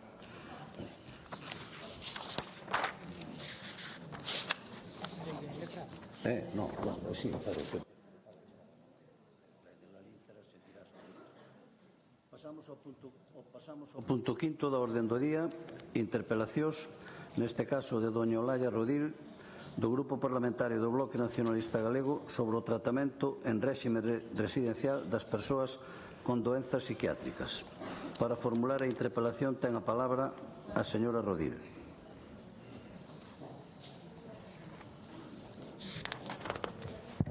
Grazas, presidente. Bon día a todas e a todos e bon día, señora García. Conselleira, hoxe traemos esta interpelación desde o Bloque Nacionalista Galego sobre unha cuestión que xa levamos abordando desde o noso grupo xa desde a pasada legislatura, porque é unha situación que se está xerando nas residencias de maiores do noso país que preocupa moito tanto o persoal que traballa nelas como a unha parte importante das persoas usuarias que residen nestes centros. E é que desde hai uns anos están ingresando ingresando nas residencias de maiores persoas cun perfil que nada ten a ver co unha persoa maior que froito dun deterioro pola súa idade vaya atopándose nunha situación de maior ou menor dependencia. Mais ao contrario, o que estamos vendo é como ingresan en centros residenciais para maiores a persoas moitas veces menores de 65 anos que teñen problemas, como se dicía ao ler o título desta iniciativa, problemas de saúde mental. mental ou trastornos psiquiátricos. Vostedes están levando ás residencias de maiores a persoas que precisan servizos doutras características que non son en ningún caso os que prestan as residencias de maiores. Falamos de persoas, insisto, con problemas de saúde mental e moitas veces tamén trastornos de conduta e de comportamento. E non falamos dun caso ou de dous. Segundo os datos que ofrecía o pasado ano a Asociación Galega de Inspectores de Servizos Sociais da súa Consellería, ao redor do 40% das persoas que son derivadas a unha residencia de maiores pola vía da emerxencia social eran pacientes destas características, persoas que tiñan trastornos de saúde mental. Insisto que non son datos do BNG, son datos dos Servizos de Inspección da Consellería de Política Social e que, en todo caso, nos levamos xa desde 2023, desde o Grupo Parlamentario do Bloque Nacionalista Galego, intentando acceder aos datos oficiais pola vía dos artigos 9 de preguntas que formulamos a través da Comisión Quinta, sen que a Consellería, a Xunta de Galiza, nos proporcione datos que puidesen rebatir, insisto, os que ofrecen os servizos de inspección da Consellería de Política Social e que sitúan en arredor do 40% as persoas derivadas pola vía de emerxencia social en residencias de maiores que serían pacientes, din eles, de psiquiatría. Ao BNG, insisto, non nos dan os datos e os medios de comunicación poucos e a regañadentes. Esa tamén é a consideración, como levamos denunciando tanto tempo desde o Grupo Parlamentario do BNG, que dá ao Goberno do Partido Popular a transparencia e, sobre todo, o dereito de acceso a información pública, non só dos grupos parlamentarios, sino tamén dos medios de comunicación deste país. O que si conseguiu acceder a datos, aínda que tivo que acudir á Valedoría do Pobo para conseguilos e ameazar a Valedora do Pobo lembrándolle á Consellería de Política Social que existen sentenzas firmes do Tribunal Superior de Xustiza de Galiza e do Tribunal Supremo que os obrigan a dar esta información de carácter público, foi o xornal Praza. Despois, insisto, de ter que acudir á Valedora do Pobo. E cos datos da Consellería de Política Social, no ano 2023 había en Galiza 593 persoas menores de 65 anos que ingresaran en residencias de maiores e un ano antes había perto de 700. Isto danos aproximadamente unha media dunha persoa por cada 20 das persoas que son usuarias dunha residencia de maiores que dependen da Xunta de Galiza que non están nestes centros por razón de idade, senón por outras circunstancias. Pero as residencias de maiores non son o servizo que precisan estas persoas. Insisto moito nisto porque a raíz desta cuestión é a vulneración múltiple de dereitos a todas as persoas. As que están residindo por razón de idade e do deterioro froito da idade como usuarias en residencias, as persoas que están ingresando porque vostedes non teñen outros centros de carácter sociosanitario onde metelas e tamén a vulneración dos dereitos laborais das traballadoras e traballadores que nin teñen recursos, nin formación, nin sequera cadros de persoal adaptados a estas novas necesidades.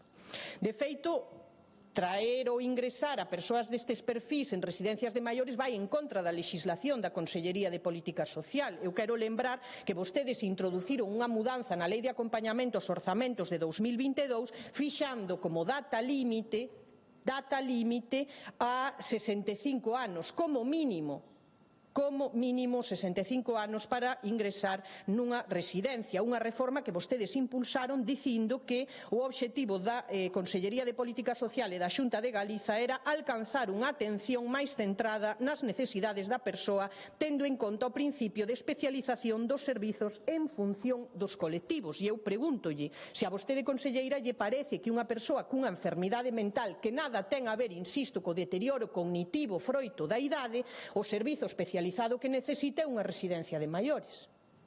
Eu pregúntolle, conselleira, se a vostede lle parece, como está acontecendo, que persoas con adiccións menores de 65 anos estean en situación de desamparo e sexan levadas a residencias de maiores. Se a vostede, conselleira, e ao Goberno do Partido Popular da Xunta de Galiza lle parece que o servizo que necesitan estas persoas son residencias nas que viven persoas de 80 anos con maior ou menor grau de dependencia e que non poden estar na súa casa, van a unha residencia para pasar os últimos días da súa vida con tranquilidade e o que se atopan son conflitos de convivencia día sí e día tamén xerados única e exclusivamente polas decisións políticas do Goberno do Partido Popular. Nós temos claro claro desde o Bloque Nacionalista Galego que nin o modelo de residencias, nin o modelo de coidados e de atención sociosanitaria que merecen as galegas e os galegos é este que está, insisto, xerando graves problemas de conflitividade e de convivencia polas decisións que vostedes están tomando. E non é algo que traia aquí o Bloque Nacionalista Galego, senón que é algo que lles trasladan día sí e día tamén desde os servizos de atención residencial dependentes da Xunta de Galiza á propia Consellería. Recentemente, o pasado mes de febreiro, as traballadoras e os traballadores da residencia pública de xestión directa da Xunta de Galiza, aquí en Santiago de Compostela, a residencia á Volta do Castro, hai un mes, facíalle chegar un escrito por rexistro á Consellería de Política Social asinado polo cadro de persoal desta residencia advertindo de que o 15% das persoas usuarias que están ingresadas nesta residencia a Volta do Castro aquí en Santiago de Compostela son persoas con problemas psiquiátricos ou de adiccións que non poden tratar as traballadoras dun centro xeriátrico. Unha persoa que é xerocultora, que é auxiliar de atención directa nunha residencia de maiores non ten nin formación, insisto moito nisto, nin recursos, nin capacidade, nin compañeiras suficientes para atender a estas persoas como se merecen e como necesitan. Estas persoas o que precisan son recursos especializados, pensados e deseñados para atender as súas necesidades. Vostedes non só lles están negando esa atención, senón que están xerando unha sobrecarga de traballo enorme aos cadros de persoal das residencias de maiores e xerando situacións de conflito que non poden prolongarse máis no tempo. Esta é a razón, entre outras, pola que hoxe trae esta interpelación o BNG. Dixémoslle de feito hai uns meses nesta mesma Cámara a miña compañeira Alexandra Fernández nunha pregunta que lle formulaba a vostede despois da agresión sexual sufrida e denunciada por unha traballadora do complexo residencial de atención a persoas dependentes a número 2 de Vigo. Esta situación é insostible porque está vulnerando os dereitos fundamentais de moitísima xente. Primeiro, vai en contra dos dereitos das propias persoas usuarias porque non están recibindo a atención que merecen e que necesitan. Unha xerocultora non ten nin é o perfil profesional, que é unha persoa auxiliar, para atender a persoas de perfis, insisto, que nada teñen a ver cos das usuarias dunha residencia. Vai en contra dos dereitos das persoas maiores que ven alterada o seu día a día e merecen pasar a súa vida con tranquilidade. E se non están tranquilas é polas decisións políticas que toma a Consellería de Política Social. O que teñen que facer, paso ás propostas, que é o que traemos hoxe tamén desde o BNG nesta interpelación, ademais de preguntarlle se este é o modelo de residencias polo que aposta e que defende o Partido Popular, as propostas que lle deixamos, en primeiro lugar, son dúas e cremos desde o BNG que son as que hai que adoptar con urxencia. A primeira é que hai que crear servizos de carácter residencial e atención integral para persoas con enfermidades psiquiátricas que non teñan rede de apoio familiar e que non poidan estar no seu domicilio. Recursos, servizos variados, diversos, deseñados e pensados para atender como se merecen e como necesitan a estas persoas. E, en segundo lugar, poñer en funcionamento dunha vez os centros de coidados intermedios dos que se leva falando aquí 4 anos sin que nunca cheguen a nada, non? Anunciáronno en varias ocasións. Eu traigo aquí un deles, é o CEGADI, non? Que foi un centro que se pensou no bipartito para crealo como de referencia para a atención ás persoas con discapacidade e vostedes anunciaban en marzo de 2023 a Xunta abrirá a principios do vindeiro ano de 2024, no primeiro trimestre para ser exactos, o Centro de Coidados Intermedios no CEGADI. Logo xa, en outubro de 2023, cando iba acabando o ano, xa, bueno, non iba a ser a principios, iba a ser a finais, pero é que xa se quedara receso en 2023 o anuncio porque dicíannos no debate do Estado da Autonomía de 2021, o señor Feijóo naquela altura, antes de marchar a Madrid salvar a política madrileña, dicíanos que Galiza abrirá en 2022 un centro de cuidados intermedios no CEGADI para evitar estancias hospitalarias. Hoxe é marzo de 2025 e o único que vemos é o CEGADI a medio gas despois de levar máis dunha década dormindo o soño dos xustos por parte da Xunta de Galiza do Goberno do Partido Popular. E o mesmo camiño parece que leva o centro antigo Rebullón, que tamén se nos anunciaba como o novo centro de coidados intermedios e que de momento o único que hai real, tanxible, contrastable é o proceso de licitación e a licitación do proxecto básico, pero de momento máis nada. Medidas, todas estas, e con isto remato, conselleira, que deixamos encima da mesa desde o Bloque Nacionalista Galego para garantir os dereitos fundamentais. Primeiro, das persoas que pola vía da emerxencia social e con perfis que nada teñen a ver cos dunha residencia de maiores os están levando a un centro onde non lles poden prestar nin os servizos nin a atención que merecen e necesitan. E, en segundo lugar, para garantir o dereito a unha vellez digna que tanto levamos defendido desde o Bloque Nacionalista Galego e que pasa, en primeira instancia, en primeiro lugar, por ter unha vida tranquila e non ter que estar vivindo día sí e día tamén conflitos no que é o teu lugar de residencia e, polo tanto, o teu fogar. Máis nada.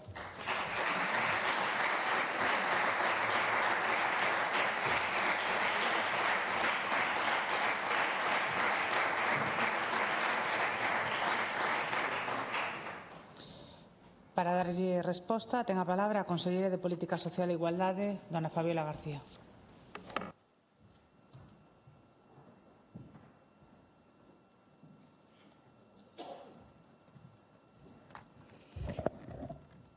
Moitas gracias, presidenta. Señora Rodil, bos días.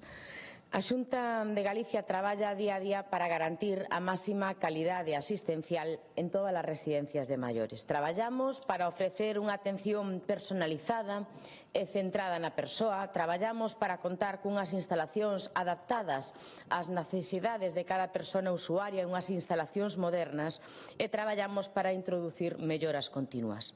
Algo que non sería posible en ningún caso sen a entrega e o esforzo diario de todo o personal dos nosos centros, aos que lle quero agradecer hoxe o seu compromiso e a súa dedicación.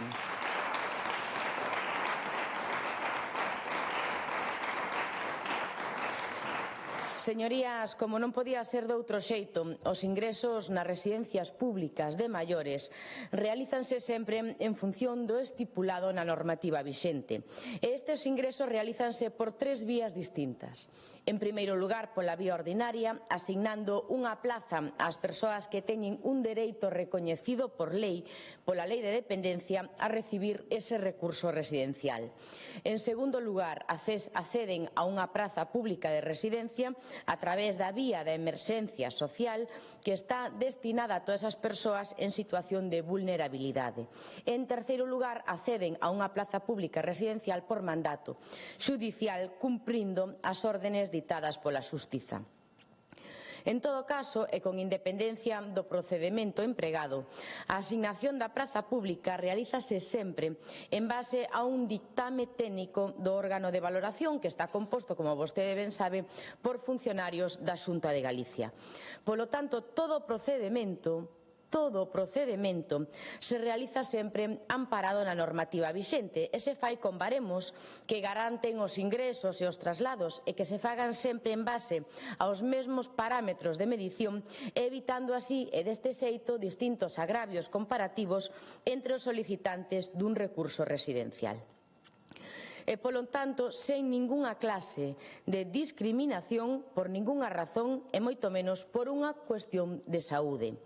Xa que, señorías, a patoloxía psiquiátrica non pode ser nunca un obstáculo para un ingreso de persoas en centros residenciais, algo que se fai en todo caso en coordinación coa Consellería de Sanidade a través de distintos programas de atención sociosanitaria e compaxinando a súa correcta atención co benestar dos demais usuarios dese centro residencial. O certo é que a patoloxía psiquiátrica é unha característica clínica que calquera persoa, incluído calquera dos que estamos aquí, podemos sufrir ao longo da nosa vida. E que non pode, nin debe nunca, ser unha barreira para que unha persoa ocupe unha plaza residencial se ela ten dereito a facelo. Ante unha cuestión tan importante como é a saúde mental, dende a Xunta de Galicia abogamos pola atención, pola concienciación, pola sensibilización, pero sobre todo pola inclusión de todas as persoas que padecen esta enfermidade. E por esta razón, a carteira de servicios para atención á dependencia conta con programas específicos para a atención psicosocial de todas estas persoas. Incrementouse tamén, señora Rodil, a atención ás persoas con trastorno mental que que residen en centros sociosanitarios. O fixemos con especialistas en saúde mental que levan a cabo labores de atención directa, así como de consultoría e apoio por telemedicina. Pero tamén o estamos facendo nestes momentos a través dese novo modelo de residencias de Galicia, no que incluímos a creación de unidades psicoseriátricas especializadas nos centros de maiores. Pero ademais estamos a traballar xunto cos Sergas nunha maior especialización dos distintos servicios e dos distintos recursos dos que dispoñemos neste momento. E para continuar con esta senda de mellora, o ano pasado levamos a cabo cursos de formación en saúde mental para todo o persoal das residencias públicas. Creamos tamén protocolos de agresións na contorna das residencias sociosanitarias que foi distribuído por todos os centros residenciais de Galicia e que foi realizado en colaboración co Servicio de Prevención de Riscos Laborais, tal como foi acordado coas organizacións sindicais. Polo que coido que debemos de ser moi prudentes, que non debemos estigmatizar nunca as persoas que padecen enfermidade mental. Persoas que padecen enfermidade mental e que teñen pleno dereito a optar a unha plaza pública nunha residencia. E así o considera tamén a Valedora do Pobo, que nun informe do pasado mes de febreiro, en relación a unhas queixas sobre esta cuestión, concluía: non se apreciaban razóns para continuar a investigación, polo que as medidas que está tomando a Xunta de Galicia entendemos que son axeitadas e que soamente teñen como obxectivo a mellora constante, tanto para os propios traballadores como para os propios usuarios dos distintos centros residenciais. Señorías, ante unha cuestión tan importante nestes momentos, nos nosos días, como é a saúde mental, dende a Xunta de Galicia abogamos pola inclusión e pola atención específica a todas estas persoas que padecen a saúde mental. E tamén optamos sempre por non estigmatizar a ninguén.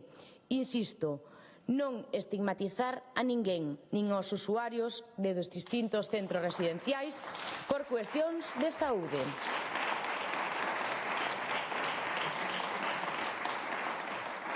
En definitiva, señora Rodil, nós pola nosa banda vamos a seguir asumindo a nosa responsabilidade na mellora continua dos centros de servicios sociais, tamén mellorando esa atención que prestamos por igual sempre a todos os usuarios. Máis nada e moitas gracias. Moitas gracias.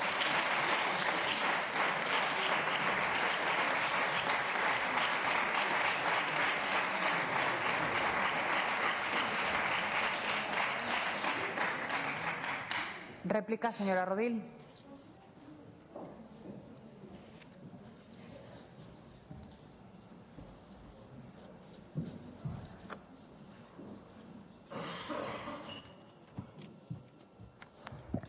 Grazas, presidente.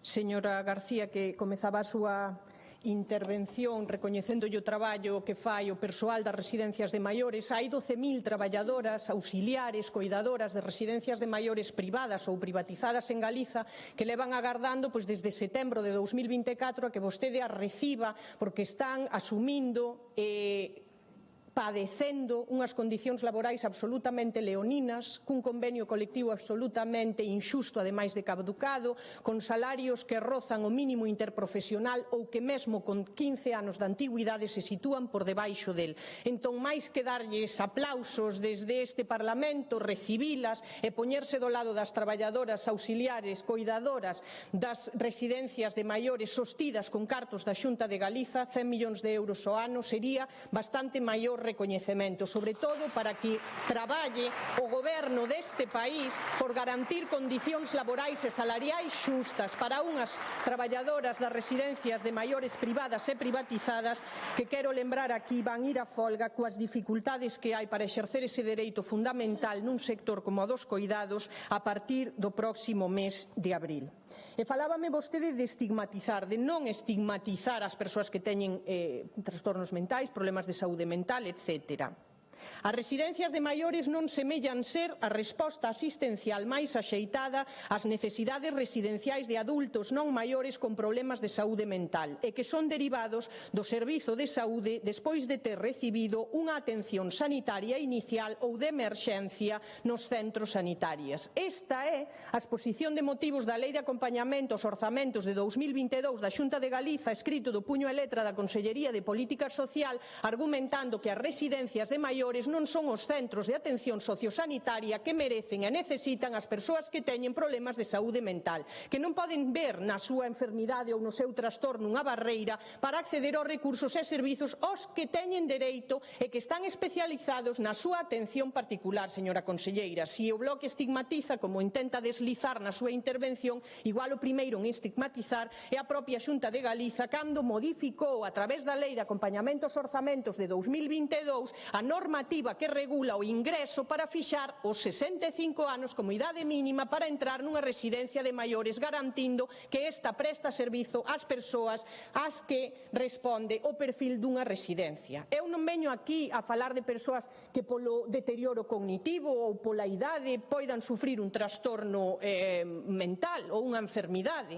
As unidades de psicoxeriatría están pensadas e deseñadas para cumplir con ese perfil de persoas, pero nós estamos falando desde o principio nesta interpelación de menores de 65 anos que teñen trastornos psiquiátricos, que non teñen unha rede de apoio familiar e que vostedes están derivando a través dos equipos de dependencia ás residencias de maiores porque non hai onde metelos, porque non hai un servizo sociosanitario deseñado e pensado para atender e garantir os dereitos destas persoas, que é do que está falando o Bloque Nacionalista Galego. E non só persoas que teñen trastornos ou enfermidades mentais, insisto. Hai persoas menores de 65 anos e menores de 50 con adiccións que están en residencias de maiores públicas porque non hai un recurso asistencial sociosanitario público donde metelos para atendelos como se merecen. E iso está xerando problemas de convivencia, enormes casos de conflitividade que padecen, primeiro, as traballadoras, e segundo, as persoas usuarias. Nós trouxemos un caso aquí dunha agresión sexual que foi o que saiu publicado.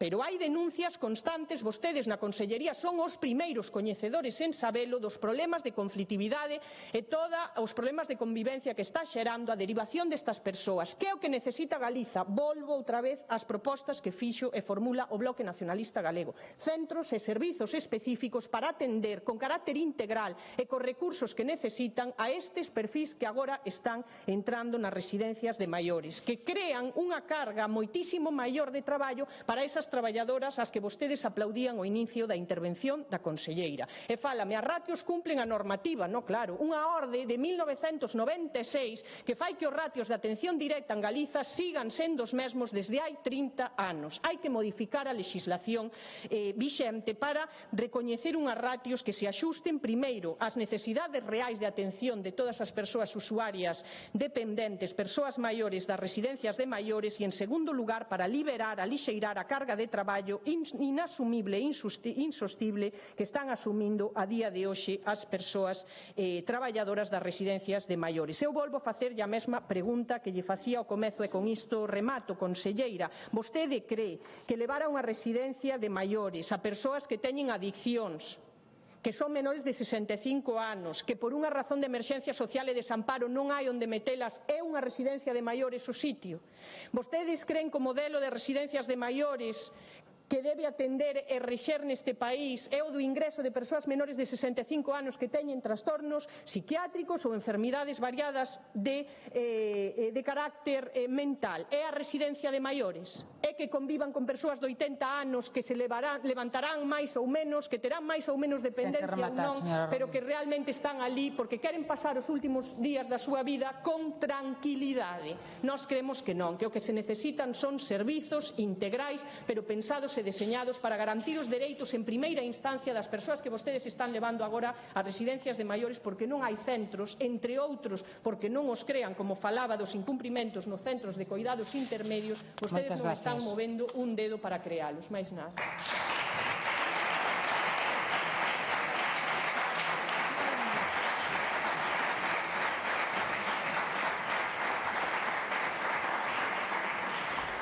Para peche ten novamente a palabra a señora conselleira.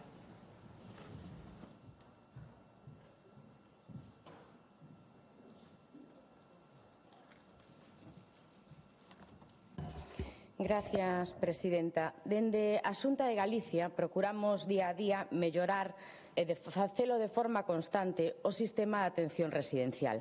A nosa prioridade foi e será sempre velar por todos os dereitos e velar polo benestar de todas as persoas usuarias dos centros de servicios sociais, en especial de todas as persoas maiores. E tamén para garantir esa máxima seguridade das persoas usuarias e tamén dos propios traballadores, nos nosos centros residenciais facemos un labor diario e imprescindible apoiando sempre a todos os traballadores da rede pública autonómica. O que me gustaría deixar moi claro hoxe é que non estamos falando de pacientes, señora Rodil. O que estamos falando é de persoas que teñen dereito a unha praza pública residencial exactamente igual que calquera outra persoa sufra a patoloxía que sufra.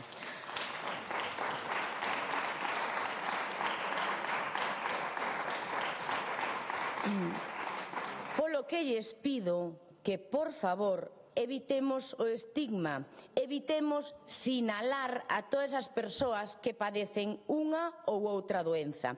Mire, señora Rodil, vostede de que residencias privadas me fala? Das da Diputación de Lugo?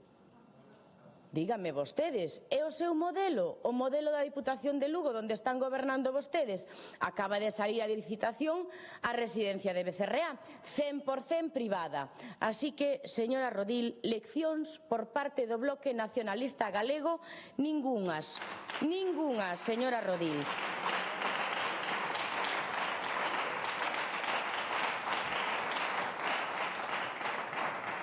Mire, a relación laboral entre unha empresa e un traballador é do ámbito dos acordos laborais que son entre dúas partes, que son a empresa e os traballadores. A competencia da Consellería de Política Social e Igualdade a través da Inspección dos Servicios Sociais é de velar polo cumprimento da normativa e de velar pola calidade asistencial que se presta en esa residencia de maiores. E se non se cumpren os convenios colectivos ou as condicións laborais acordadas, iso é competencia da Inspección de Traballo e que vostede tamén pode falar coa súa compañeira e amiga a señora Yolanda Díaz. Miren, mentres vostedes continúen falando dende a Xunta de Galicia, vamos a continuar mellorando permanentemente toda a rede de centros de servicios sociais e non o vamos a facer só polo peso que teñen nestes momentos as persoas maiores na nosa pirámide poboacional, senón porque facerse maior de maneira digna é un dereito de todos e de todas, e non soamente porque estas persoas sexan as que máis merecen o noso agradecemento pola súa herdanza e polo seu traballo ao longo da súa vida. En definitiva, non vamos a deixar que se intente desprestixiar ou que se intente poñer en dúbida un servicio público e infundir permanentemente inseguridade tanto aos usuarios dos centros residenciais como ás súas familias, xa que os nosos centros, os da Xunta, están preparados para asumir esta tipoloxía de usuarios, padezan a enfermidade que padezan. Vamos a coidalos, vamos a mimalos e os problemas que se poidan derivar de calquera tipo de convivencia son puntuais e vamos a seguir sempre, como lle decía, coidando dos nosos. Teñan a enfermidade que teñan. Máis nada e moitas gracias. Moitas gracias.